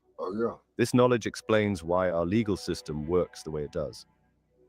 The words we use shape our reality more than most people know. English, as we legalese, right? That's when they use the legalese on you. We speak it today. When they, pun and play on words and stuff like that. Pay attention, yep. Carries hidden meanings that go back hundreds of years. And it's not just English. This is found in nearly all existing languages. These hidden meanings create a system of control that most of us don't see. Let's look at how this works. Think about the word person. In legal terms, a person isn't a living human. It's a corporation. It's a straw man. Yep. Corporation. When you were born, your name was turned into a financial instrument.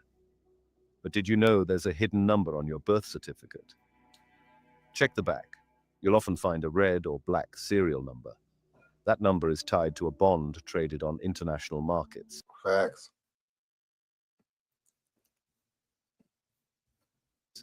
You are collateral, an asset to back your government's loans. When you say, I am a person, you're actually saying, I am a corporation. This is how banks and governments can treat. If you don't know how to make chords, this is it. You can drag one of these chord progressions. You better not talk about that if you don't got to abide by law shit. People like property. Governments borrow money from private banks and use you, your future labor and productivity as security.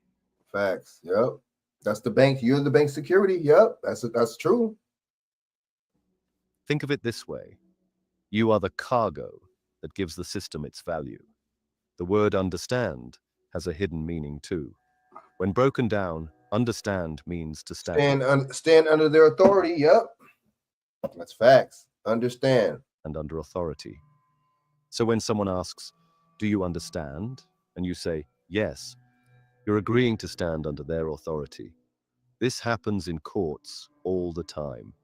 Words like citizen, resident, and individual seem normal, but they're tricks. A citizen is someone who gives up their rights to be protected by a government. A resident is someone who owes a debt. An individual is someone who can't be divided from the system. Look at how we use money words in everyday talk. I spend time. I invest energy. I owe you a favor. This isn't random. The banking system has made us think about everything like it's money, even our lives. Right. You know the phrase bank draft? It comes from shipping drafts, where captains issued payment documents to release goods.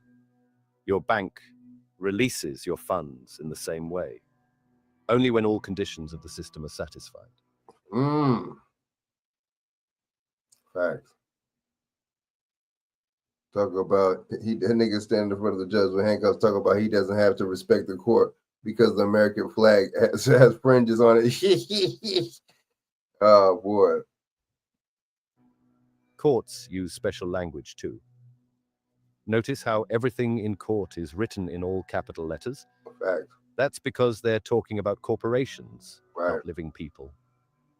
Your name in all caps isn't you. It's a company that was created when you were born. Ever wonder why pleading guilty is called entering a plea? Because it's a contractual agreement. You're agreeing to their jurisdiction, giving up your right to challenge it. The word contract comes from contract, meaning to reduce or make smaller. Every time you sign a contract, you give up some of your natural rights. This is how banks and governments slowly take control. Here's something most people miss: the difference between lawful and legal. Right. Lawful means following natural law, the basic human rights we're born with. Legal just means following rules made by governments. Facts. Something can be legal, but completely against natural law. Right. The word registration comes from Latin reg, meaning crown. When you register something, you're giving it to the crown, the government. That's why they want us to register everything: cars, houses, births, marriages. Facts. All the marriages is a money grab. A marriage is a money grab. All they do, you know what I'm saying, when they merge you guys together, with two people merge together and it's two corporations, right? That's a money grab. It's a business deal, right? Because you're two corporations and you merge together, right? What happens? That's a money grab when two corporations merge, right? These people are playing us, man. They playing us. Right? Each registration gives them more control.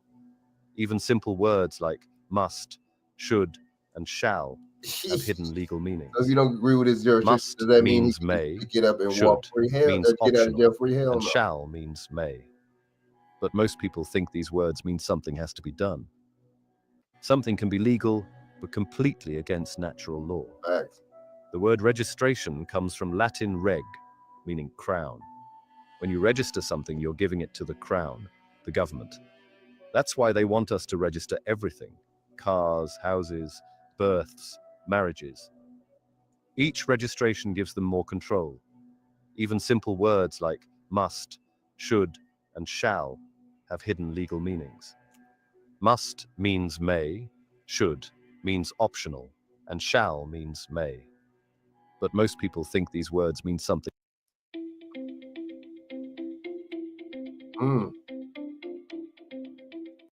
has to be done.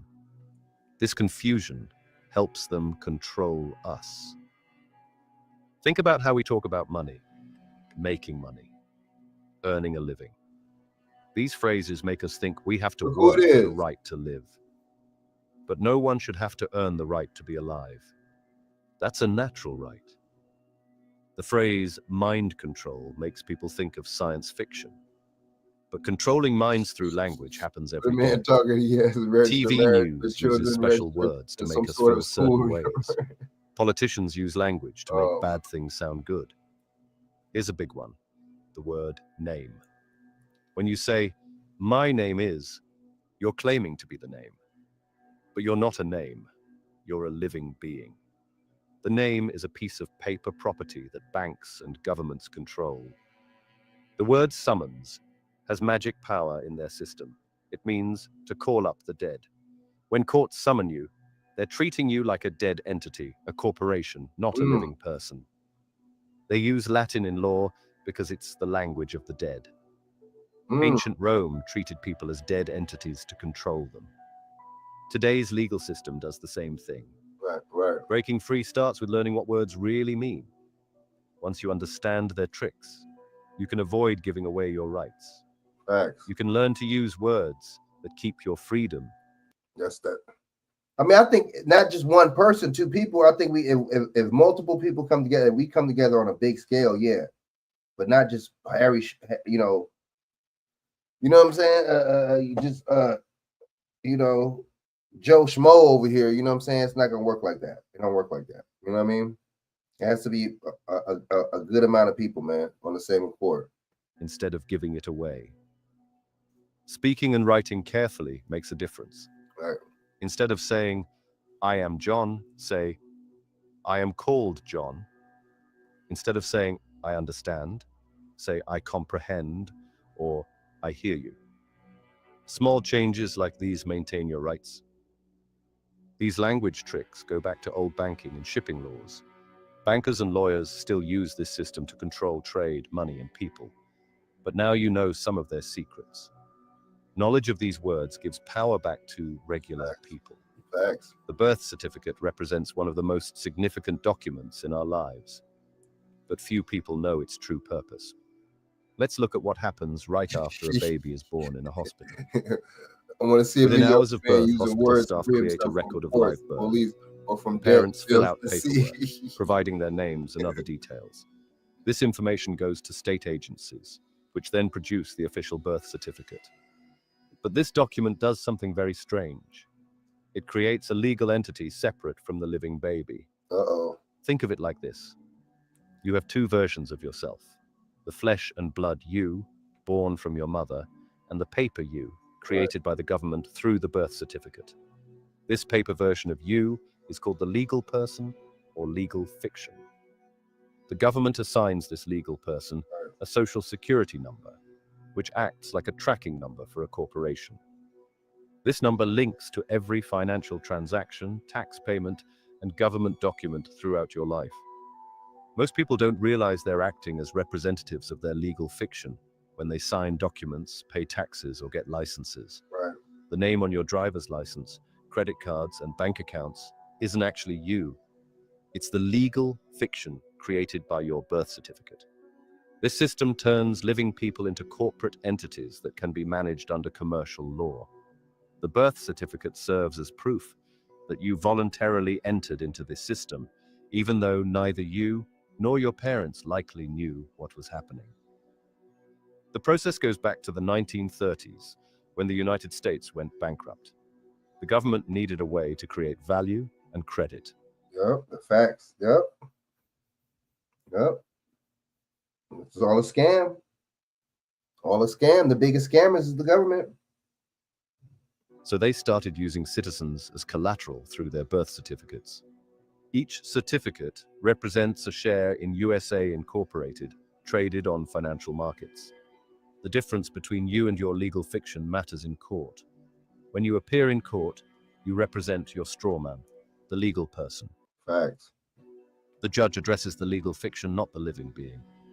This explains why courts use maritime law symbols and treat people like ships in commerce. You can see this system at work in official documents. Notice how government letters, court papers, and licenses display your name in all capital letters. Yep. This writing style signals they're addressing the legal fiction, not you as a living person. Oh, no. All right, man. Dope video, man. You know what I'm saying? Dope video. You know what I'm saying? That's real. It's real facts. You know what I'm saying? We got to really see that we're just basically like an entity, man, in this government, man. Excuse me, y'all.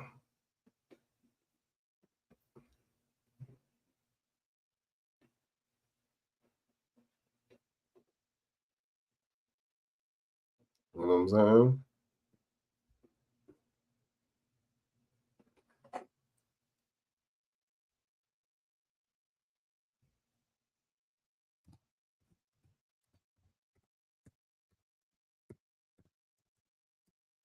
Oh yeah, man.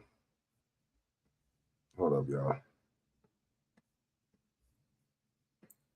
All right, where's the whistling at? Hold up. Oh, shit.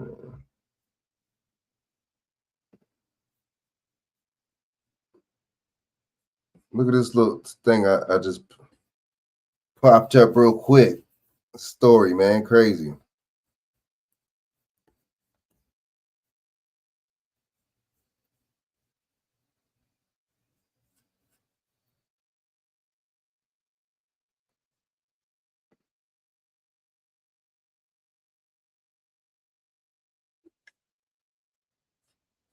The hell just happened?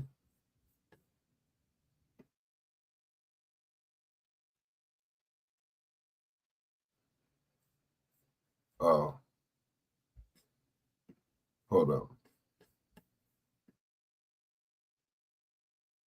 Slip showing her winnings or return her scratch ticket. After some back and forth, he handed her $500 cash from the register. 1, 2, 3, 4, 5. But even with that money in hand, she had a gut feeling that something was wrong. When I called the lottery people and the police, It would appear that what he did was he took the validation slip, kind of crumpled it up quickly, threw it away or otherwise disposed of it, kept it away from the customer, and attempted to pay her approximately $500 in cash. Executive Director Mike Sweeney says Scammers. Scammers. where she bought the ticket to cash in her winnings. She thought she won at least $500. She says the clerk in this lucky store took her ticket, scanned it, and the machine sang a winning tune. it says, "Ee!" A beep made a sound on the machine, and then a pink cell slip came out, and he just grabbed it. Amelia says the clerk wouldn't give her that validation slip showing her winnings or return her scratch ticket. After some back and forth, he handed her $500 cash from the register. 1, 2, 3, 4, All right, man, 5. Pioneer But School, even man, go with look it up. that money in Yeah. hand, she had a gut feeling that something was wrong. When I called the lottery people and the police, It would appear that what he did was he took the validation slip, kind of crumpled it up quickly, threw it away or otherwise disposed of it, kept it away from the customer. Wow, you see scammers? Scammer alert, man. Scammer alert. These people, man. What I tell you.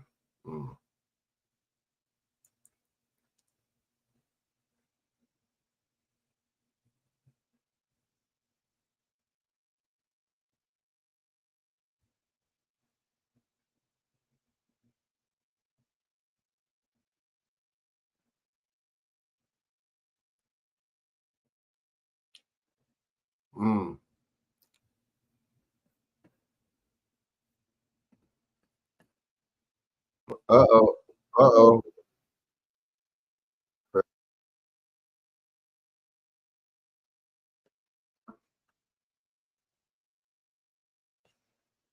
Fair use.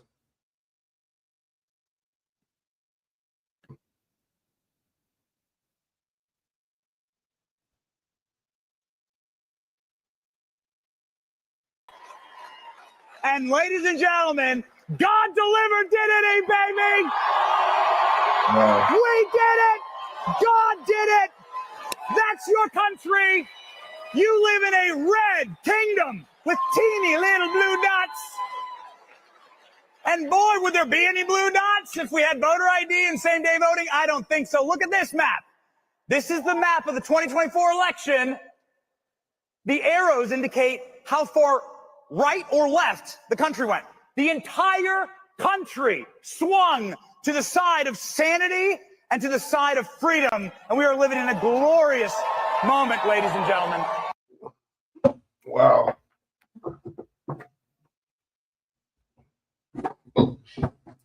The things that I love about Hex Effects, the versatility of everything going on under the hood. I've been putting it on my drum bus, I've been putting it on my mix bus, just doing variations of songs being bounced through it. Yeah, it's going to stick around in my door for a while.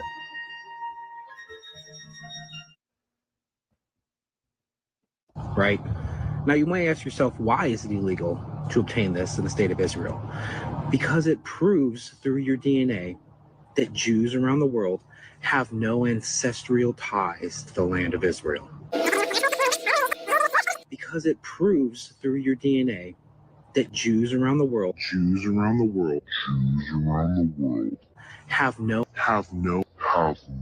have no ancestral ties to the land of Israel. We Jews have been in the land of Israel since the times of biblical Joshua. Who is we? No, really, who is we? You live in Israel, so I don't expect you to be able to provide genetic or ancestral receipts for your claims about us Jews, because those kinds of receipts are illegal in Israel. without a court order and other special permissions. The Jerusalem Post explains such a thing cannot exist as kits sold directly to the public, going on to say that they have possible effects on subjects and their families. Furthermore, the national implications of these tests could hold or affect, nice grammar, Jerusalem Post, could hold or affect with Israel being a government-recognized Jewish state. Don't you just love when they say the quiet parts out loud? But since they won't let you get receipts for us Jews, I brought my own. Wow. So I, an Ashkenazi, have no genetic or ancestral ties to the region of historic Palestine. I, an Ashkenazi, have no genetic or ancestral ties to the region of historic Palestine. And yet Israel still claims it's my homeland, which I could move to and become a citizen of under the ironically named Law of Return. What's up, everybody? I hope you're doing good. You good? I just hope that you're doing fine. I have a cousin who always says that if you don't doing fine, kindly try, do fine. So as usually know, these are presented Jintox Stories, and today I have a topic that I want us to discuss because I believe it's an important topic that we need to talk about. And I found this interesting video. Most of people who claim to be Jews are checking their DNA test, and later on they're being surprised that, you know, they're not Jews. And why is this video important? This video is also important to Black people because Black people are the true Hebrew Israelites, and at the same time, Black people are the true Hebrews, right? So I want us to watch this video. There's a lot of history that is gathered here, but most of it are people who are sharing their experiences, their surprises on what really they believe to be, you know, Jews. And then there's this important question. Most of them find themselves Jews, but not just Jews. They are the Ashkenazi Jews, right? Ashkenazi Jews, some people claim that Ashkenazi Jews are not the true Jews, right? Because these has brought a lot of debate rising from the ancestry of the broader Jews population. And I'm also a student in this field, and I hope we all learn. I learn, you learn, and you know, we meet in the middle, and you tell me what to think about this video. As usually know, these are presented Jintox Stories. I'm having a presentation that I prepared. One is in this book, and one is in this document that I think I'm also going to be sharing what I came to found. Buckle up for these videos. You know, these are Did you mean to fire? That was a good video, though, man. Did you mean to fire? You know what I'm saying? Good, dope video. I'm gonna play another one. I'm about to get off here, man. I've been on here for a minute, man. What's the name, man?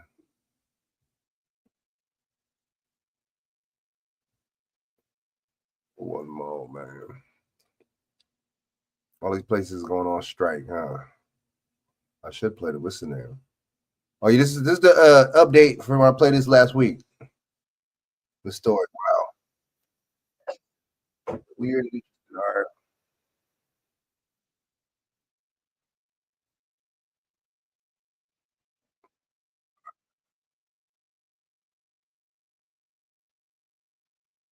Appear in court. This is another fishy case. Again today, Alejandra Boudreaux was scheduled for an arraignment today after a grand jury indicted her last week on 4 felony charges. Good evening, everyone. Glad you're with us tonight. I'm Jim Snyder. And I'm Latoya Silman. Boudreaux's bail remains set at $1 million tonight. But as Kristen Drummond shows us, there's a new step before her case moves forward.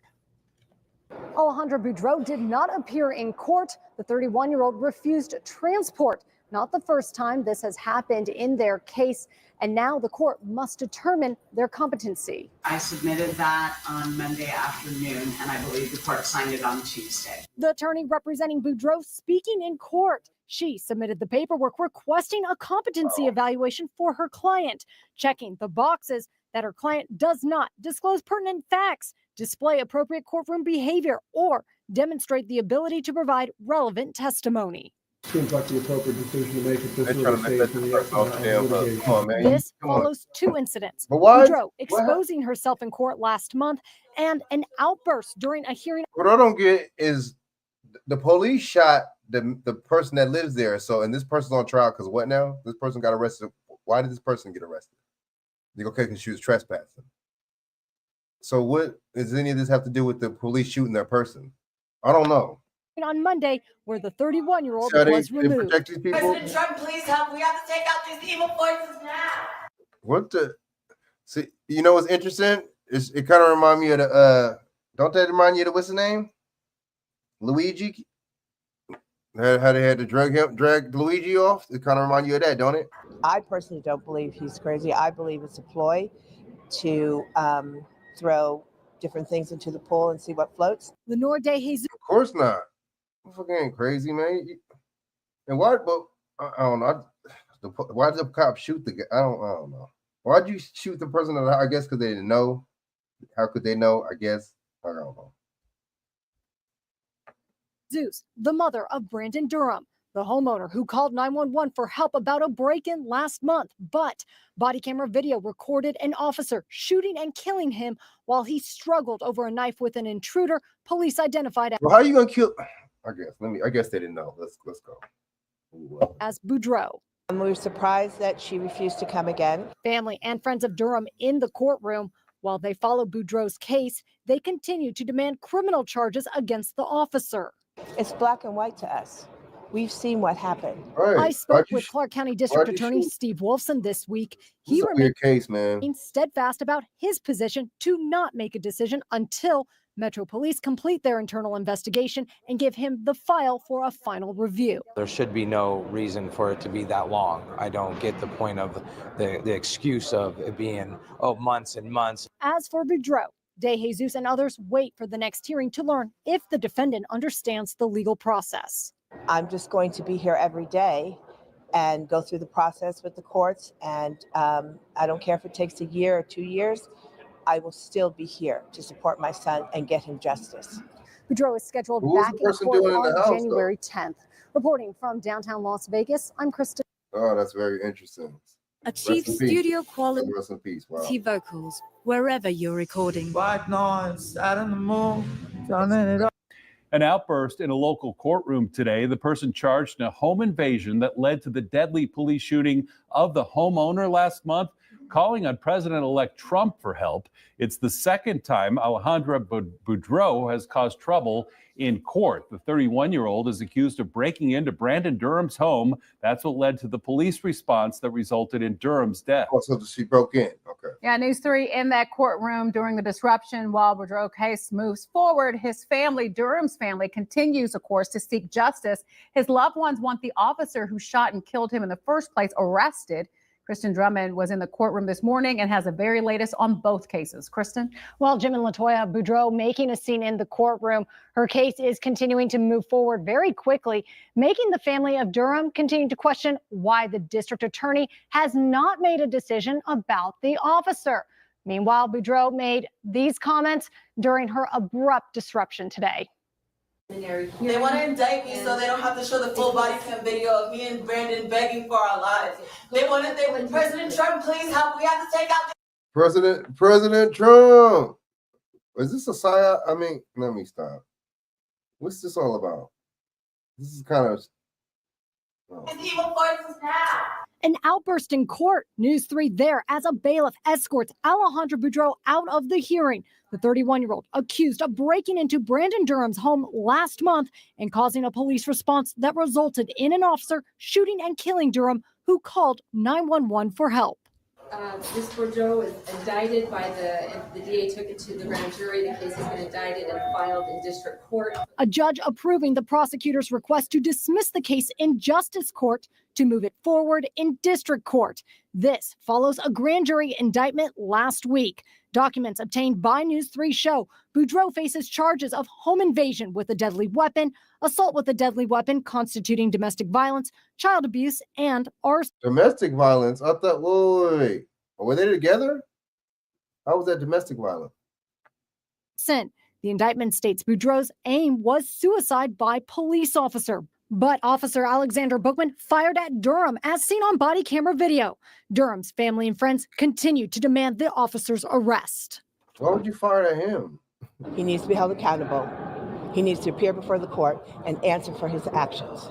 For this family, it's actually really frustrating, somewhat humiliating for this family to continue to come to this courthouse. Civil rights attorney Lee Merritt, he continues to press for criminal charges against the officer.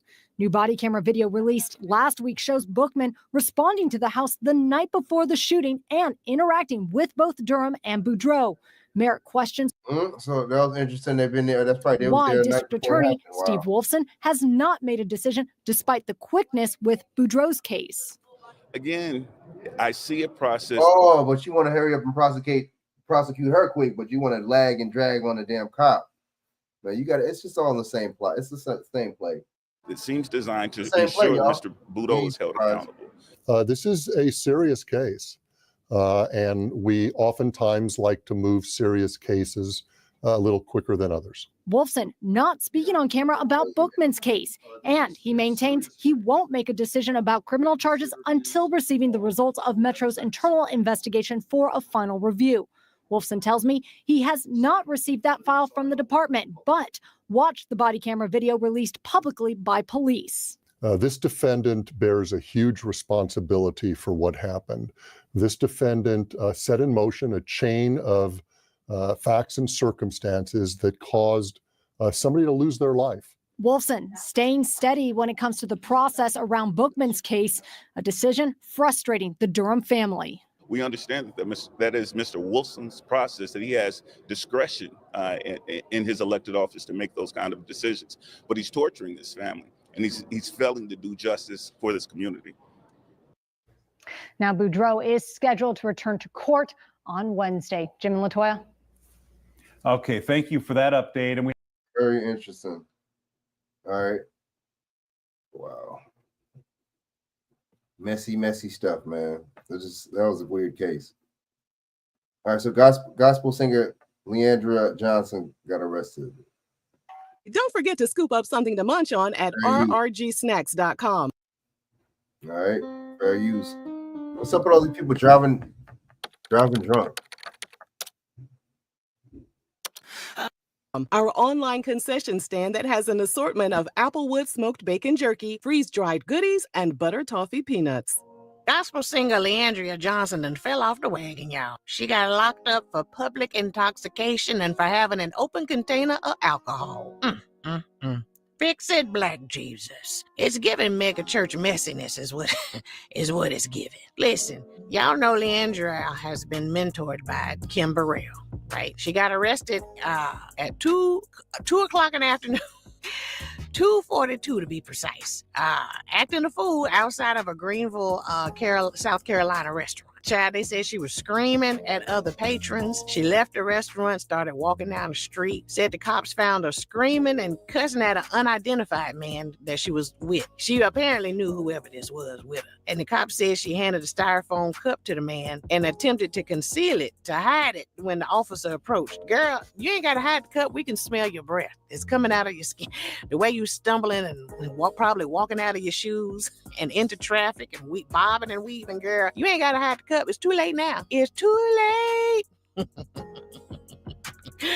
Child, anyway, she paid a bond on Tuesday and was released. The bond wasn't but $257.50. We thought it was important for you to know exactly how much. $257.50. Now, back in 2019, she got a DUI and went to jail for 30 days. But she went to rehab for alcohol addiction, and then she claimed she was good and she was sober.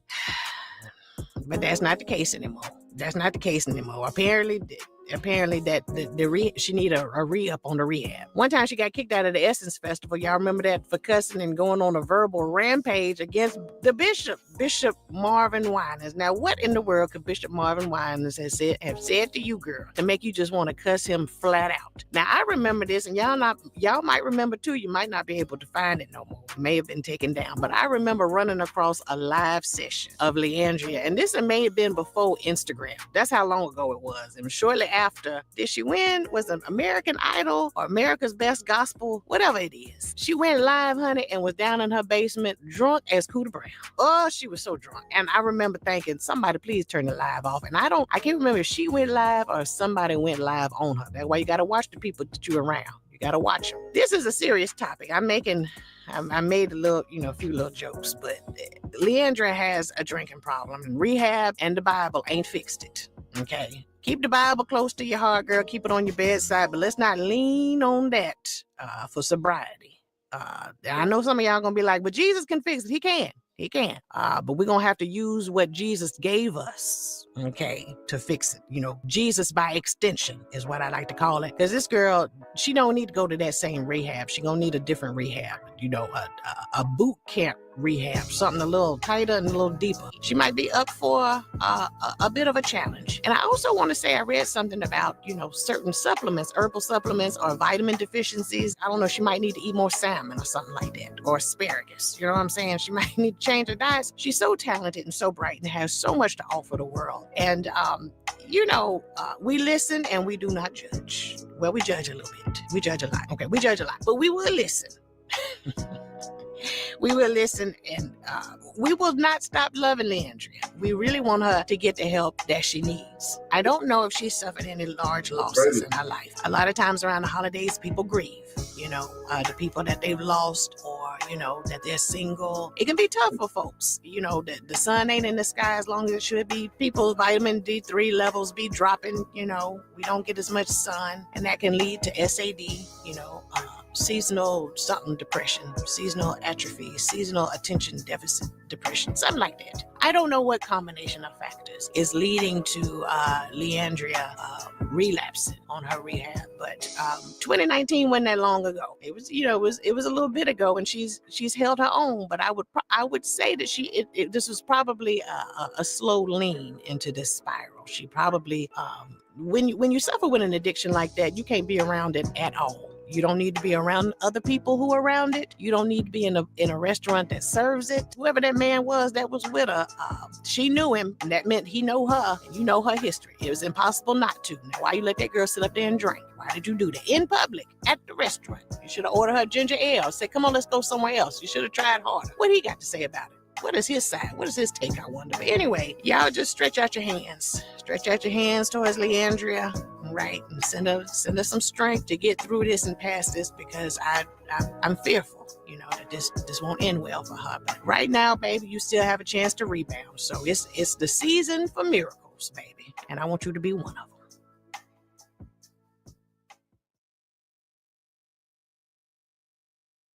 What are you waiting for? Set up your ACM in a minute at olaflight.com, and you can be connected with more than 200 destinations. Oh, that's a lot of counting, man. I have NASH, a serious form of fatty liver disease that's scarring my liver. I was doing all I could, and it wasn't enough. Then I found a way forward. Discover Resdifra, the first and only treatment for NASH with moderate to advanced liver scarring without cirrhosis. It works directly in the liver to help reduce scarring and reduce NASH. Before taking, tell your doctor about liver or gallbladder problems, or if you're pregnant, breastfeeding, or plan to be. Serious side effects include liver injury, gallstones, gallbladder, pancreas inflammation. Stop taking and call your doctor about tiredness, nausea, vomiting, fever, rash, jaundice, stomach pain. Tell your doctor if taking Gemfibrozil, cyclosporin, clopidogrel, or statins. Side effects include diarrhea, itching, dizziness, constipation. I found my way forward. Ask your liver specialist for Resdifra.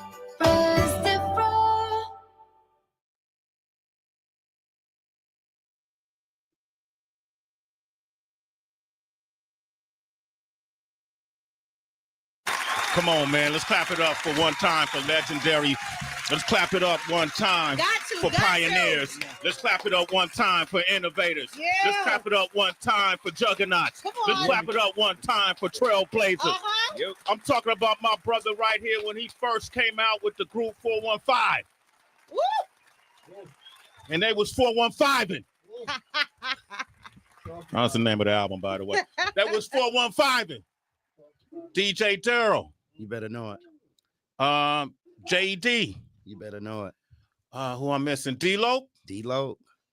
That was the group that made up 415. This is, I know a lot of folks are saying, why is he so excited? Because their success, their exposure when they landed on the scene was Sorry about that, inspiration y'all. to people like Sway and King Tech as well. But yeah, man, make she get the help she needs, man. This the gospel singer. You know what I'm saying? Make she get the help she needs, because damn, you know, people be mourning and stuff. So we can go to Fat Joe real quick. What's up with this dude, Fat Joe, man?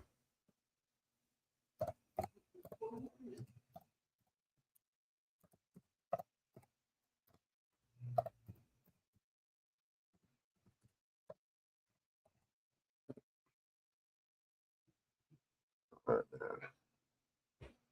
Fair use, fair use. Trace our lineages back thumbs, and they act like hoes and just feel like shit because these group of people that they've been hating their whole lives are responsible for the music and the culture that they love the most. And I pray that they feel every bit of harm and pain that they should feel based on the energy that they've been putting out harming Black Americans. My prayer, Lord, is that they feel that pain tenfold. And with that being said, we say, yay, man. All right, so what's up, chat? We about to break it down. Fat Joe cries like a hoe. He's mad and he disrespected Black Americans because Fat Joe feels some kind of way that we created all of this stuff. And he went through, he was on the Math Hoffa show, another non-Black American, talking shit. It called Foundational Black Americans born and raised in America that could trace our lineages back to slavery. He called us a hate group, and he's saying that we're haters and that he's right. So what I'm going to do, without any further ado, is we're going to play the whole video of the whole snippet of what he said. I got this early on my man Black Alpha Network's YouTube. I saw it, but then Black Alpha on his Twitter had got the perfect clip. And so I hit up Black Alpha. He's going to call in and talk about this in a few minutes. But before we get into it, I want to first show you guys what this bitch is all about, what we talking about. And before we go there, make sure you go to blisscapsules.com, type in product code DeJuan B, and you get one for free. Buy two, get one for free at product code DeJuan B at blisscapsules.com. Also go to DeJuanB.com. I got all my courses and classes up on my website. Make sure you go there, go to intellectualpower.net. Also, we'll talk about intellectual power a little bit later on. But you can go to the shop right now at DeJuanB.com and get your merchandise. And this is the one you need to buy right here, especially these two. Black people don't owe anybody anything but an ass whooping. For far too long, Black folks, we've been feeling like we owe people. People have been shitting on our culture. And look what we get. We get a Fat Joe talking about Puerto Ricans and these people created hip hop along 50-50 with Black people. And then also get the Black American Music Family Tree hoodie right now at DeJuanB.com. This is my product. Tracing the roots of hip hop back. Coming up on 400 years. So, yeah. Fat Joe would never debate with anybody like me, so he goes on these tethered TV shows and he talks to them, people who don't know better or don't care to know better. But you can get the real deal at DeJuanB.com, the only authentic version of this Black American family tree information. You dig? So let's go on over here. Let's play what Fat Joe talked about, and then we're going to get into it, all right? Let's play with what he talked about, All right, let me blow this up. rumors Okay, were here we made. go. Audio's good. Y'all can hear y'all. Oh, and again, welcome, chat room. I appreciate y'all for joining. I'll greet y'all a little bit later, but I want to get right into it. Can y'all see? And can y'all hear, chat? Making sure y'all good. These rumors were Let's see made this. by radical black racists. Let's just say that. Okay, it's a group of these guys that don't want to hear Jamaican, don't want to hear Guyanese, they don't want to hear a black guy that ain't down with them. Right. Right? So their job is to criticize anybody who don't look like them or who ain't black American. Who are these guys? You want me to say a name? We're gonna give them too much clout. I mean, the FBA, Foundational Black Authority, whoever the fuck these broke niggas is. I'm just keeping it a buck. And Whoever the fuck these broke niggas is, he called all of us broke. Let's keep going. shit is to attack everybody on Twitter. You see this nigga who run them? Like, your leader? Yo, man, you gotta be fucking kidding me, man. And so they trying to change the narrative. They're not. There are no leaders. I know I don't follow a motherfucking person, but I am Black American, foundational to this country. So let's listen to what more of this Casper the Friendly Ghost looking motherfucker got to say. From New York. Right. So they telling a whole nother story. This was whoopity doop wop. Yo, bro. Far as I know, we're at Yankee Stadium right now, and it's hip hop's 50th birthday. And the guy who invented it, Grandmaster Flash, my brother carried his crates. Your brother was a slave. My babysitters made up let me hear you say ho. It's two girls, twins, used to babysit me. They made up, let me hear you say ho. So they have a big problem, these guys, right? So they're against anybody who ain't with them. So this ain't a popular message. This ain't what everybody's saying. We might be giving them too much light right here is what I'm trying to tell you. Right. So there's a small minority to get on them Twitters and they running it up. We got a fucking Looney Tune like your man Lord Jamal, who's a fucking Looney Tune. Mm-hmm. Okay, he's a loony bin, right?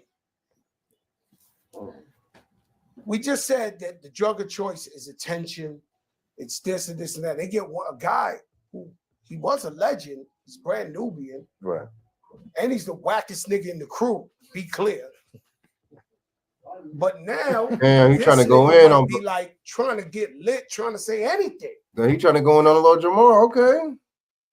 But what has this dude Fat Joe done lately? Excuse me, y'all.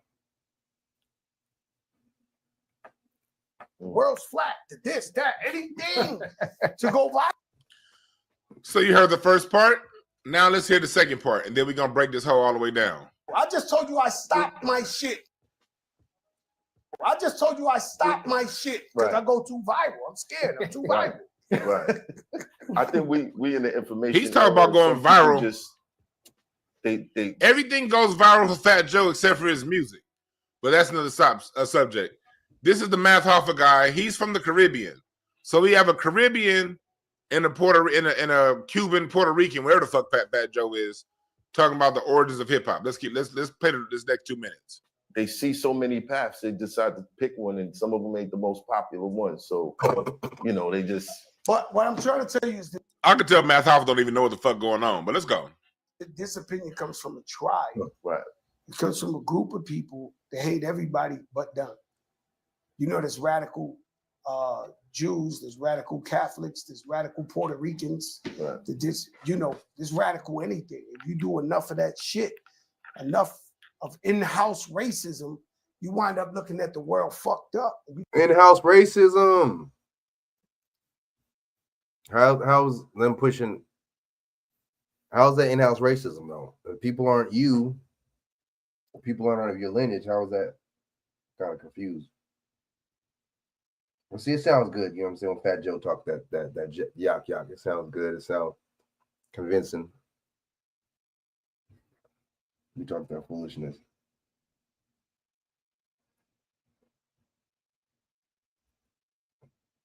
You know what I'm saying? Let's go. You can't even move around. Right. You understand? So that's how this shit come about. These guys don't like nobody but them. So hey, fuck that. This guy, well, how could he say this? How could he? Bro, have you been to my hood? Do you know where I'm from? You know, we did my brother's funerals. More black people than Spanish people at the funeral sitting next to my mother. Do you know where the fuck I'm from? But you trying to tell us what happened over here. All the legends I know, when I go to the legendary shit, they're all black and Puerto Rican. Yeah.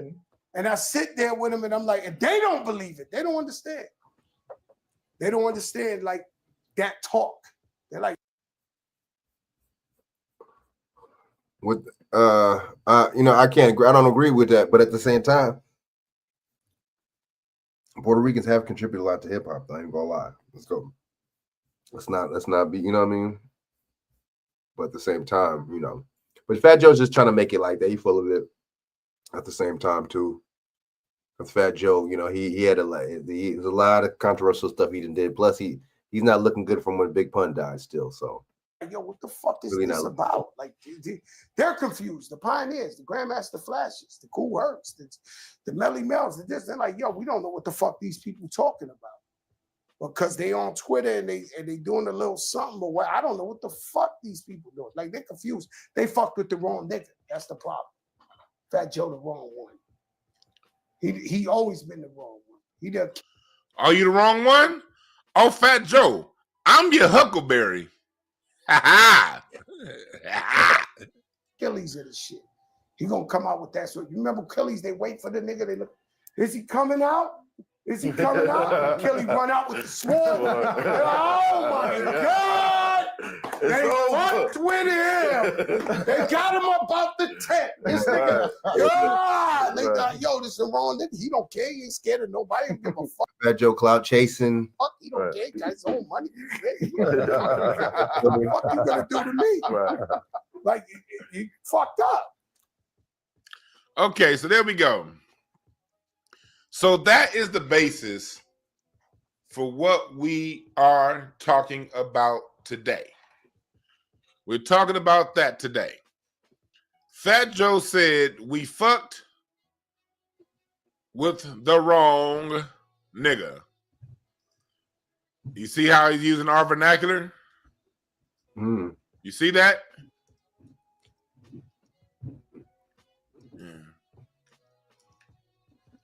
There we go.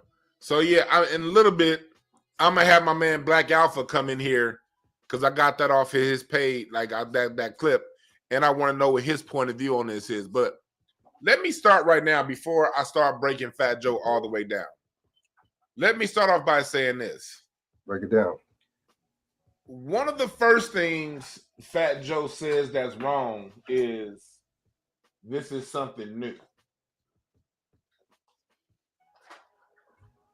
That this just came out of nowhere. He's saying that foundational Black Americans are the first people to talk about where hip hop come from.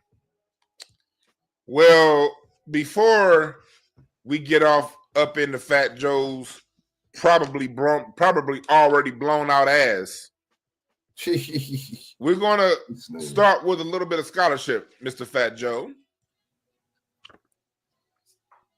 Pick up this book right here called Race Music.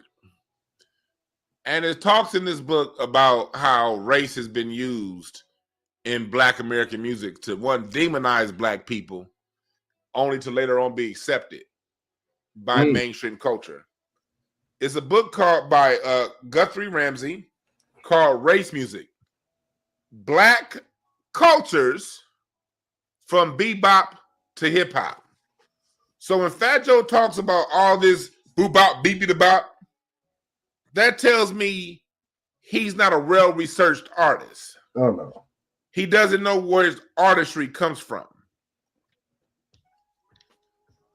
But if you want to know a little bit deeper from a scholarly point of view, you can start with this book.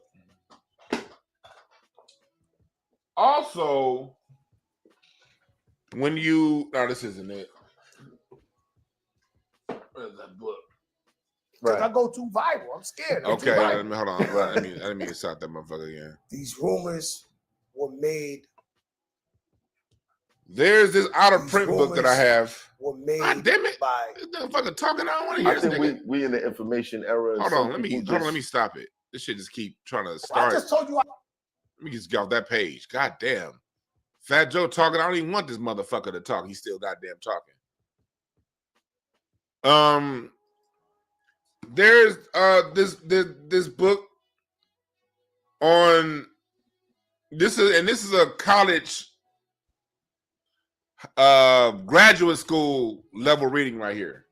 This is actually for graduate. If you're in graduate school in college, you buy this book, African American Music, and it's a bunch of editorials written, and you can go all throughout this book, and it tells you about where a lot of your hip hop comes from. So this is just 2 books. It's way more books than this. This is just a couple. You see a lot of your elements in that are now elements in hip hop. You see a lot of the origins of that in this book, Jazz and Justice, when we're talking about the symbiotic relationship between the Black American struggle and our music. You can find that in this book. And those are all the books that I have in arm's reach. I have more in my other room, in my library over there. But those are the only books that I have in arm's reach.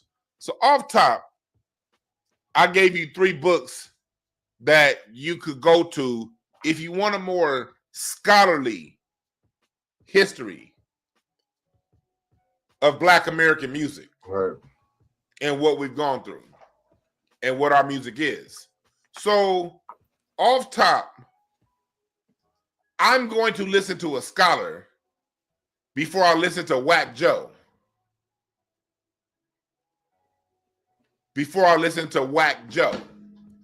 So what I'm going to do right now, up until my man Black Alpha calls in, we're about to break down line by line things that are being said, lies that are being said by Fat Joe.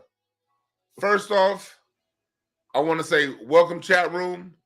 Thank you everybody for joining. Make sure you hit the share button. Make sure you hit the like button. I already got over 1,000 people in here across platforms. 700 on YouTube, 300 over on Twitter. I need y'all to retweet. I need y'all to like. And I need y'all to go to intellectualpower.net. Before we get into it, we need y'all all to go to Intellectual Power. Make sure you hit the share button. No, not that one. Here we go.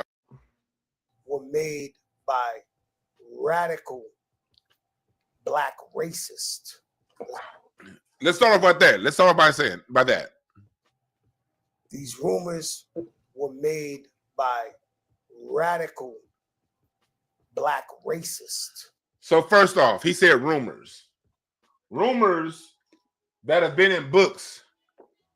This book, oh yeah, and also when did this book come out? Like I read this book like a long time ago. I think Race Music came out. In Race Music, I think this book came out like in the early 2000s, if I'm not mistaken. Because he said, first off, he called us racist. And he said that there are rumors. Yes, this came out 2003. This book, From Bebop to Hip Hop, came out 21 years ago. 2003. The year the San Antonio Spurs won the championship in the NBA. That's who won the championship in 2003 against the New Jersey Nets in a 4-1 series win. That's the year that Tim Duncan versus Jason Kidd is when this book came out. This book came out when James Brown was still alive. All right? This book came out when Bush II was president. This book came out before we knew who the fuck Barack Obama was. So he's saying that this is rumors. This came out. Where's the other book that I have? What's the other book that I have on this? Because I want y'all to buy this shit and get some scholarship on this. Nelson George talks about it in his book, The Death of Rhythm and Blues. This book came out in 1988. This book came when he talked about R&B dying and when hip hop was coming up. This book came out when Anita Baker was on the top of the charts. And Anita Baker was a new artist when this book came out. When this book came out, Fat Joe's brother was still somebody's slaves carrying crates or whatever when this book came out. Fat Joe was still eating pupusas and burritos when this book came out, talking about the Black American roots to hip hop. So off top, he's already, see, black people, this is what we got to understand. We're using Fat Joe as an example of what a fool looks like. You don't have to go back and forth with somebody who's calling something that's been fucking documented for well over 30 goddamn years a rumor. Off top, you lost. Off top. These rumors were made by radical black racists. So radical black racists are writing scholarly works before you were ever a thought before you ever picked up a microphone, Fat Joe. These black people who documented this stuff are racist. Well, I tell you. So I'm about to get off here, man. You know what I'm saying? Shout out to Dewan B, everybody in the chat. You know what I'm saying? I'm about to take my butt to the store, eat, handle some business. You know what I'm saying? So shout out to y'all, man. Support and salute. You know what I'm saying? Everybody, Shannon, salute, Pioneer, Doc Boss. You know what I'm saying? Everybody that was in the chat earlier, man. Shout out to y'all, man. Much love for the support. You know what I'm saying? Hell yeah, much love for the support. You know what I mean? And man, yeah. Hold up.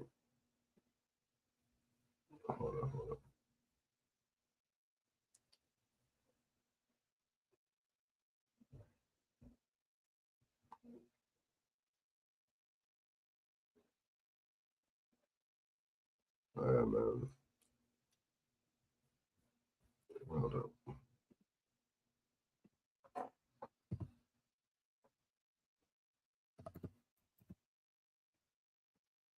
Let's see.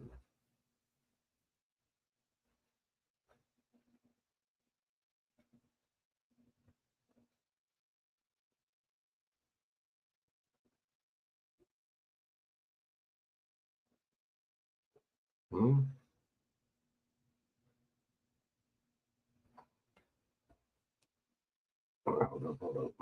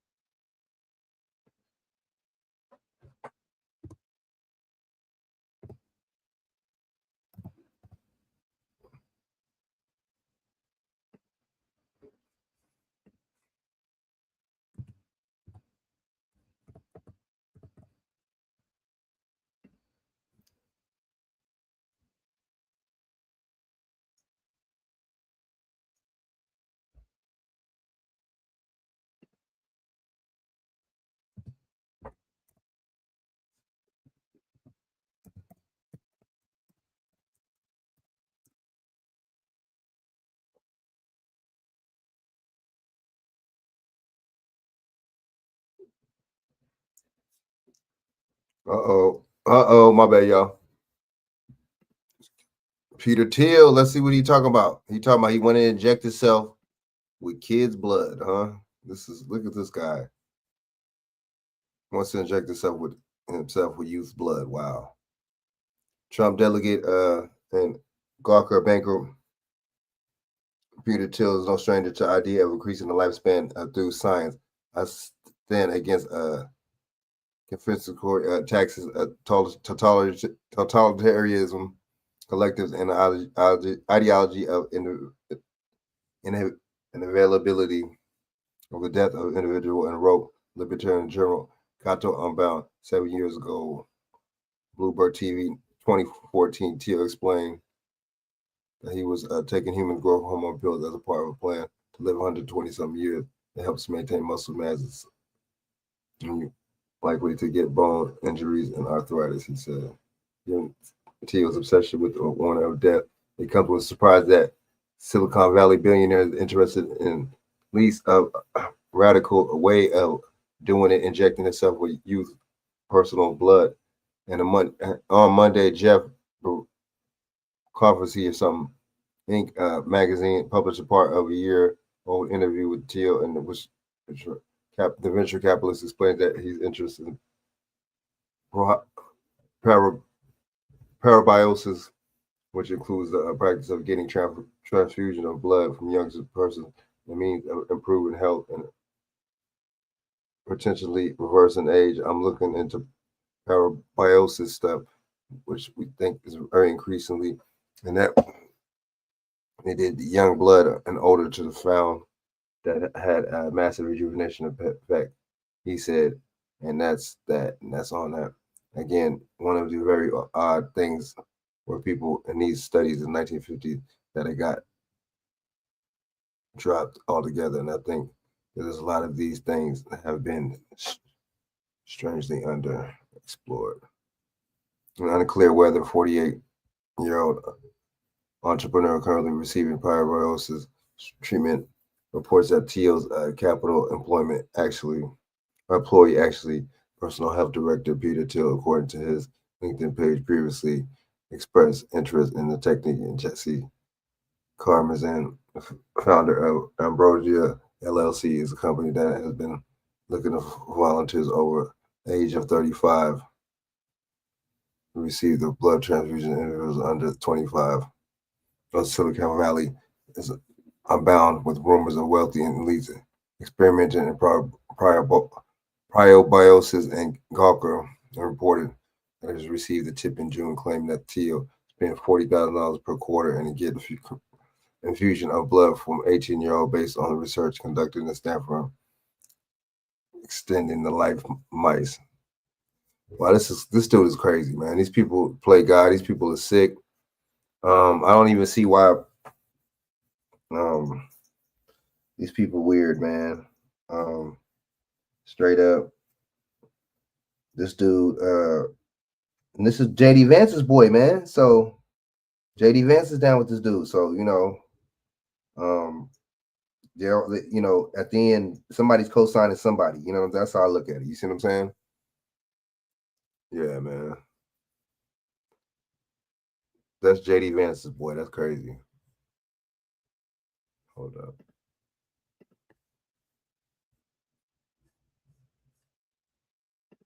Yeah, man. That's wow. These dudes want to play God. You know what I'm saying?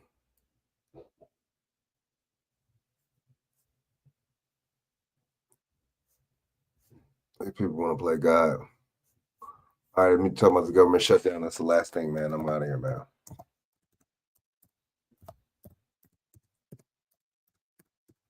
Yeah, man.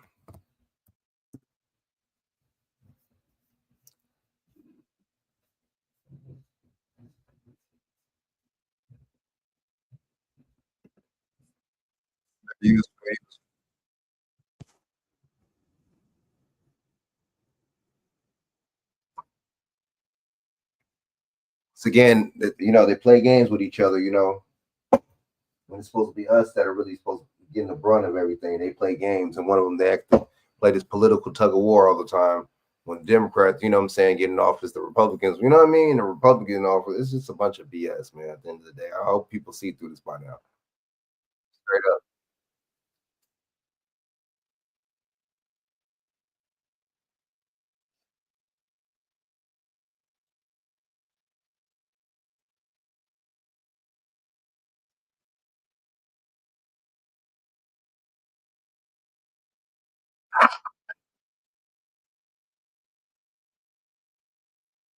Of course it wasn't. Of course it wasn't.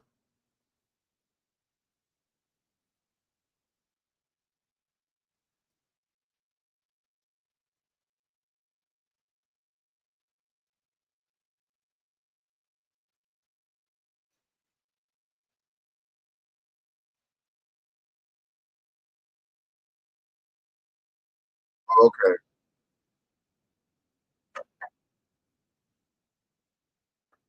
Yes.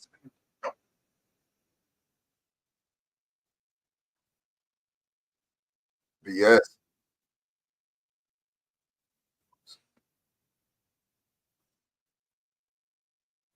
Ability and has the temerity to go forward to the American people and say, you think this is fiscally responsible. It is absolutely ridiculous. Tonight, we spoke with California Congresswoman Sidney Kamlager-Dove hours after the latest vote. She says there was a bipartisan bill on the table that would have passed on Wednesday if billionaire Elon Musk didn't pressure Republicans to vote no. Wow. They're incredibly Who's afraid he? Who's of he? Elon Musk and his vice president, Donald Trump. James, man. This election was all about the cost of living too high. And so instead of having a bill that would put money in the hands of the American people, they want to pass a bill that would grant tax breaks to the richest of the rich. Representative Kamlager-Dove is in Washington and is prepared for another long day Friday. I'm going to be here as long as it Just like they did with the COVID. They gave you $1,400. A mere measly $1,400. They could have given us way more than that. When they was getting billions, right? And they was getting the billion COVID relief, millions, billions, and you get mere $1,400. Wow. They give them the bailout, and they give you the $1,400. But as Congress faces this looming deadline, the harsh reality of a likely government shutdown is setting in. But when I ran for office, I said that I would not vote to raise the debt ceiling, and so I've never voted to raise the debt ceiling. And I mean, I love Donald Trump, but he didn't vote me into office. My district did. You want to shut it down? I'm not afraid of a shutdown. They are not giving up. There are reports tonight. Of course, you're not afraid to shut that down. You're not Representative Chip Roy, that I'm not- Republican you heard, who called No, the latest proposal shameful and embarrassing. He's scheduled to meet with Speaker Johnson and J.D. Vance around 8 a.m. tomorrow morning, bright and early, about those 38 no votes by Republicans today. Roy, who is the policy chair of the Freedom Caucus, may be hoping to find some conservative compromise that could get all Republicans on the same page just under deadline, which is now less than 24 hours away. Hello, I'm Mark Brown. Get more great ABC7 content by clicking the subscribe button for our YouTube channel and download the ABC7 Los Angeles streaming.